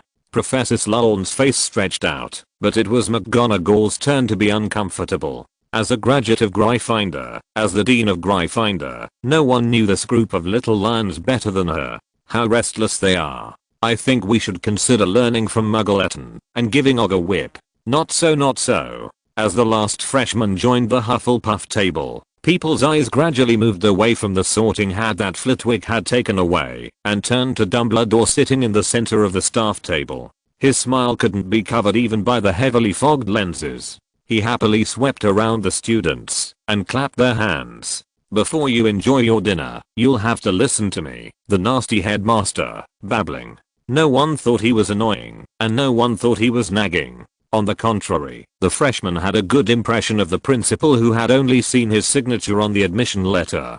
Someone must have noticed that there are many more members on Mr. Og's list of prohibited items, Dumbledore said loudly, because there have been many toys from London in Diagon Alley recently, although they are not low in interest, but it may affect the teaching order. I noticed that many people were holding them when they got off the bus. You have to say goodbye to your new baby for the time being. After the dinner is over, the prefects of each house will collect them, store it in the newly vacated warehouse in the basement, and pick it up again during the holidays. There were wailing sounds from the long table of the students, and it could be seen that they were very reluctant to part with these new gadgets. Nelson found a list from nowhere, quickly skimmed through the dazzling array of names on it, and couldn't help but heaved a sigh of relief when he couldn't find what he wanted.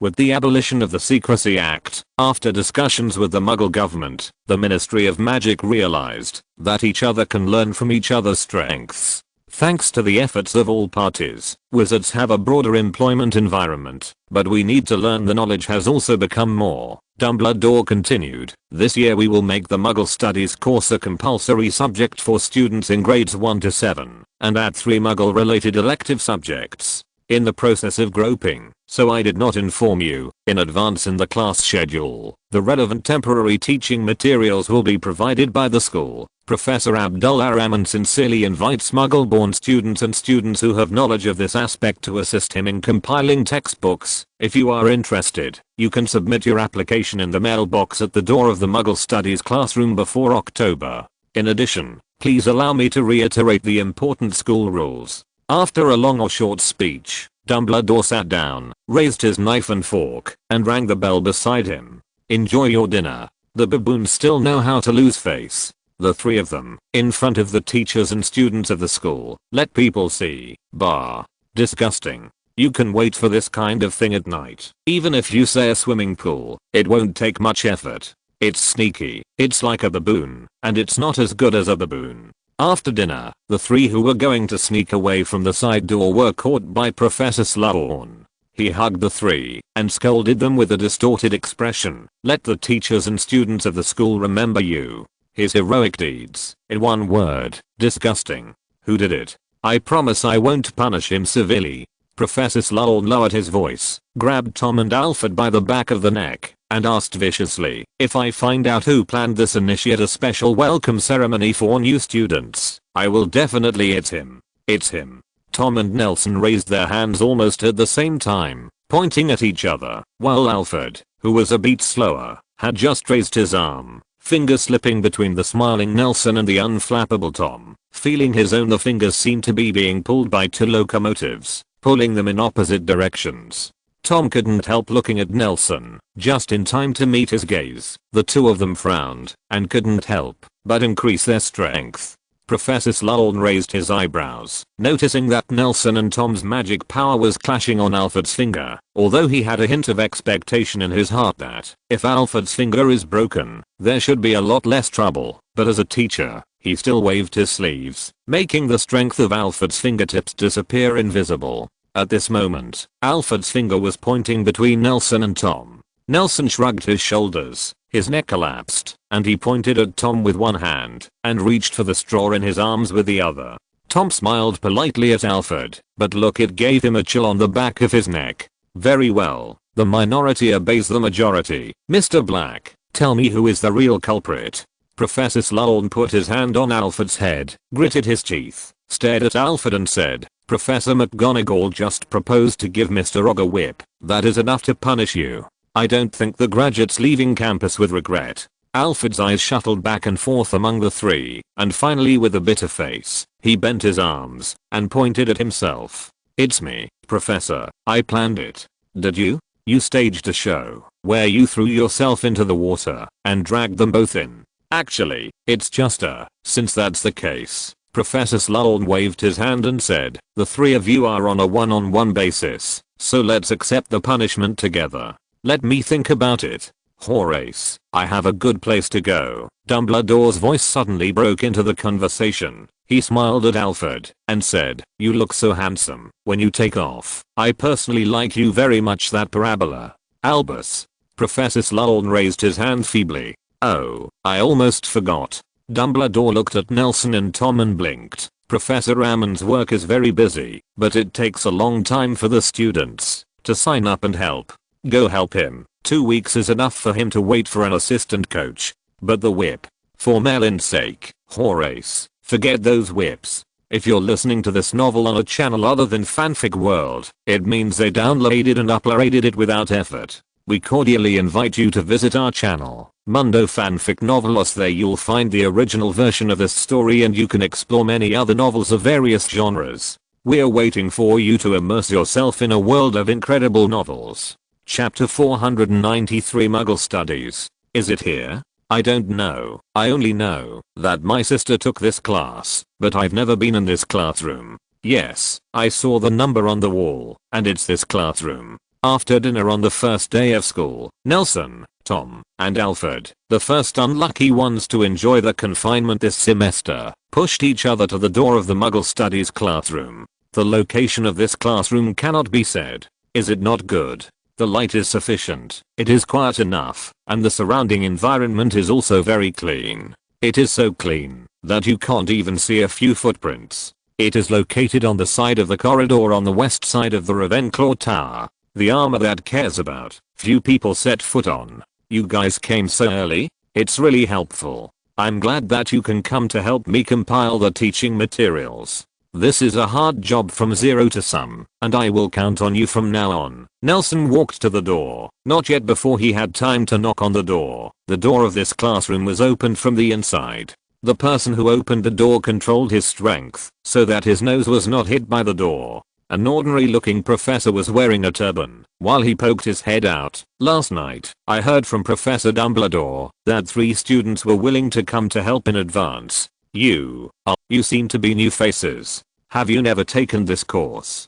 Professor Rammon has a standard Arab face, so standard that people can't tell the difference between him and other Arabs. The goatee on his chin is combed softly and shiny, and he has a tattoo on his neck below his left ear. A small square tattoo with a distinctive Arabic style. He raised his hand and scratched his neck, his eyes fixed on the faces of Nelson and Tom, then quickly moved away, smiling and looking at the 3 panting students. No wonder I'm so tired. This place is not easy to find. Sorry, Professor. Tom and I lived in London before we entered school, Nelson admitted slightly, and said, Alfred is a friend who often hangs out with us, so we feel, that's right, Muggle-born students don't need to take this course. Professor Rammon acknowledged knowingly, pushed the door open, and asked 3 students to come in sideways, just like a French student doesn't need to study in the UK. It's the same as learning French. Of course, if it's for credits, then pretend I didn't say it.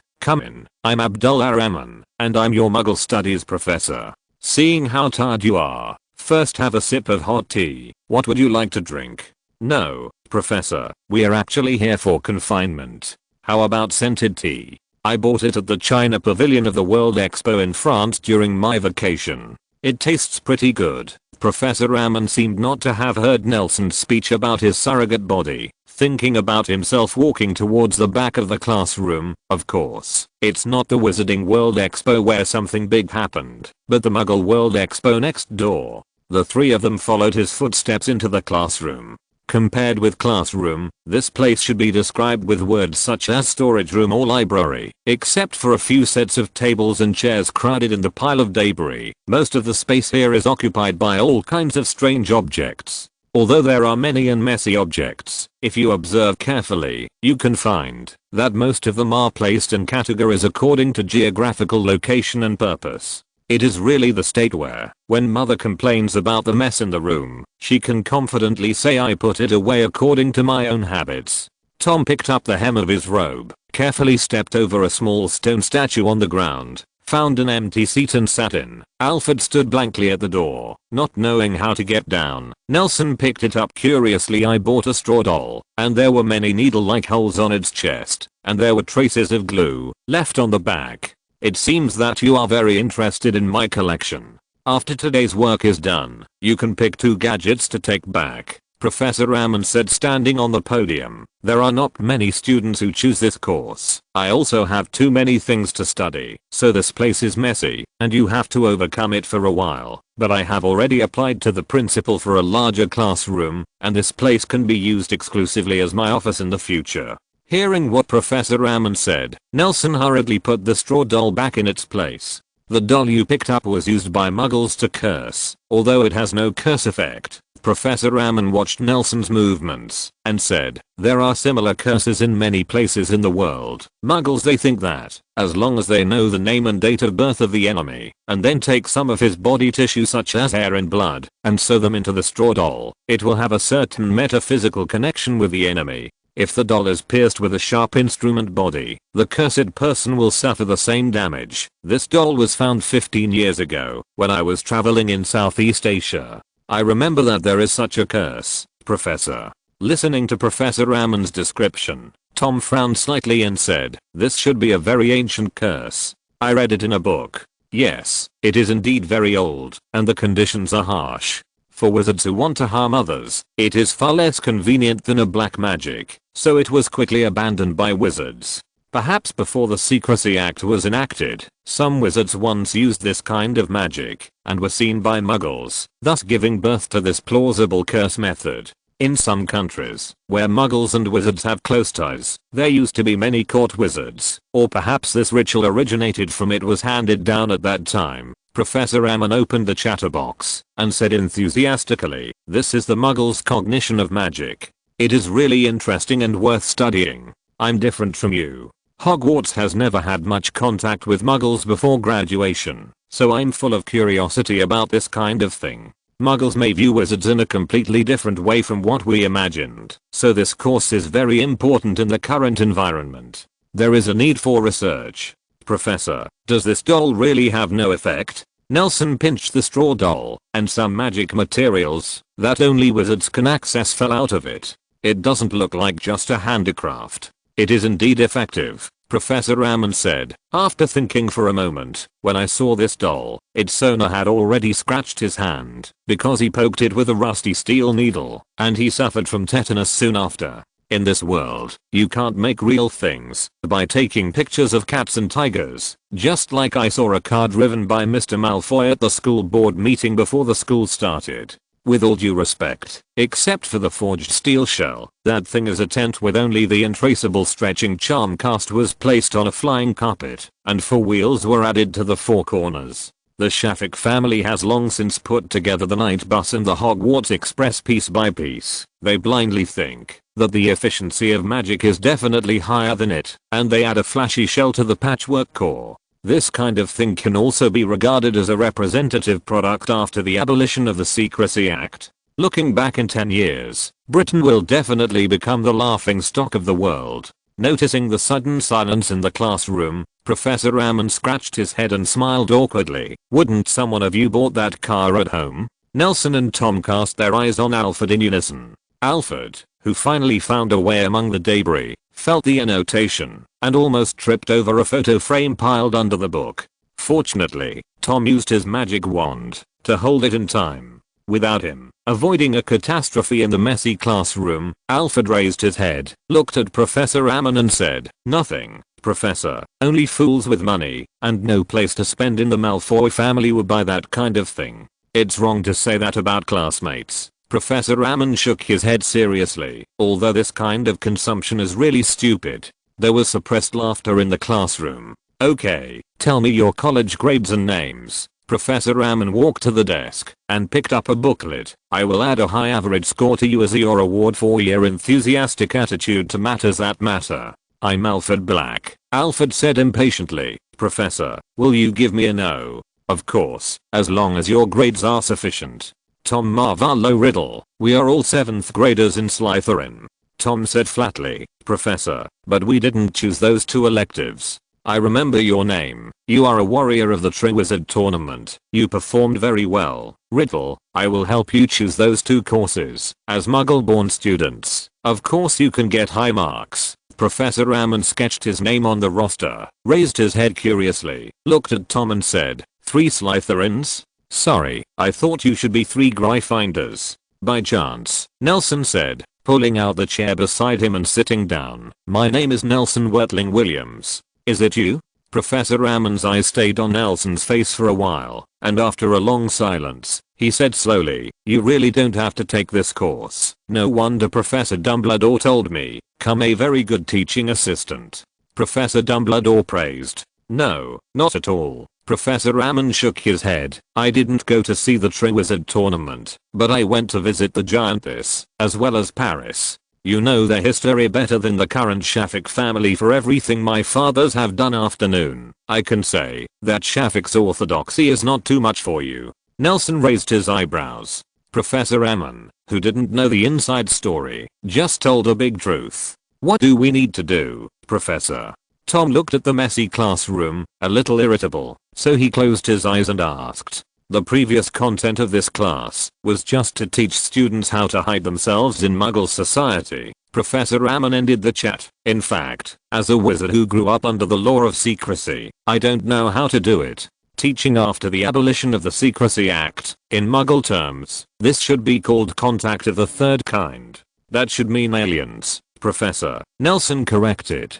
For Muggles, aren't we aliens? Professor Ammon supported the edge of the desk with his hands, sat on it, looked at Nelson, and asked with a smile, do you think our teaching should be more what's the content? History? Nelson said, gesturing with his hands. I think students need to understand the relationship between wizards and muggles for thousands of years, so that they can understand the current basis. History. But, Professor Ammon waved his wand, and placed the word history on the upper, left corner of the blackboard. Without the past, everything would be nothingness. As far as I know, many people think that muggles separated from wizards from the beginning. We can also find answers to current problems in history, which is a good proposal, worthy of you, Williams. I saw Professor Bint's book at the teaching conference. You're really invincible. And teaching meetings?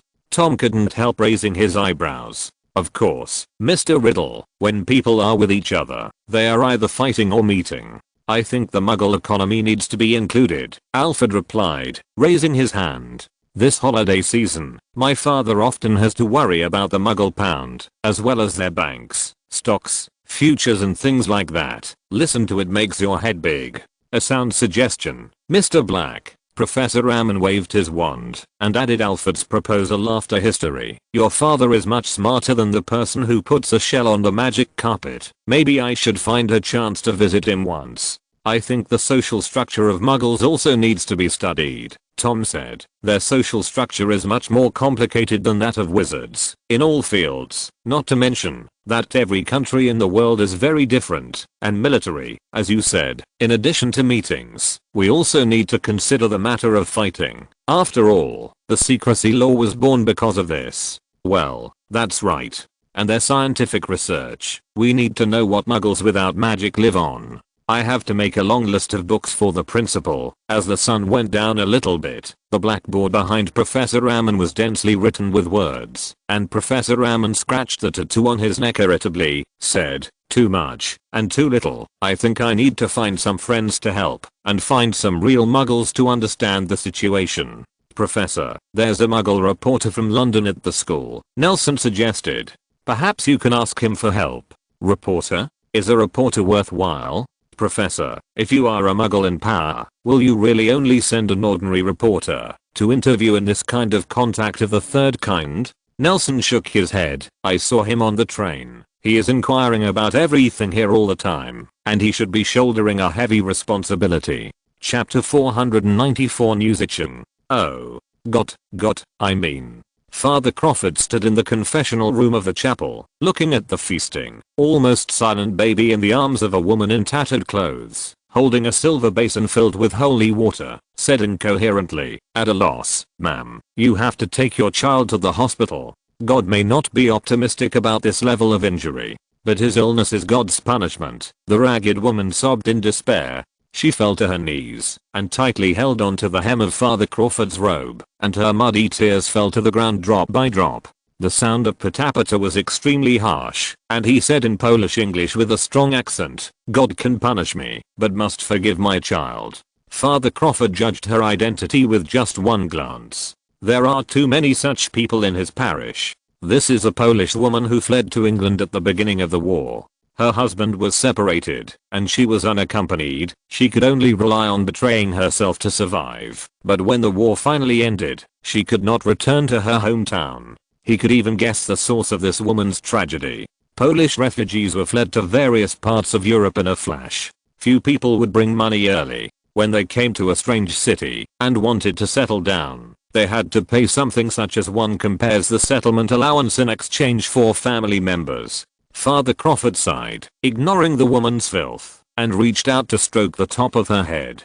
Bang bang bang. The sound of hurried footsteps came from behind her, and just as Father Crawford raised his head to tell the visitor that someone was inside, the door of the confession room was pushed open vigorously. Let me tell you, ma'am, it's not God's punishment, it's his punishment for your indiscreet life. Oh, poor little thing, said a man who broke into the confessional without permission, lifting a corner. The baby's swaddle frowned and sighed for a while, and said, if you have a connection, maybe you can go to St. Mungo's to see. The doctor there may have some experience with his condition. St. Mungo? The woman raised her head. Her numb face was covered by her messy hair. She couldn't tell what was going on. What's that? I've tried every doctor I could find in London, and they turned me down without exception. Outside. It's incurable, ma'am, said the man impatiently. I don't mean to dampen your desire to live, but if I were you, I'd be off by now to find out where St. Mungo is.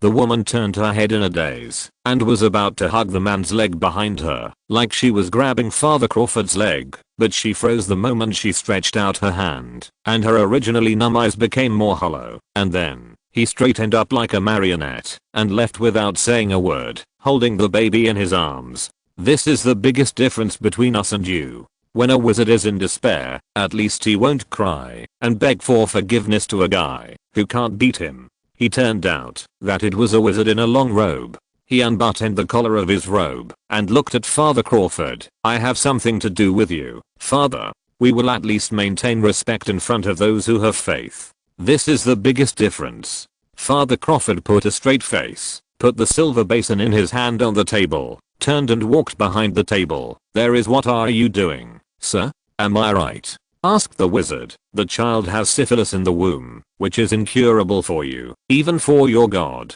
Really deserve to be a well-informed Lord Wizard. You're talking like I've had syphilis. I didn't accuse you like that. In God's presence, you said it yourself. The old priest sat down on the table, looked up at Ogden's newly injured face, and said, when you come to me, what is there to do in this chapel? You won't have the pleasure of hearing a wizard's confession today. You can really joke, Father, said Bob Ogden, the aura who had had a brief exchange with Nelson in Hangleton, pulling away the chair opposite the priest, and sat down. It's just that there's a new kind of the disease is prevalent. I happen to have seen it before. That thing is called dragon plague syphilis, and the disease is not too different from that woman's child.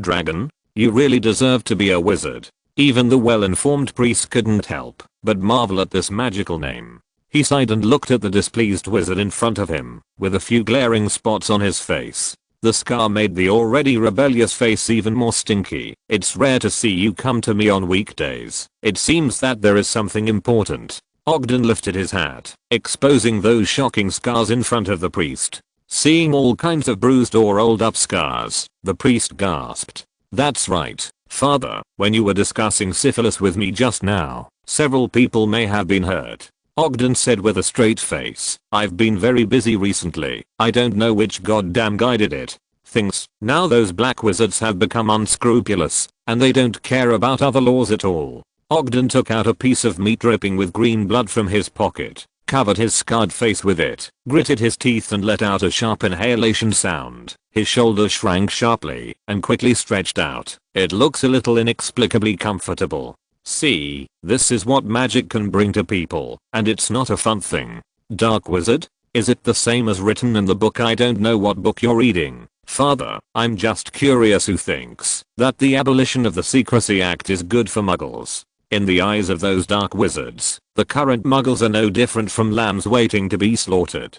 In the past month, there have been at least 15 kidnapping and murder cases in the jurisdiction. Listening to Ogden's description, Father Crawford's expression became serious. Damn it, the square I used to play in when I was a child was bombed. It's collapsed. The whole of England is in a mess. If you let me know which damned guy destroyed the secrecy law. Sigh. The force in his hand was stronger, and the sticky scales on the piece of dragon meat slid across the wound, almost making him gasp in pain. Is the current situation so serious? Father Crawford didn't know what to say. I thought the existence of magic was enough to subvert everything. I was even his senior before, and now I have to call him Mr. Minister. It's magical. Ogden took out a small silver ball from his pocket and put it on the priest's chest. On the table. Fortunately, Rich's Ministry of Magic is not composed of a bunch of idiots like Folly, but they know that they should do something practical. What is this?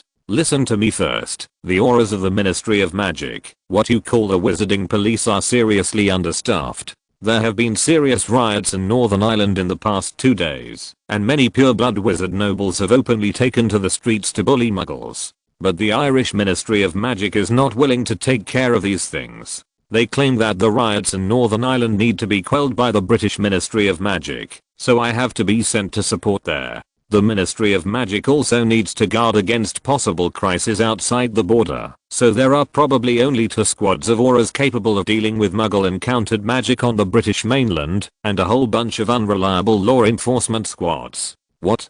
Do you want to leave? What about West City? Didn't you just say that many vicious incidents happened here? Then you can only ask your god. Ogden shrugged his shoulders, made a helpless expression, pointed to the small silver ball in front of the priest, and said helplessly, I seriously doubt the work of the left behind personnel ability, but Minister Ridge claims that he has a perfect plan. This is something a local lady in London asked me to bring to you. To be honest, I still don't understand the order in which the Ministry of Magic discloses magic to muggles step by step. What is the basis? We are not allowed to contact your government. Instead, we only find priests, tailors, dancers and the like. The only person who can be ranked is a police inspector near the train station. It's far away. This is a rancher of the Red Pine Forest. Ms. Wahlberger Black asked me to bring you something, and she told me that this small object is enough to protect your future safety. What is this? Father Crawford held up the small silver bowl and asked worriedly. He could feel the anxiety and concern in the heart of the wizard on the opposite side. The caring for people is real, at least his attitude when talking about crimes and the wounds on his face that seemed to be battered with blood can explain everything. This is a man who is cold on the outside and warm on the heart. As far as I know, this is a suitcase produced by Nermengad's magic factory. It should contain something that can help you. As for what it is, if I knew, I wouldn't be in such a hurry now. Ms. Black told me that only you can open this thing. Speaking of which, do you know her?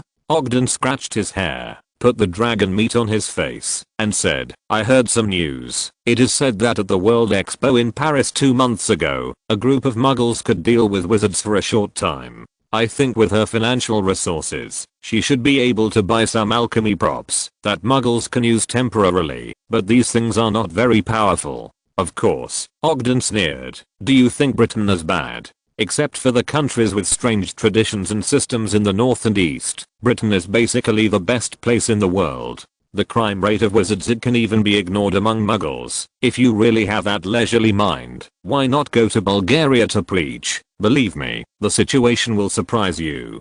Bulgaria. Okay, it's getting late, and it took me too much time to deliver things to you guys. It's almost time for assembly, so I'm leaving first. Ogden put the dragon meat back into his pocket, stood up, but found the priest had already lost his mind. He sighed, turned and left. I hope your god and magic can bring you good luck. Father Crawford recalled the bizarre experience during this month, and his thoughts drifted back to that afternoon a month ago. That day, a bald red-haired man wearing a suit that was popular 40 years ago knocked on the door of the confessional and put a stack of thick parchment on the table. In this era, parchment is rarely used even in churches. The man chatted with him enthusiastically for a long time, and he said many dangerous remarks that would have been set on fire in the Middle Ages. The content was so shocking that the priest only remembered his last sentence. In order to avoid large-scale riots, the Ministry of Magic has decided to reveal the existence of magic to the Muggle world in batches. You, who have had frequent contact with wizards, are also included in this first list, and there will be auras in charge of this area later. Contact you. The aura, he knew, was Ogden, but who was the wizard with frequent contact mentioned by Mr. Dorian Wheeleye, who claimed to be the director of the Muggle Contact Office? Father Crawford's eyes flashed the faces of the churchgoers, but he never connected any of them with the wizard who had just left. Boom. The door of the confessional was violently pushed open from the outside again, and Ogden rushed in with the wind under his feet, waking up the priest of Crawford, who was thinking hard. The priest looked up at him blankly. "Don't look at me like that. I can't stay here. If you run into something you can't solve, press the button on it, and I'll come over." Father Crawford picked up the ball and pressed it lightly, and a piercing ode to joy came from Ogden's arms. "For your God's sake, don't press it now, and don't play any wolf tricks." Ogden looked a little annoyed. "This thing is expensive. A set will cost me half a month's salary. Hurry up and sell more indulgences, and return my money." "But we don't sell indulgences anymore." Father Crawford looked up, but Ogden had disappeared as swiftly as he had come. Chapter 495, The Successor. There are so many things we need to do. This is definitely no less than a Muggle encyclopedia. No, this should be a human encyclopedia. Professor Ammon clasped his crossed fingers on his chest before he wanted to suppress his excitement, but his two unconsciously trembling little fingers revealed his inner unrest. He looked at the three people under the podium, and the corners of his mouth raised. "I thought I just needed to expand the teaching materials. Part of it was perfunctory, but now it looks like we can make our name in history." The sleepy Alfred raised his eyelids. The person in front of him and the blackboard had long been confused. Maybe he didn't even know what Professor Ammon said. "As the first student who came to help me and gave me so many key suggestions." "No, teaching assistant." Professor Ammon pointed to the faces of the three people in the audience and said with a smile, "I think You Should Be Here has a place of its own in this book. Hopefully." Alfred was completely asleep, his mouth opened and closed uncontrollably, as if he wanted to spit out some bubbles like a goldfish.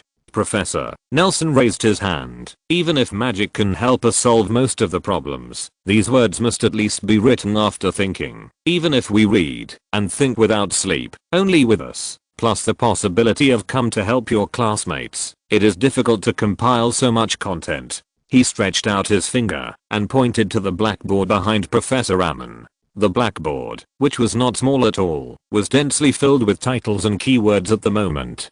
Professor Herman could only stuff them into the space between the row and the row. Professor Ammon turned his head and looked at the points that he couldn't even remember. He suddenly found it difficult. He inserted his fingers into the hair and scratched vigorously. Some hair strands that were not firmly connected to the scalp looked like falling like snow. This young man is getting pulled at a speed visible to the naked eye, as if fast forwarding the work status of the next few months or even years. Writing. Let me think about it. If we can find a way, this may become the least problem that bothers us. Professor Ammon raised his head, thought for a moment, and said, "I have a friend who specializes in writing biographies for others. Writer, maybe he has a knack for writing fast." "Professor, I think you should seek help from the Ministry of Magic." Tom's suggestion was more realistic. He was already very sleepy, but he couldn't help the two guys, Nelson and Ramon, who chatted more and more energetically, so they could only stay in the classroom struggle. "If you request the Ministry of Magic to collect information on all aspects of Muggles, I believe the Muggles government will cooperate. After all, everyone's purpose is the same now, and they all want to understand each other better. It will be more timely and comprehensive." "Riddle, what you said is also very reasonable." Professor Ammon agreed. "I will discuss this matter with the principal tomorrow." This wizard, who is very curious about Muggles, has been completely immersed in this event that is about to make his name in history. He can't wait to put the other two people in this classroom except for the student, who keeps dozing off. After staying all night, he raised his head and looked out of the window. The starry sky behind the glass was already very bright. After looking out, only 2 bright lights were still on the top of Gryffindor Tower, which was far apart, like 2 Vigil's eyes, blinking. Minerva is really hardworking. Professor Ammon yawned for a long time. After relaxing for a while, the originally tense nerves were about to be washed away by the emerging sleepiness. The student who couldn't keep his eyes open, he even forgot to say the second half of the sentence, rubbed his eyes, and asked, "Are you all sleepy?" Nelson and Tom didn't speak, just looked at him blankly. Kakaka. The rapid sound of winding came from behind. Professor Ammon looked up, and saw a clock whose hour hand had passed 0. He exclaimed, "Merlin's beard, it's already so late, you go back quickly. Otherwise it is easy to lose hair." Did Merlin lose his beard too? Alfred murmured unconsciously. God knows how he managed to talk to people while dozing off. Hearing Professor Ammon's forgiveness, Nelson and Tom immediately stood up. "Get up, copy Alfred one by one, and leave." "I'm really sorry, I forgot the time on a whim," Professor Ammon said hastily. "Go back to sleep, and if you meet Mr. Og, tell him that I kept you until now." "Thank you, Professor." Nelson yawned and thanked him sincerely. "You also went to bed earlier." "Yeah, there is morning class tomorrow." Professor Ammon frantically dug out a stack of parchment from the desk drawer. "But I have to sort out these notes first, and I can't let the students look at them." A blackboard of notes in a daze. After finishing speaking, he waved his wand, and the classroom door opened, and the cold wind of the early autumn night came in from the corridor, and spun around Alfred's neckline, making him shiver. Professor Ammon turned his back to the 3 of them, and waved his wand. The writing on the blackboard began to be arranged in a more reasonable way. He frowned from time to time, thinking hard about his previous thoughts, but there was no student behind him. The sound of leaving. "Are they already sleepy?" He turned involuntarily, and saw Nelson standing behind him like a ghost. "Let me help you, Professor." Professor Ammon nodded. Nelson took out his wand, and took half a stack of parchment from his hand. The 2 faced the blackboard side by side. The wand flew like a band's baton. Then they arrange and combine themselves like a living life, and soon fly out of the blackboard like a dove, like notes in a stave, and get into the parchment in the hands of the 2 of them by category. After a while, most of the writing on the blackboard disappeared. "You can go back and rest first. I can finish this work in a while," Professor Ammon kindly reminded. "I don't have class tomorrow morning." "But you do, Professor. I have a sister who is your class tomorrow morning." "Then I must cheer up." Professor Ammon smiled. "In fact, at first I thought it would be a hindrance for you to sort it out, but now it seems that you know more about my thinking than I do familiar. After all, you have explained it in such detail. By the way, are you Norwegian?" Professor Ammon blinked at Nelson and said, "Your middle name is a common surname in Norway. Maybe you can really be something Norwegians are proud of." "Bluetooth King Harold might as well." "Bluetooth King?" Nelson squinted his eyes. Except for some familiar magical events and wizards, he knew little about the history of Northern Europe. This land surrounded by wind and snow and extreme day and night all year round can be seen with a pair of eyes soaked in magic power. Look, it's full of mysteries, but hearing the name, he always felt an inexplicable sense of deja vu. "Who is that, Professor? Is he also a teaching assistant who can give advice and trouble?" "I know your history of magic grades are excellent, but you don't know he's normal, because that's a Muggle." "Williams," replied Professor Ammon. "That's Scandic, the pirate king who divided the Navia Peninsula and unified the 3 Nordic countries, is a sociable person. What is even more commendable is that he once lobbied the Nordic wizards and Muggles to truly integrate together. Even now it's pretty traditional. It's the same thing that we are doing, and what the guys behind the events in Paris were doing 2 months ago." Nelson's wand-waving hand paused, and the word stripped from the blackboard hovered in the air, and Professor Ammon took to away the opportunity. "Don't be dazed, Williams. The examination system and current cultural trends are not on your side." Professor Ammon smiled. "I'm going to talk to Professor Binns tomorrow. He should have more detailed information, and at times like this, historians have a lot to do." "Okay. Think about it the same way. Wizards of the future read history books and wanted to see what happened in the 20th century. In the end, they only wrote one sentence: their international statute of secrecy is abolished.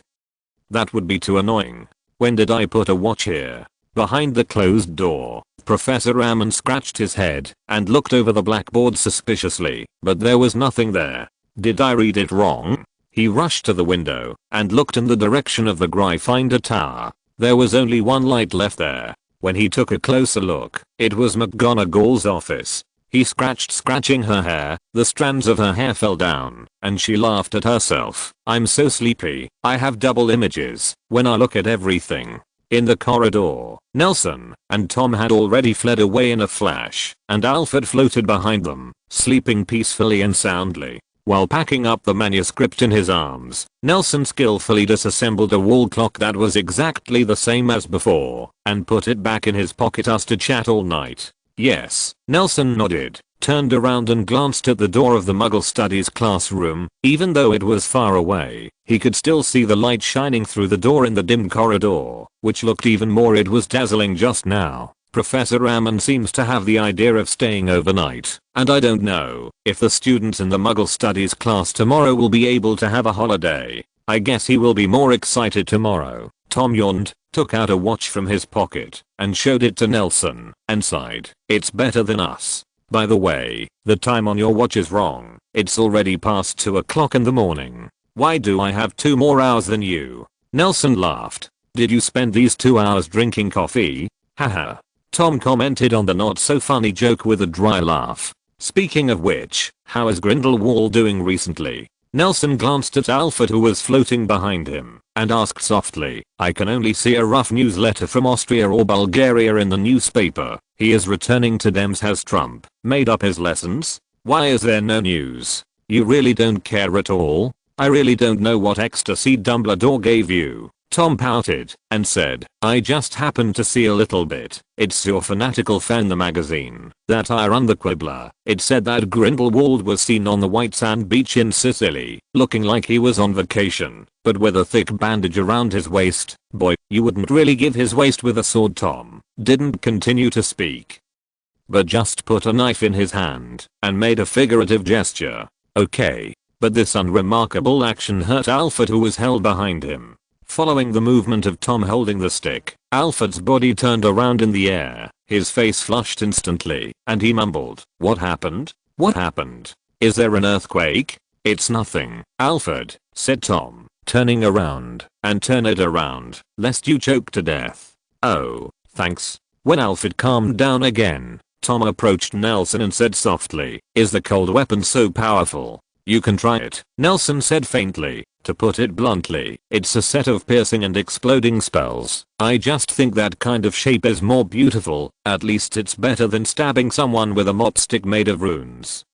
Well, anyway, judging from the information that can be seen now, Grindelwald, like you, did nothing. As if the two of you had discussed it, or you were both persuaded by Dumbledore. Look, for Merlin's sake, let's not talk about you, just the rabble under your command. If they disturb my good business, even if they belong to my favorite successor, I have to send them to Scotland to wake up first. Paris. On that day, I felt that everyone present, except the spark boy who lit the gunpowder barrel, would probably die of rage. I have never seen a situation where a battle is over and there is no winner, Tom said while thinking. To be honest, I can understand that Dumbledore can persuade Grindelwald to stay out of trouble for a short time, but what I don't understand is, why did he persuade you? Seriously, as he told you I can make up about 1 sentences in 1 minute. Fancy successor? Nelson was a little confused. What is a fancy successor? Oh, I forgot. You only read newspapers and not magazines these days. Tom shrugged and said, it was that same issue of the Quibbler, and Grindelwald even gave a brief interview in which one of his favorite successor played an important role in this Paris incident. You should really read that issue. Grindelwald's outrageous remarks make people look like fake news. What is for world peace? For Muggles and wizards, friendships are made and sustained. Damn it. After all, as a performance artist who has inherited his name, I have an inescapable responsibility. Seeing the figure flashing away at the corner of the corridor ahead, Tom raised his wand and snapped. Following his movements, Alfred rolled violently in the air. Nelson hurriedly caught him, and when he raised his eyes again, Tom had already chased him. Chapter 496, The Awakening of Ouroboros. You are the God. Yes, the omniscient God, the omnipotent God. In the barren cemetery, the phosphorus fire made the surrounding night pale, and the dark green flames burned in the surrounding bushes. The scorching air scorched the swampy place into a cracked white ground, and even the buried deep underground the seeds were all roasted, exuding a scorched smell mixed with the smell of grain. The villages in the distance were only ruined walls, and from time to time there were cries and cries coming from the night, mixed with shouts of "He is coming," that were swept away by fear. But as the night became thicker, the nearby flames extinguished and then lit up in the distance, and those noises in the night were covered by the crackling of the flames and could no longer be heard. He lowered his head and saw a man in silver armor lying at his feet. This is the last rebel in the valley called Godric. Pity this ignorant wizard, who has the power of magic, and can't help himself. I know, I only know how to charge with a sword. What is the difference from those stupid mortals? Even compared to those ignorant ordinary people, the behavior of squandering one's talent is even more disgusting. Where did such a reckless man get the courage to chase after him from Greece to crusade himself? It's really hard for me lying at your feet to see your face that goes deep into the clouds and see your majesty standing upright, but I can see the mud stained under your feet when you trekked from the swamp, and I can see the hem of your gorgeous robe was scratched by the thorns along the way, stained with dead branches and leaves. The man was lying at his feet, the sword in his hand had already become decayed, rusted iron pieces scattered all over the ground, and the originally bright armor was already in tatters like dead bark. His arms were twisted strangely, the dark red blood stained the dry and cracked ground under his feet into a swollen swamp,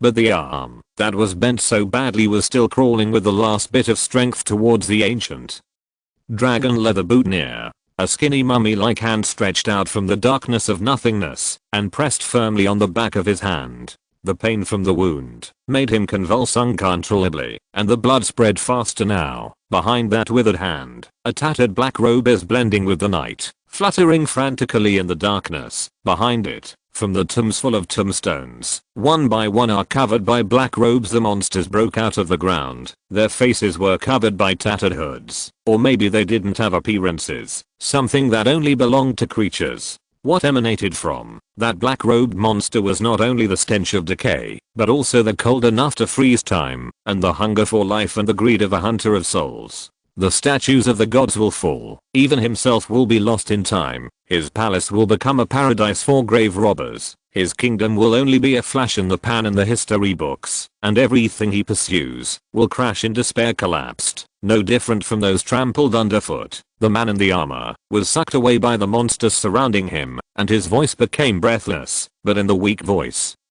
The power of faith is strong enough to pierce the eardrums. My mistress asked me to bring you a sentence, sinner. She has foreseen your failure. You will fail. Even if you make a comeback, you can only taste the endlessness of lingering humiliation. It was so silent that not even the crackle of flames could be heard. Do you think that your power will allow you to have everything? Do you think that the disgusting monster you created with the corpses of my people, my comrades in arms, and my ancestors can take my heart? You are wrong. You don't even have my heart. Life cannot be taken away. The foul-smelling monster stretched his hand to the hood, and with the other to the man's chin. It looked like it was about to kiss him. It's just that the man's head was just a little off the ground, and the monster put him down. There was no vitality in his body, and even his soul collapsed and dissipated in an instant. As he said, he understood himself. Let the man standing beside him, the former god, even lost the power to take his life. The monster pulled up its hood and cast its greedy eyes on the only person standing in this cemetery. That was the only life it could smell: joy, anger, sorrow, and joy. The stones have made no difference. How boring. Dazzling flames rose from the fallen man, lighting up the pool of blood around him, calm and peaceful like a mirror, and even this blood color can add a touch of bewitching red and milky white to the reflected things. The magic power escaped from the gap in the armor, and was sucked into the robe by some kind of unfeelable gravitational force. Lowering his head, a handsome young face emerged from the blood. His green hair and eyes showed a strange black color in the scarlet pool of blood, as if the long night around him was endless and endless. Gap. Noisy crows came from mid-air, facing the scorched earth. that stretched for hundreds of thousands. This carrion bird had been hungry for a whole week. Seeing a corpse that had not been burned completely, it couldn't stand it any longer. It flapped its wings and swooped towards the ground. The moment it landed on the armor, a thin tongue of flame drilled out from the gap in the steel and wrapped around its decaying black tail feathers. In the blink of an eye, his figure had disappeared, replaced by a fleeting flame. Hiss. The crow's ashes were swallowed by the dormant blood basin in the dark, and then, a pair of huge orange-brown pupils made a sound similar to the cry of a crow. Clap. How can a mortal corpse resist the flames that destroy the world? The armor quickly became empty, leaving only a void of powder, which was the last trace of a person left in the world, and ashes that no flame could destroy. Under the breeze, the powder scattered from the cavity of the armor, scattered in the pool of blood, disturbing that incomparably strange face. He raised his hand and caressed his cheek, just like the wizard Narcissus who accidentally swallowed the self-made love potion many years ago. But compared to the beautiful scene of him in the pool, the lonely self-admiration in the pool of blood, now it looked even more creepy and terrifying. The slender fingers slowly slid across the cheeks. The small and soft features and the fragile skin all made people feel fascinated. From the plump muscles and fresh skin, I felt the long-lost young. That is something that has been dreamed of for many years. It's just that this kind of beauty will still be defeated by time and death. In order to maintain it, you can do anything.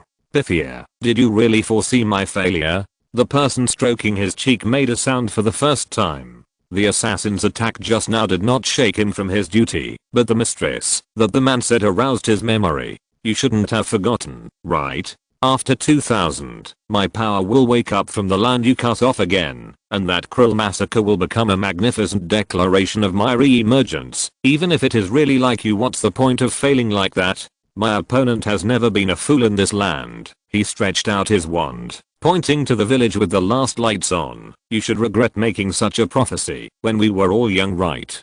Just like I regret so much, I shouldn't take what you said as a standard from the beginning to the end, and now we are all trapped in fate. You say yes, no matter what time it is, as long as the wizard is still ambitious and yearning for power, I will still be alive, but you can only live in the distorted time brought by those hallucinogenic smoke. The wind stirred up ripples, and the faces in the water disappeared. Only those green pupils were still reflected in the water, as if they were still watching after thousands of years. Hey buddy, are you alright? The piercing pain of being bitten by termites came from Nelson's little finger. His eyes widened suddenly, and his chest heaved violently. When he opened his eyes, he saw a whole piece of shiny silver-white breastplate, with blonde hair and blue face. His own face was reflected from the not-so-flat mirror of the breastplate. He raised his hand and stroked his cheek, as usual. But the pain coming from the little finger did not seem to be fake. He raised his hand, and the trace of Ouroboros that had long disappeared at the little finger reappeared on this ordinary night.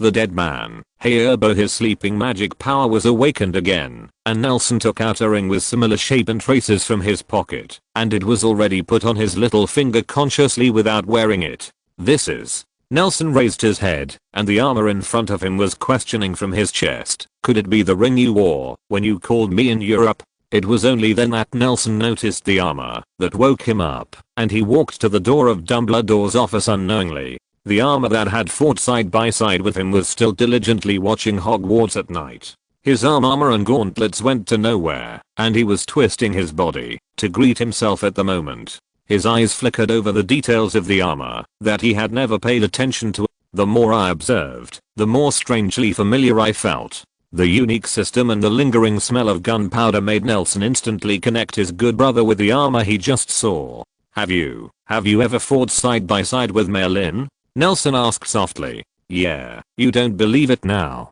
do you? The visor opened and closed, as if expressing his determination. I didn't blow it with you, it was even earlier, when I was all powerful. The old boy Merlin hasn't been born yet, is it? Nelson acknowledged. A trace of sweat appeared on his forehead. He had already kicked Heurbo's broken soul into the door of the illusion.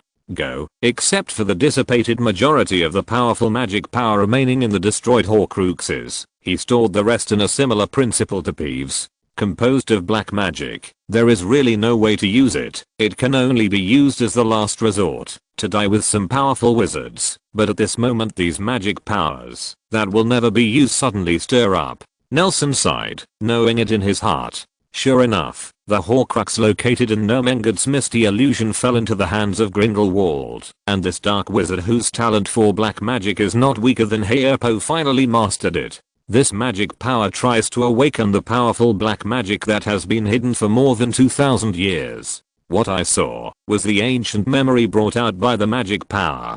Helbo, you are all wrong. You won't wake up again. Your grand massacre has already been refunded by me. Haha. Nelson clenched the little finger of his left hand with his right hand. The sound of falcon sounded, and the restless magic power seemed to be closed, and he had to be quiet. He chuckled and murmured, if you run to study Hayabo's magic, and become the next Hayabo, then it couldn't be better. What's the next Hayabo? What are you talking about? If the armor had 5 senses, it must be a stunned expression at this moment. Do you want to be the next Hayabo? How come? Good brother. Nelson patted his shoulder armor and said, I mean, if there is another Hayabo, it would be a good solution, and you know, that I may not be able to beat the world anyone, but no matter what, I can hang him up and beat him. Stop those terrible fantasies of yours, said the armor with lingering fear, or I'll ask Albus to lock you up in Azkaban right away. Speaking of which, you should be running outside in the middle of the night.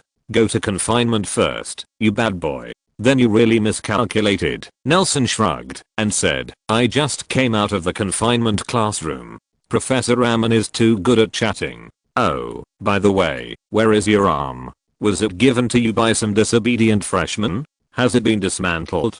Do you need me to find it for you? My arm? No. The head of the armor turned to Nelson's back. Nelson followed his gaze and saw a pair of armor floating in the air, hugging Alpha, who was soundly asleep. When you passed by here just now, almost fell asleep while walking, and your little friend was almost thrown to the ground by you. TSK, in the middle of the night, with an unconscious stop it, it's going to be disgusting to say anything else. Nelson still pressed his little finger with his hand, made an awkward gesture of rest, and took Alfred, who was in trouble tonight, with his wand, and flew back with the empty gauntlet, pressing it on the shoulder of the armor. The 3 of us were held up by Professor Ammon for a long chat. We were too sleepy, and Tom, where's Tom? Chapter 497 Godric. Who? The moment Tom saw the figure flash past, Tom had already picked up his wand and chased after him. The ancient castle of Hogwarts adds a strange tone like a ghost story in the night. The moonlight reflects on the corridor through the blue glass that has experienced years of wind and rain, showing a deep but unobtrusive green light, sprinkled on the armor standing by the wall, on the sculptures of gargoyles, on the candlesticks and wall lamps that have undergone countless aesthetic changes of the times. They are in the moonlight waking up. Some put a fire on each other's heads. Some thousands scratched their backs that had become stiff from standing guard during the day. This castle was even a bit more lively than during the daytime student activities. Maybe this should be what the magic world should be look like. But Tom didn't have time to take into account the beautiful scenery here. His eyes were fixed on the last reflection that disappeared at the dark end of the corridor ahead. A cloud of black mist rose from the hem of the school robe. The figure was so close that he might have heard it just now. All his conversations with Nelson. Okay, don't learn to swim at night, right? Tom gritted his teeth. A small green snake squeezed out from the tip of the wand and fell to the ground while running. It was so fragile that it was easily broken into 2 when it hit the ground, but the new body quickly disappeared. Emerging from the smoky section, just stepping over a fallen candlestick, there are already countless small snakes entangled together, making rustling sounds behind Tom. Their new scales are in harmony with the old castle. The friction on the ground quickly strengthened and toughened, and without Tom's order, they were quickly dispersed to all corners, rushing in all directions from the wet pipes that no one had ever set foot in, and in the process, they continued to split. Tom continued to chase towards the place where the shadow disappeared, and at the end of the corridor, a green light flashed away. But how could this kind of night travel student compare to Tom's knowledge of the castle? Even without the help of the community, he can quickly catch and bring him to justice. As a boy representative, he has the power to punish this kind of brat who doesn't sleep well. Catch you. Tom sneered. The snakes had already smelled him. I think back then, when cold weapons were still the mainstream on the battlefield, a pair of excellent armor like mine was worth a lot of money. The armor carried Alfred and Nelson side by side in the corridor. The thick shoulder armor took up most of the space, making the corridor narrow enough for several people to walk side by side. After seeing Nelson's after being exhausted, he enthusiastically took on the task of taking Alfred back to the dormitory. For it, such an opportunity for activities is extremely rare. But then the armor was useless. Only some cavalry would wear armor when charging, but those armors were as thick as cans, and not beautiful at all. As for the embroidered pillows stabbing each other with foil swords, they were simply it's a waste of the exquisite light armor you're wearing. The armor carelessly recalled the past. Before listening to the armor's speech, it was its special tone that attracted attention, and it was the first time Nelson noticed his voice. Closing his eyes, a young man, a loyal, vigorous, and brave warrior appeared in front of his eyes. Speaking of which, since I came to Hogwarts, the time you called me was the first time I traveled far, but I arrived at a strange place. I haven't been able to see what the leaves outside look like, and they are still as green as it was at that time. His tone is full of cheerfulness, as if it is recalling and savoring that rare outing, but Nelson heard a hint of depression from his tone. A weapon that should have been fought on the battlefield has been dusted like this. Even though it can always enjoy the top antique care, even though its value has doubled many times compared to when it was still on the battlefield, Nelson understands that what it misses is the dullness of the sword being cut on the armor sound. The blacksmith who made you must have been a powerful wizard, Nelson said. It's unimaginable that an armor with a mind of its own could have been created so many years ago. Really? The visor of the armor opened and closed, and seemed to be making a puzzled expression. I don't remember. I should have just a set of well-made armor in the first place, right? Don't you remember the Great War you went through? Nelson asked tentatively. You mean Merlin? Armor shook his head. I should be much older than him. Do you know Godric's Hollow? I woke up there. Godric's Hollow. Nelson noticed the wording on the armor. Waking up. The valley named for the birth of Godric Gryffindor? Is it because of this? Gia shrugged, even shaking Alfred in his arms, but he slept so deeply that he even turned over. Gia couldn't help but said, this kid, I'm afraid he still thought his mother was rocking him. The first time I could see it, there was a lad who was just like him, but more mature. You probably know his name, Godric Gryffindor. Nelson exclaimed. Calm down, calm down. Don't lose your temper when you see in armor that you have seen Gryffindor. There are many things in this castle who have seen them. The armor pushed Nelson on the shoulder and said, his magic, the level is extremely high, and it can even wake up a pair of armor. If you ask me, even if you want to match him, you still have a long way to go. He is one of the 4 founders of Hogwarts, and of course I can't compare. Don't be blindly self-effacing. Every era has different definitions of being strong. For example, I think you are pretty handsome. If you can't make up a compliment, you don't have to say it. Just kidding. The armor let out a barbell-like laugh. Let's continue talking about Gryffindor. This is an interesting story that is not mentioned in your book Hogwarts A School History. Then you have to talk about it. I'll help you wax it tomorrow. I was awakened by him. According to him, I have been in the Gryffindor family for a long time. The voice of the armor echoed in the empty corridor with a rough feeling of a weapon, as if in softly reciting an epic poem spanning thousands of years. He awakened me with some magical magic of his friend, and wanted to ask me for some skills with the sword, but I don't have any skills at all. Yes, the partner who has fought side by side with you for many years must have some impressions. The armor continued. Godric told me about my past. A long time ago, this valley was a barren land, but fortunately it is secluded away from the world, so many wizards who don't want to deal with muggles moved here to settle down. The ancestors of Godric Gryffindor were one of them. They chose a piece of land near the swamp, and spent decades of effort having turned it into a fertile field. When they reclaimed the last piece of wasteland, they fished out a pair of rusty armor from the swamp. A knowledgeable person recognized my origin. It is said that it is a top style of ancient Greece. You may not understand the gold content. I can explain it to you, like I see. Nelson instinctively interrupted his boast. Oh, well then, the armor closed the top of the armor resentfully and said in a low voice, he hired the best craftsman in the village to repair me and put it at home. Maybe because there is a pair of expensive armor at home. The children of Fendo are not very fond of the magic wand that has just become popular in the British Isles. Instead, they are obsessed with dancing knives and sticks. They want to practice good swordsmanship and be qualified to wear me in the future. TSK. Some people wear the most precious armor in the world without knowing it,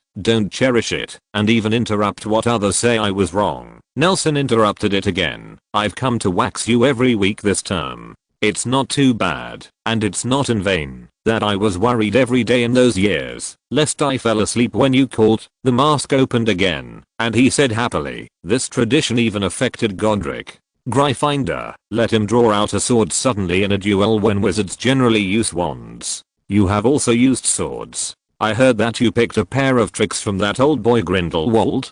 Godric's ancestors once wore me and fought side by side with Merlin, which is why his descendants admired me more and more. It seems that, as long as they wear me, they will become a hero who can fight evil together with Merlin. It's a pity, only Godric did it in the end. The voice of the armor became more agitated. You should know about the Dementor Rebellion. When he killed the Dementor with that sword, there seemed to be blood in my steel body. Agitated. It seems that I was born to kill this kind of monster. I know how to tear off its black robe and dismember its magic power. You may not believe it, but I really have a kind of fate-like certainty. That is, I don't know if armor like mine has a destiny.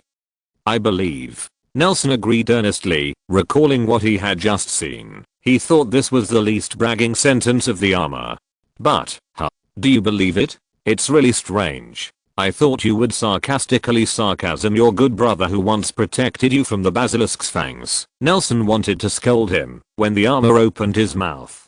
He said to himself, Godric has a friend who is also the founder of your Ravenclaw college. She is very interested in the ancient inscriptions on my body. After awakening me with magic, they even shouted the last Salazar Slytherin, who is good at ancient characters, deciphered it together, but then for some reason, Godric filled my inscription with silver powder. I thought it might be a dirty word, such as whoever stole my armor, it's a asterisk asterisk asterisk kind of curse. Nelson looked at the body of the armor. Sure enough, as a luxurious armor, its decorations are too monotonous. If you look carefully, you can see some color differences at the joints of each part. Even if the silver powder filled 1000 years ago, no matter how full it is, it will not be able to withstand the erosion of time. He told me that I have an unfinished mission on my body, but I don't even know what it is. Maybe the warrior who wore me and died in Godric's Hollow has unfinished business. Said the armor, I heard that you are good at the history of magic. Maybe you can help me take a look when you have time. After all, it's disgusting to forget an important thing. I will. Nelson agreed. I'm curious, too. One person have arrived at the quiet corridor in front of the Slytherin lounge. The portraits in the frame are all healthy. Nelson remembered that many stories he didn't want to experience started from here. No matter how many times I read this, old boy, Slytherin's aesthetics are unique. How can anyone like to live in a basement? The armor complained. Nelson felt a chill behind him, turned his head and looked, and the empty picture frame at the end of the corridor flashed. She blinked. Speaking of which, there is something that is not in the history of magic textbooks. You may be interested.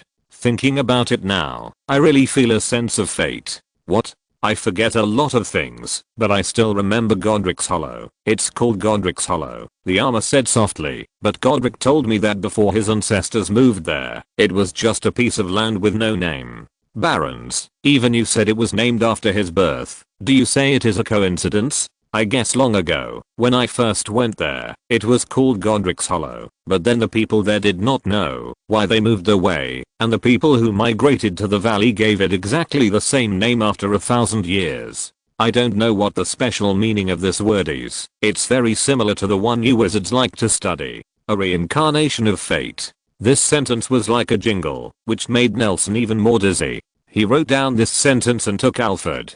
Purely Nelson said softly to the door of the lounge. The door slowly opened. He turned his head and said goodbye to the armor. "Thank you for sending us back. By the way, it should be." At the same time, Tom was in trouble that kept him from going back to bed. He was in a secret passage that he had never set foot in, and the student he found out at night knew more about the castle than he did. What's more troublesome is that the scattered snakes brought different news. There are 2 night walkers who are at the 2 ends of the secret road. Chapter 498 frames. In the dark and deep tunnel, the little green snake shimmered and crawled quickly from behind Tom along the moss-covered pipeline. The only bright color. But the bright color soon dimmed. As soon as Tom grabbed the little snake and clenched his fists, its small body made of magic power was crushed to pieces, turning into little green light spots and flying away. Unfamiliar smell.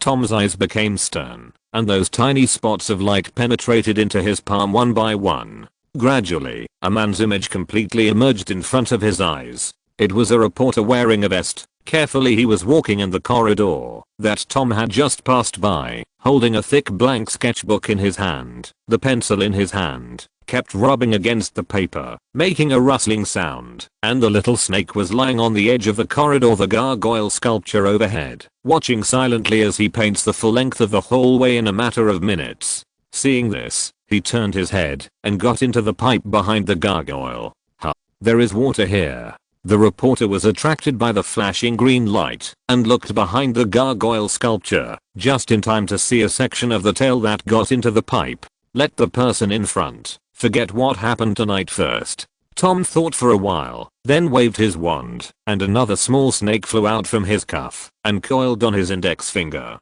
Tom took out a small crystal bottle from his pocket, unscrewed the bottle stopper, and put it on the snake's sharp teeth. After dripping a few drops of dark green venom, the little snake arched its body and launched itself like a spring. "Let me see what you are doing in the middle of the night. Are you looking for the toilet again? Mr. Reporter? Are you there, Lord Slytherin?" The door of the lounge opened suddenly, and Nelson's figure appeared at the door. Under the soft light of the lounge, only a well-defined silhouette could be seen. He stood quietly at the door, waiting for a response in the empty corridor.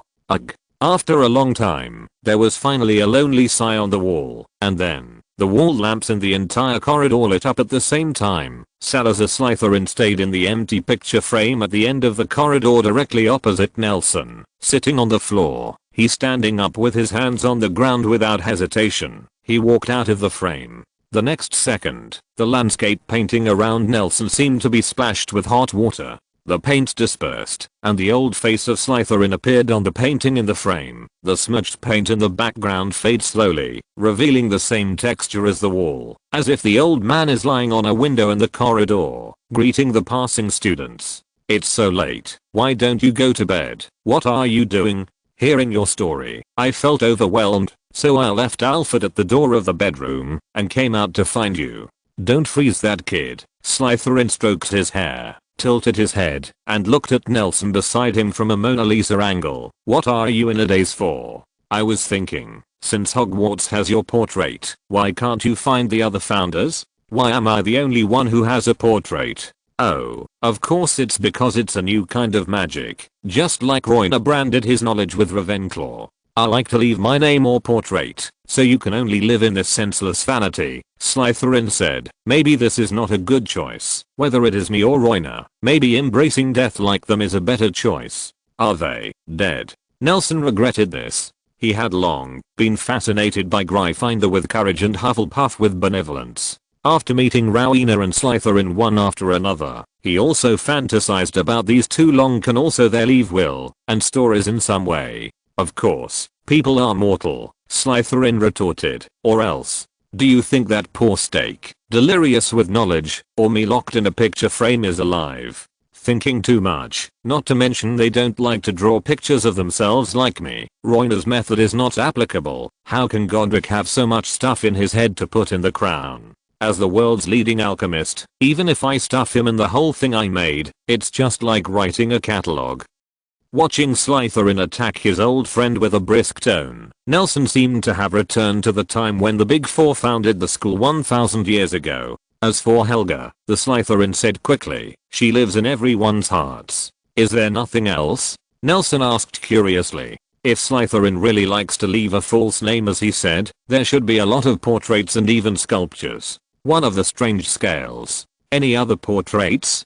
Slytherin gave a funny excuse. You know, wizards with a high level, like ours, don't have very good personalities. If you put many of them in the same room, I'm afraid there will be a scolding war because of looking down on each other. From the establishment of Hogwarts to the closure of Hogwarts, if there is Hogwarts at that time. So we held a meeting together to discuss those who are not the good looking portraits were voted and burned, leaving the best one as bizarre as a joke. It's true, I don't need to lie to you. Well, Lord Slytherin, Nelson said, shrugging, you should have heard it just now. In the corridor, and ask me to keep an eye on you. I understand that these things are not pleasant to hear. After all, this is something you have experienced personally. Yes, do you have any questions? Come out of the common room, Slytherin said with a sigh. If it was the inscription on her skirt, I wouldn't tell you, because those are not the strong silver powder will only fall off after it is completely weathered, and if it is scraped off in advance, it will even damage its original appearance.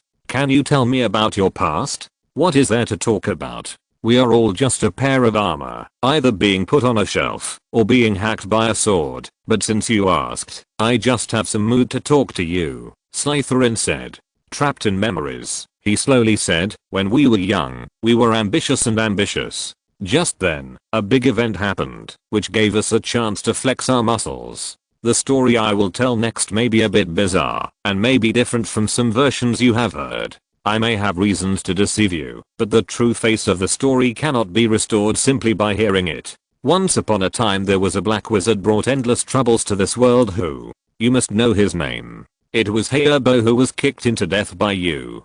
Despicable Hayerbo, the inventor of the Horcrux. He has an extremely tenacious and distorted life, so that thousands of years after being knocked into the dust by ancient Greek wizards, he is still the imaginary enemy of the most wizards in the world. No one knows when he will come back, as the foundation of black magic.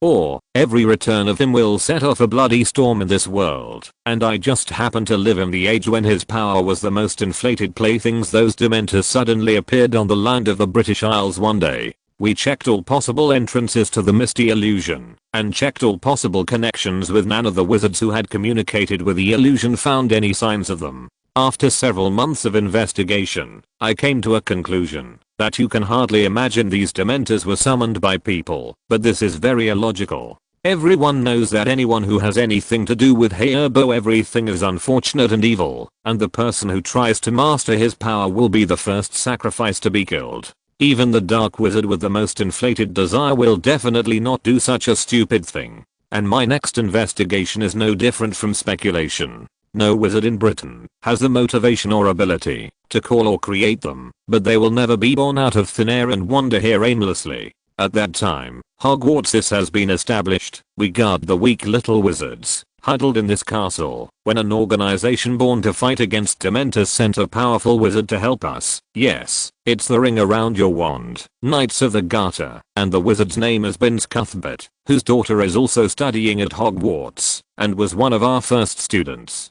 With his help, we were finally able to free up our hands, and Godric and I took turns leaving the school to find the source of the disaster. Hearing this, you must be wondering why people like me and Godric are getting so fucked up by Dementors. Why is this kind of garbage such a disaster? You mustn't understand, and honestly, I didn't understand at the time, that in the ancient books, Dementors are just a bunch of rotting monsters thirsting for new life. The Dementors I saw are a well-ordered army. When facing me, they know that they are difficult to resist, so they will send one to stop me. Although this disgusting thing is very weak, they cannot kill the feature brought us a lot of trouble at the beginning. After I finally repelled it, those large groups of Dementors had already arrived at the next village and left after a full meal. Where are they? What kind of monsters without intelligence? They have tactics and order, even if they are very simple, but they are enough to make me helpless. As long as I miss one, people will continue to die. When I left school, I promised myself the students and their families will be safe, but the reality is that when I feel a settlement, a village in the other corner of the UK has been slaughtered. Do you know how long it takes a Dementor to kill a person? 1 second. It only needs to lift its hood and send a kiss lightly, just like a mother kisses a child. A girl kisses a lover, just such a light kiss. A soul is wiped out. Do you know, in the beginning, Godric and I always tried to win the right to go out of school because we both felt that we had the ability to solve those troubles and we could gain victory and fame as long as we went out. But in the end, I was afraid he hid in the castle all day and didn't dare to go out, and he tore through the ancient spellbook that said, "Call God to protect." I've used so much black magic that I can no longer call upon the power of the patroness, but I dare not go out for fear that when I return I will have to tell my student that he has lost his father and she has lost her family. Until one day, when almost every professor learned the patron saint spell in that ancient book, when Bones dedicated his life and went to the land of death to find the answer, I finally created that magic, the word spirit spell, so that a dark wizard like me can also summon the spell of the patroness. I went out with confidence, thinking that I would triumph, but as I killed more and more Dementors, their total number did not decrease at all. In the encirclement and suppression again and again, I discovered a terrible truth. These monsters breed in the hearts of men. I found a crooked rune in a church that made people laugh. Maybe it was drawn by a Muggle. You may not know it. Muggles at that time were very keen on persecuting wizards. One of the reasons for the disagreement with the three of them. But anyway, this rune that prayed to the power of black magic took effect. It devoured the plotter and came here with those disgusting things. Maybe in the beginning the melons are rampant, but as the fear of their feeding increases, the disaster gradually spreads to the entire island. I don't know what kind of emotion Hayerbo associates it with. Maybe it's greed, maybe it's hatred, maybe it's just pure fear. As long as it exists, anyone who is unwilling will become a puppet of black magic. His body will rot in his black robe, kissing those he once cherished. With the help of Bins, I went deep into the misty illusion and found a few of Hayerbo's Horcruxes. They were all sealed well. At least this Dementor chaos has nothing to do with him. Hayerbo's power is no longer a wizard, the power of black magic. But, as long as someone wants to gain the power of black magic, he can get his help without too much cost. And those black magic disasters that have happened time and time again in history are not from him, but the root cause, but on his body. He has been dormant, waiting for an opportunity in fate. We have blocked almost all the entrances of the misty illusion, temporarily cutting off the connection between this land of death and the present world. But this blockade will not last long. It will eventually come to the world again with the death brought by time, and you are the one who will open Pandora's box 1000 years from now. I heard from Professor Dumbledore that you kicked Harper into death. But I have to remind you that this is not alarmist talk. The most terrifying thing about the despicable Hayerbo is not himself. In fact, any wizard of any level can fight him twice. What you need to beware of is his power, even if he is really dead. Chapter 499. Oh my god, is this magic? This portrait actually moves. It's like a movie. In front of him, a plump lady in a medieval dress was reclining on a bench and dozed off. She was in a lush sea of flowers, intoxicated by the chirping of birds and insects that did not exist around her. As for the fact that only the butterflies that fly past her from time to time prove that the painting is alive. The reporter crouched in front of the picture frame, under the dim light, staring at the flowing colors on the canvas with wide eyes, as if wanting to imprint both the paint and the texture of the canvas in his mind. What's the name of this painting? Let me see. He stood on tiptoe, trying to get close to the top of the canvas. Mrs. Fat, what a vivid name. Perhaps because of hearing her own name, the fat lady who took a nap reacted quickly, opening her slightly closed eyes. But when she saw the scene in front of her from the twilight, she was almost convulsed with fear, and when she opened her eyes, she could see a big face on the canvas, which was uncertain in the candlelight. Just like her, when I was young, I was used by my mother to scare the child-eating monster when I didn't want to sleep, especially the face that was close to the canvas looked extraordinarily large from the painting, which scared her like a frightened rabbit. Rolling down, she was covered in dirty dirt and grass clippings, but she no longer cared about her appearance. She used her hands and feet to escape from the painting frame, yelling loudly as she crawled, "Help me! Ah! Help! There are monsters!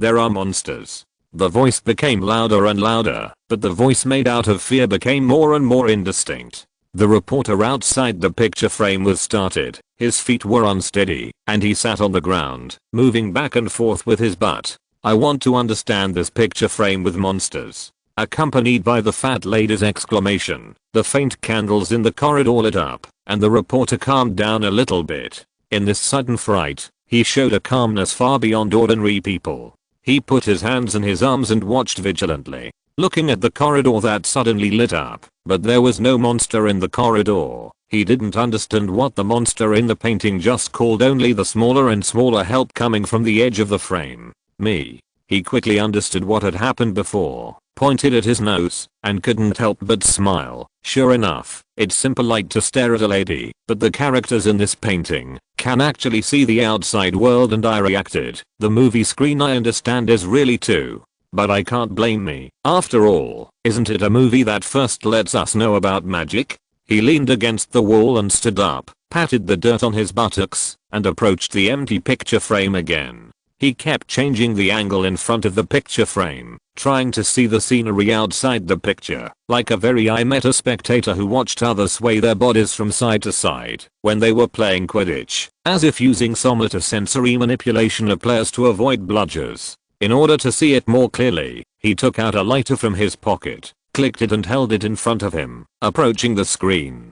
Coincidentally, the fat lady poked her head out again. This time she looked much calmer, but as soon as she poked her head out, she saw the monster that almost ate her again. This time the monster was even scarier than last time, with crooked mouth and slanted eyes. She looks like a madman, not to mention a lighter in her hand. She is just like a devil. The fat lady finally couldn't bear it. She rolled her eyes and fell cleanly, falling headfirst into her feet in the soft meadow. The reporter raised the lighter, approached the woman who was suddenly unconscious on the road again, and stretched out her hand curiously, wanting to test whether the touch of the people in this painting is different from that of the painting. His fingers trembled towards the fat lady, which was the most magical thing he had seen since coming to Hogwarts. Before that, except for the brick wall leading to platform 9 3/4, I haven't even seen a wizard's wand much. This school is so normal that it is not much different from any school in London. This is not what readers want to see. A painting that moves. Something this fun is sure to pique interest. Just when his fingertips were about to touch the canvas, the picture suddenly went dark, and the icy chill came from the canvas. Even without direct contact, his fingers had become numb due to frostbite, and he lost consciousness. Visible speed turned livid, and upon closer inspection, a fine layer of frost formed on the canvas, which looked like black ice in the dead corner of the light. "Are you polite?" Hearing the questioning from behind, the reporter turned his head stiffly and saw Tom's indifferent eyes behind a gargoyle sculpture he had just observed. With Tom's appearance, the hallway went dark again, and he seemed to blend into it was dark like night, and the reporter felt a sense of fear of being watched by all-pervasive surveillance. Suddenly there was a tingling sensation under his feet, and the reporter quickly lowered his head to look. He was horrified to find that the feet were densely piled up with strangely colored icy scales, and countless amber vertical pupils stared at him. In a hurry, it slipped from the palm of his hand and fell into the ground, illuminating the snake group that was already crowded on the floor for a moment, and was quickly swallowed by the sliding scales. He felt that the entangled touch had reached his ankles and was heading towards his knees. The panic of going deep alone finally broke out at this moment. His hand hurriedly reached into his arms, but he touched a cluster of slippery scales. The next second, his palm was tightly entangled by a snake. The reporter pulled out his arm like crazy. He waved it, as if he was entangled, but the snake became tighter and tighter, strangling his metacarpal bone so painfully. Finally, after the entire right arm was tightly wrapped, he could no longer move, and there was a feeling of restraint all over his body. Feeling the pain, an unbelievably long snake poked its head out from his shoulder, with a delicate small pistol in its mouth, slowly crawled up to Tom, and presented the seized murder weapon. Tom lowered his head, took the gun from the mouth of the snake, tapped the trigger with his fingertips, spread his palms, pieces of parts fell, and disappeared among the dense snakes. He raised his head, and asked with a smile on his face, said, "Did you Find the toilet? I found it. The reporter agreed stiffly. His neck and mouth became the only movable parts of his body, and even his eyelids were gently picked up by the little snake, not allowing him to close his eyes. To escape from this everything, he felt a great sense of oppression, as if this is the normal state of muggles when they face wizards. Thank you for showing me the way. Seemingly satisfied with his answer, Tom agreed, and the snake locked around his throat loosened his body slightly, which highlighted the reporter's red cheeks. You know, what are you doing? Tom tilted his head, pouted his mouth at the portrait beside the reporter, and asked, during the interview, do you usually hit the lady who is the subject of the interview in disgust when she faints? I'm not. I don't. Maybe we can wait for the fat lady to wake up, ask her what happened just now, and then hand you over to the wizengamot, so that you can get the privilege of interviewing the wizard's prison. Tom raised his hand. A snake covered the reporter's mouth. By the way, the wizard's prison is not like yours. It has been empty for a long time. The only thing you can interview is the kind of villain who sees muggles and tears them in half. Gangsters, the jailers who will eat your soul.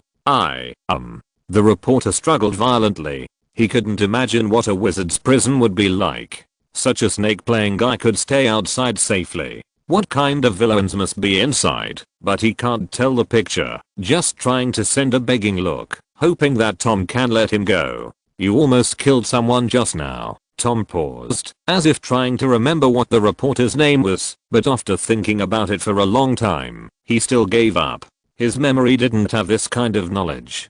The little snake squeezed out with his personal ID in his mouth and handed the press card to Tom. Oh, press card. I have seen a few copies before. It seems that you are not a fake, Mr. Wallace. Hold. Sorry, I don't know. The snake covering his mouth slid away from his face, and the reporter hurriedly said, I really didn't know it was a real person. I thought she was like me. It's the same as the portraits and photos I've seen.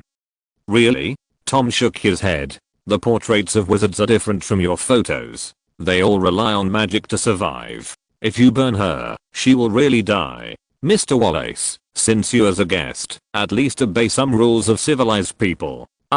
You can just call me Mike. The reporter lowered his posture, although he didn't understand why some students happened to bump into him when they were wandering outside in the middle of the night, but it was just a moment of contact. He then understood that muggles are basically helpless against wizards, and others can easily control him by playing with snakes. Oh, Mike, your name sounds like an American. Tom shook his head, his eyes suddenly became stern, and the faint smile on his face disappeared. Aren't you here when Professor Dumbledore gave you the residence you arranged, is preparing for tomorrow's interview outline? Rest well. What are you doing in the castle in the middle of the night? I don't have anything, crack. A picture book caught in his trouser belt fell out.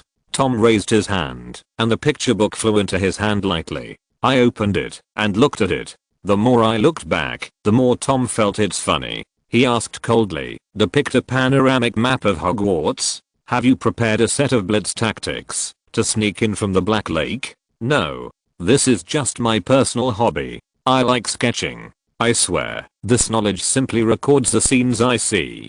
Before I came, Professor Dumbledore told me that Hogwarts School of Witchcraft and Wizardry was cast a magic that cannot be marked on the map. Really? Tom flipped through Mike's sketchbook page by page. Sure enough, as he said, it was a scene sketch, but if these pictures were connected, I can't draw a map, so I start to use my brain in other places. Smart, but I'm really curious, a school for minors, does it have such a high strategic position in your eyes? Seeing that the plan was seen through Tom, Mike had a desperate expression on his face. He couldn't imagine how the muggles would suffer from the wizard's anger after his behavior was revealed. It was already beyond debate. It was supposed to be an extremely sophisticated plan, and even during the day he gave the sketchbook to a professor who was having dinner in the auditorium to watch. Woolen cloth. He was puzzled and fell into silence. He didn't notice at all that as he recalled, wisps of eye-catching silver smoke were oozing from his temples and being sucked by the little snake lying on his forehead.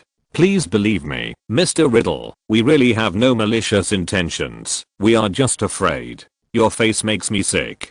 Tom didn't move his legs, but he was supported by the snakes and approached him. The two stood face to face.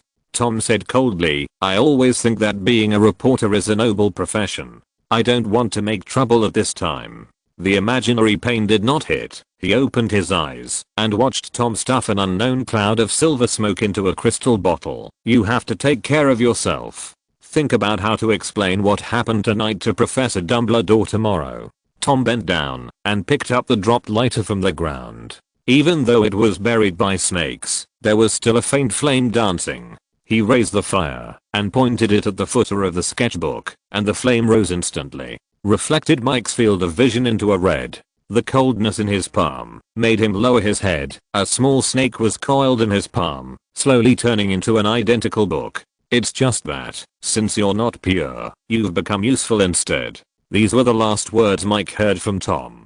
He looked blankly at Tom, who raised his wand. Suddenly, a silver lightning struck his forehead. When he came back to his senses again, he heard the portrait fierce accusations by the women in the middle. He opened his eyes, and he was lying by the wall surrounded by some disheveled professors who seemed to have just woken up. He looked around blankly. Was I looking at a painting? Chapter 500 Deformation Class Improvement Class. This is your last year at Hogwarts, and it is also the second year you have entered the Transfiguration Advanced class. Presumably, after such a long study, you all have your own understanding of transfiguration. The door of the classroom was pushed open, and Mag, holding the hands, walked up to the podium with big strides, looked around the classroom for a week, and at the same time as confirming that all the students were seated, the originally chaotic classroom was quiet. Although it hasn't been long since she returned to school, Mag's majesty is no less than that of those senior professors. She seems to be born to be a teacher. She doesn't need too many harsh words, and doesn't need to repeat those disciplines. On the podium, the students in the audience will consciously listen to the class, even though Mag is not much older than them in the 7th grade. Most people will probably not have access to some of the magic we learned in school, such as defense against the dark arts, after leaving school. As teachers, we hope that you will never use those magics that need to be learned in the future. The magic of protecting and rescuing oneself in trouble is different from these difficult and powerful magics. The content learned in the spell class, potion class and transformation class will accompany you throughout your life, unless you don't want to enjoy the convenience they bring. But so, what is the point of our learning about charms? Mag stood on the podium and said softly. Although her tone did not have any special ups and downs, most people still heard the implicit reluctance and blessings from her words. She knocked on the podium with her wand and said loudly, "In the past time, we have been learning some principles of transfiguration, and how to use them. To me, the accumulation of knowledge and skills is enough. Professor, can you use transfiguration to defeat a wizard who is good at dueling?" A Slytherin boy raised his arm and asked loudly, "A wizard who is good at dueling? Gellert Grindelwald?" Hearing Mag say Grindelwald's name without hesitation, the already quiet classroom became even quieter. The boy was taken back by Mag's rhetorical question, shook his head blankly, and said, "For example, Duel Master, Professor Flitwick. You made a mistake." McGonagall corrected earnestly, "There is no strict boundary between spells and spells, and Professor Flitwick didn't only use defense against the dark arts, transfiguration or, even if some ordinary life magic is used properly, it will also have a surprising effect in wizard duels. Amen. Professor Dumbledore is a wizard who is good at using various magic in battle. This is what he once taught me. Don't think that the wizard's battle is the etiquette of shooting magic spells after bowing with his assistants. You have never seen a real battle. In a battle, where the only purpose is to win and even life, you will not hesitate to abandon everything, let alone deformation techniques. Even poisons, traps, and even bribes can be used as weapons. Even if you take out a poisoned sword, apper it to the opponent's back and strike him, it's all okay." Tom gave Nelson a strange look, then quickly looked away. "I see, Professor. I must stress again that even when Grindelwald and his henchmen were raging around the world in the past few years, the war did not affect most wizards. Our education always emphasized learning spells to make ourselves stronger, but the world is no longer the situation of hundreds of thousands of years of fighting, and life and death." McGonagall picked up the handout and said without raising her head, "The meaning of magic is to make you better, not to become better powerful. I was wrong, Professor. The boy lowered his head in shame. By the way, since you mentioned Professor Flitwick, you must know that I'm in the same class as him, and we used to have some dual contacts before. McGonagall raised her chin and said flatly, I also was lucky enough to beat him a few rounds. Just when the students were about to start the discussion, McGonagall had already opened the handout and said, what we are going to study today is chapter 1 in the textbook. Let's assign this week's homework first, a 25-inch essay explaining the deformation of the human body. In all aspects of application and principles, it includes at least 5 fields. 25. Turn the book to the 5th page. Let's first understand the conditions for human body deformation. I feel like she's about to reach menopause, and suddenly she's 25. I remember that the homework last semester was not so long. Alfred turned his head, facing Nelson in the back row, and said with a bitter face, my sister used to be like this when she was in the 5th grade. Because of a broken relationship, she was irritable for a long time during the vacation, and she tortured me like this for 2 whole months. Alfred is in a ridiculous state, with a thick plaster cast on his neck, his head tilted to one side, his shoulders hunched strangely, and his head can only be turned by the rotation of his body. This morning, when Tom and Nelson came to the auditorium yawning, he couldn't find Alfred's figure at all. After asking his roommates, he found out that he had already gone to the school hospital for medical treatment because of serious stiff neck early this morning. After eating, the 2 people who were concerned about Alfred rushed to the school hospital. Miss Joy's undisguised laughter could be heard across the corridor. Finally, they saw that the neck was firmly fixed on the hospital bed of the school hospital. Alfred, according to Miss Joy, has experienced repeated throws, just like a ball used to perform acrobatics in a circus. But Alfred said that he had no memory of this at all, and even insisted that it's a stiff neck at night. Then your pillow should be at least 15 feet high, or I can't imagine how it could have made you like that.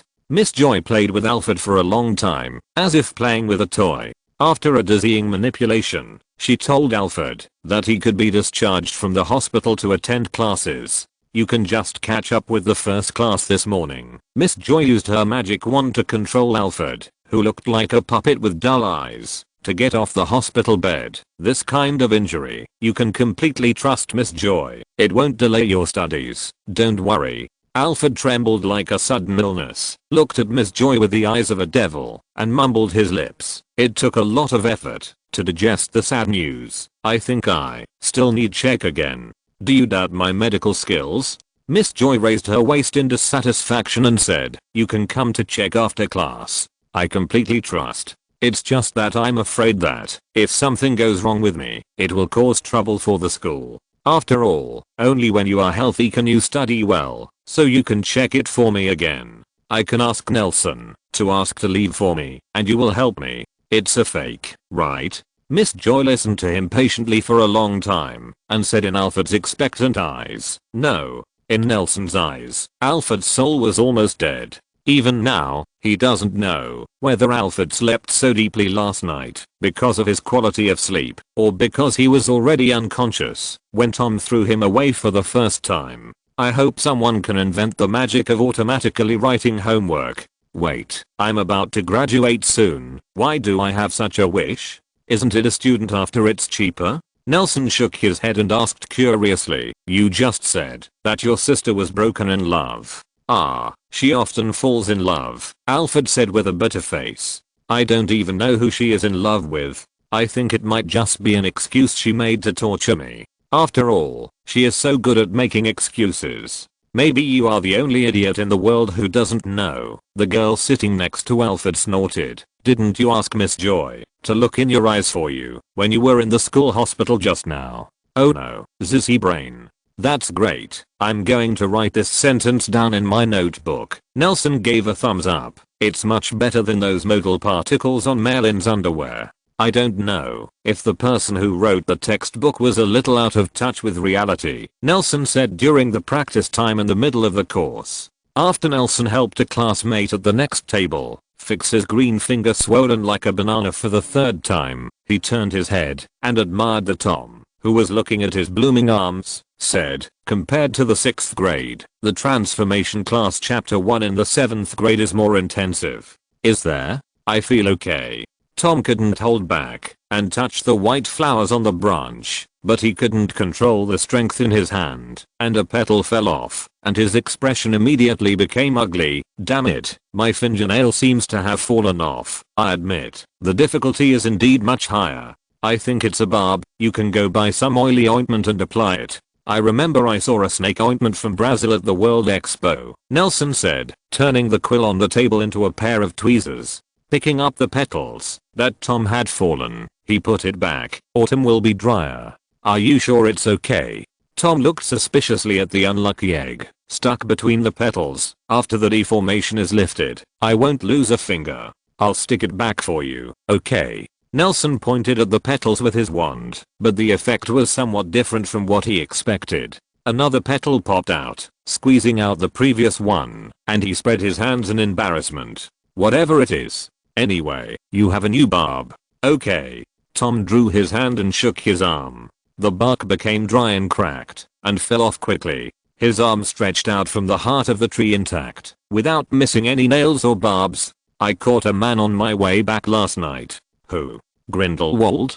That reporter. That guy on the Hogwarts Express looking for the toilet. His name is Mike Wallace. Sneaking around in the corridors in the middle of the night, and picking on the fat lady. Tom whispered. That's true. It's so obscene. What's his name? Nelson showed a strange expression, and picked his ear with his arm. That turned into a branch. Mike Wallace. What's the matter? It's nothing. But your description is really amazing. How could someone do something to a painting? Nelson said and leaned back, while controlling his arms, that turned into branches, to produce various textures, different flowers. Fat lady. Is that the portrait at the door of the Gryffindor lounge? No, in the corridor leading to Slytherin from the Ravenclaw tower, there is a gargoyle statue, and there is a secret passage behind us that we haven't seen, Tom said. He is indeed quite a genius, you know. He actually found a way to break the anti-marking spell. What? Did he mark the way to Hogwarts by throwing breadcrumbs on the ground?